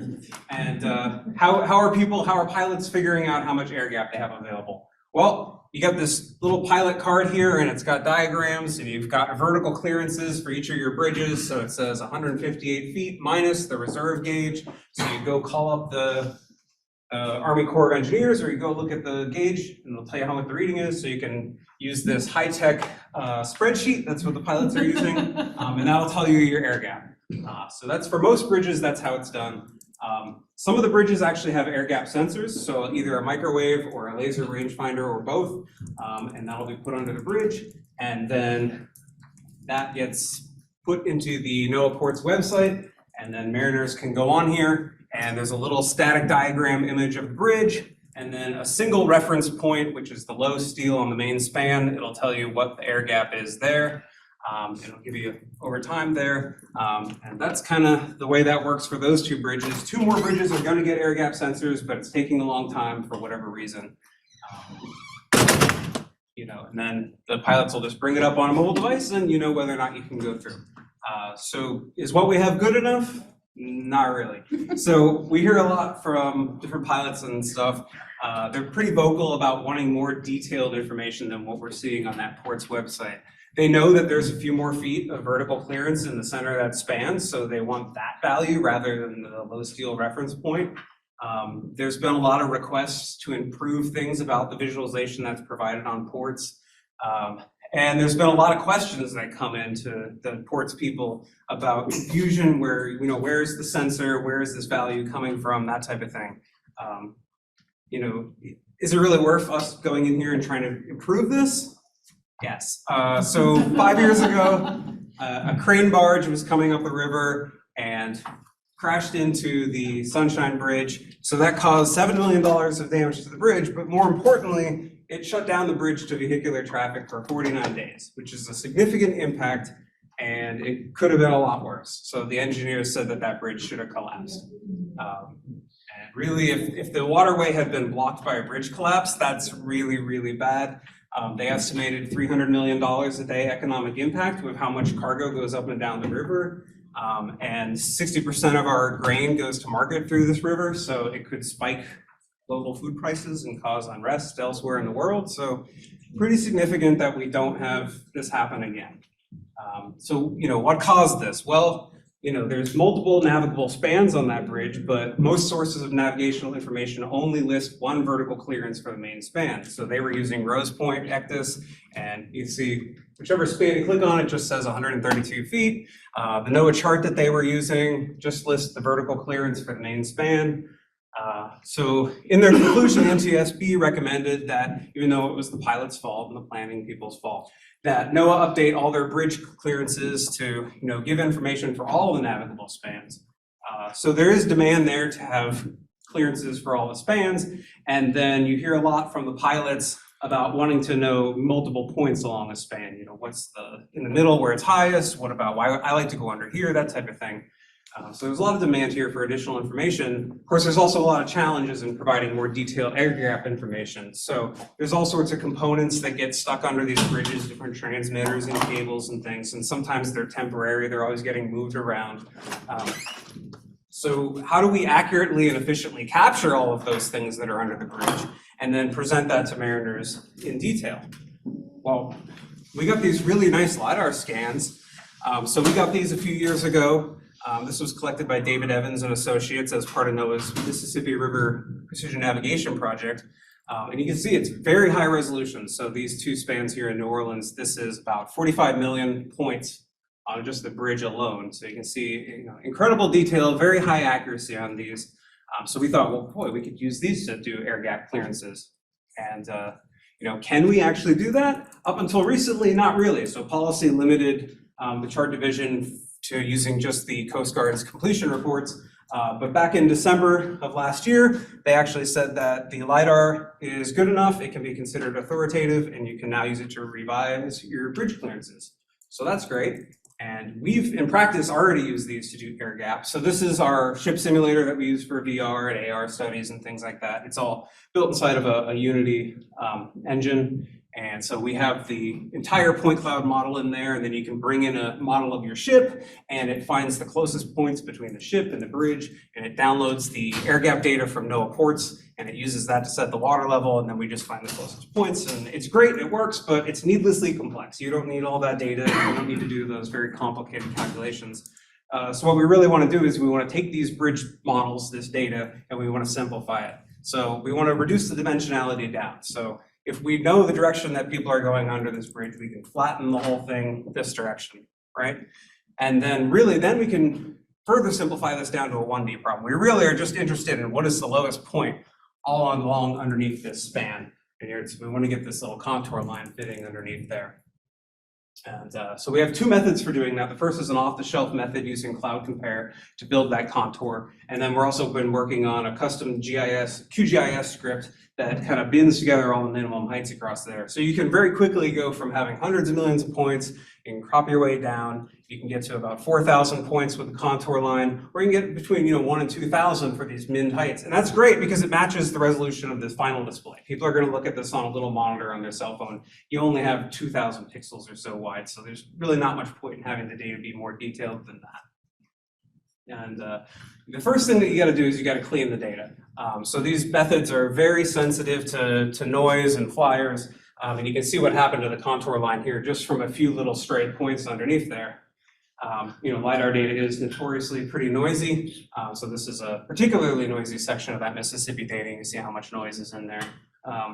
Luckily for us, David Evans and Associates already cleaned the bridges themselves, pretty detailed cleaning on those, and they had a lot of discussion on what to remove from them, so whether or not we should remove this dangling cable, that.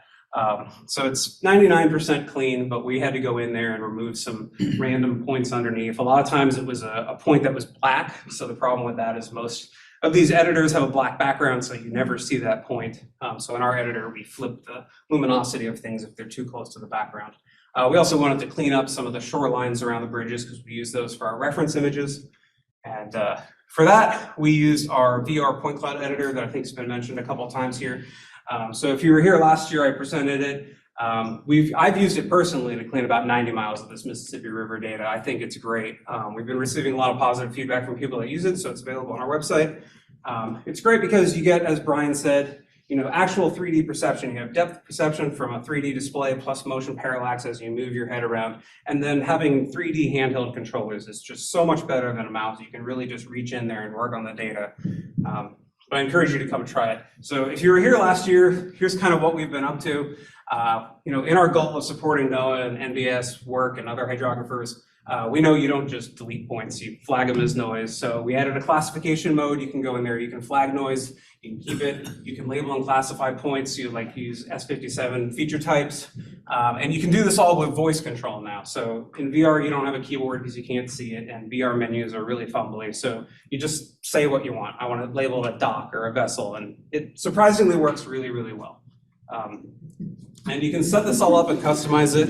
It's all done through these simple text files, so you can go in there, you can put multiple commands in, so you don't have to worry about remembering the exact phrase for something. You can just put in a whole bunch of different phrases that you will easily remember. And we also provide this web-based editor so that you can edit that even quicker.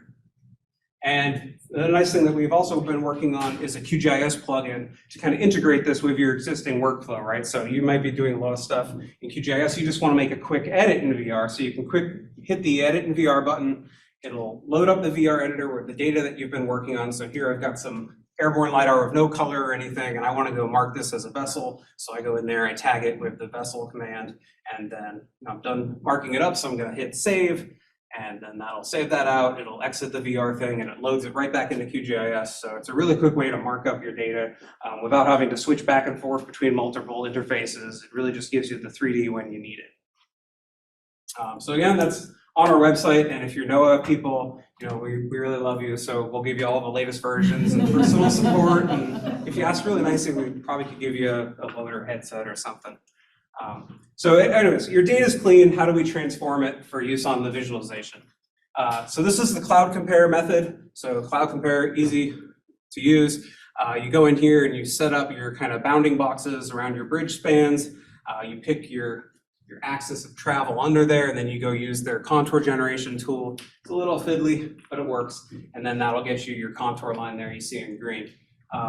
It's great because it's free, it's open source, you don't have to custom program anything. It is accurate, and you can generate your reference image in there as well. The problem is it's not really meant for this, so it's a little clunky, and there's not a lot of flexibility with the way you generate those contour lines. So they're unnecessarily detailed, there's too many points, it's hard to kind of lower that. And you often have to go in there and manually trim out that thing to get exactly what you want. And also the positioning is kind of fixed. The line will end up being on the edge of the bridge. We really want it in the middle of the bridge so that we can give you the coordinate in the middle of the bridge. And you can't integrate any of the bathymetry processing in there. So for that, we came up with a custom QGIS script. So what you do is you load in your LiDAR files for the bridge, you load in some bathymetry if you have it, and then all you really have to do is set the angle of the bridge. So just drawing a line on the map for the direction of travel. And then what the software does is it flattens the point cloud out, divides it into however many bins you want, it calculates the minimum height in each of those bins, saves all that out, and extracts the bathymetry profile from your bathymetry file, and we're working on having it generate the image for you as well. So what you get out of all this, the data products that you need to host on the website, there's a GeoJSON text file that has all the points for the contour line, a GeoJSON text file that has all the bathymetry points for your profile under the bridge, and then you have to have a reference image. So this could be anything, what you're seeing here, this is a orthogonal view of the point cloud. It was nice color LiDAR, so it makes a nice image. You could use a photo, you can use a line drawing from a CAD program, whatever you want, it doesn't really matter as long as it lines up. So you take all of this stuff and you put it into the JavaScript code and you just host that on the website, and this is the interactive visualization. So you can move your mouse around there and you can see the air gap anywhere under any span, so wherever you're interested in, you can just move and see that, and it'll show you what the coordinate is there. You can change the viewing direction upstream or downstream to match your perspective as you approach the bridge. When you're not mousing over, it'll show you where the lowest steel point is, and then you can see if you put your height in there, it'll automatically code go and no-go areas, very simple. Shows you where it is, and you can see all these little red slivers. Those are all those little lights and stuff hanging under the bridge. So at that point, you're really getting iffy there. So we took, a few months ago, we took this prototype, we sent it out with a white paper to a bunch of coast pilots, our river pilots, different stakeholders, potential users, and people with NOAA ports. We asked for general feedback, suggestions, and we posed a bunch of specific questions about stuff that I didn't know what they would want, what their preferences would be. So kind of what we came back and got was, there was a lot of concerns about simplicity. They kind of liked having just a static image. They said, some of these mariners are not super technological. So we wanted to just preserve having that effect. So when you're not mousing over, we have these static ones that are at default locations. So they could be the edges of the navigation channel. They could be at the highest point in the middle, whatever. You can add as many as you want. And then we added in the bathymetry profiles for reference. So that was something that we saw on the pilot card. All the bridges had bathymetry underneath them. On ports, some of them do, some of them don't. It's kind of a toss-up. But we got a lot of strong feedback that said that that's very helpful. So we added that in there. There was a lot of confusion with some of the markers on here. So up here, the blue dot, you'll see it says sensor location. It's kind of in the middle of the bridge. It's not in the center. There's a lot of people questioning, well, is that value? Is that over here? Is that where the sensor is? Why can't I get the sensor value? And as a user, you really don't need to know where the sensor is. So we just recommended to just take that out completely, and the red and green markers that are on the ports diagrams don't actually match where the lights are in real life. And so we kind of all agreed that these markers should be moved to where those lights are physically in real life. And if you do want to mark separate navigation channels, that's best done down here in the water. So overall, the feedback was that we really wanted to just make sure we reduce ambiguity and have standardization and consistency across ports, because, you know, as you can see in that thing down there, that presentation, it's different for every bridge, which is not great. So there was also some concerns about stale data and timestamps. So, you know, if you're providing all of your values inside of an image and then somebody loses a mobile connection, they might not know that that image is now outdated. So what's nice about this approach is that, you know, none of our values are encoded inside of an image. It's all dynamically drawn on demand, and it updates regularly. And then we provide these freshness indicators, so we kind of have a sense of how often new data comes in. And if we see that, you know, it hasn't come in for 25 minutes or so and we spec it every 15, we might change it yellow to say, it's not the newest, but it's still pretty good. If we notice it's getting too old or we don't get any data, you get a red indicator, the water line disappears, there's no interactivity, it just won't give you a value. So we kind of removed all the ambiguity and made it as safe as we could. There was also concerns about bridges sagging. So that's kind of a function of temperature and the material stretching and also loading the amount of traffic that's on there. So it could be really pronounced for suspension bridges, but the bridges on the Mississippi River, it's not really a huge problem. You could model this if you wanted to and use temperature sensors, but ultimately if you put an air gap sensor in the center of the main span, you're going to get a correct value for the center. And as you move outwards, it's going to have a little bit of error, but it's going to be kind of a false negative safe error. So it's not a big issue, at least for these bridges.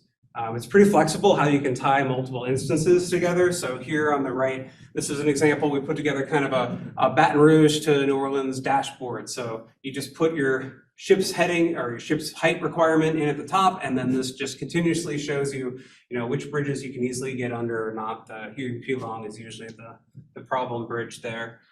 So you can kind of integrate these into different web interfaces pretty flexibly.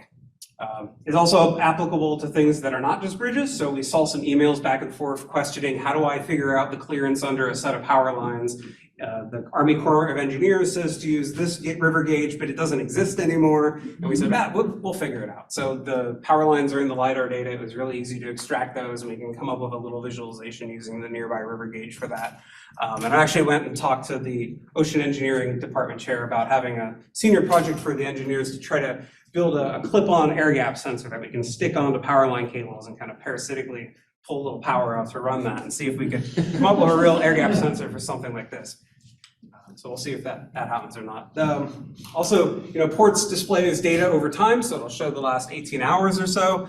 And I guess pilots probably just use that to visually predict if it's going to be going down or up. But really, I think we could provide forecasts. It must be possible because the NWS is providing forecasts for nearby river gauges. So whatever model they're using, we could probably use. It's just a question of how do we integrate that into the visualization and make it most helpful for the mariners. Or we could just stick with a separate one like this. We might even be able to apply this to augmented reality. So you can imagine you're just looking out your window, you just get a very clear presentation of if it's safe or not to go under a particular obstacle. So in conclusion, this is a really critical waterway. The cost of an accident is astronomical. So it's really important to make sure that these ships that are pushing the limits are doing it safely and with as much information as possible. And we know that there's a lot of demand for more information. So for that, we've demonstrated how you can use this LiDAR data to come up with nice higher detail representations of all the stuff that might be on the bridge. And it's really easy to go back out and kind of rescan it if you need to, which is important to keep things updated. And we've developed a software to inspect and clean that LiDAR data and transform it into these simplified representations that you can use for this visualization. And that visualization is pretty much ready to go if NOAA wants to take it and throw it up on ports.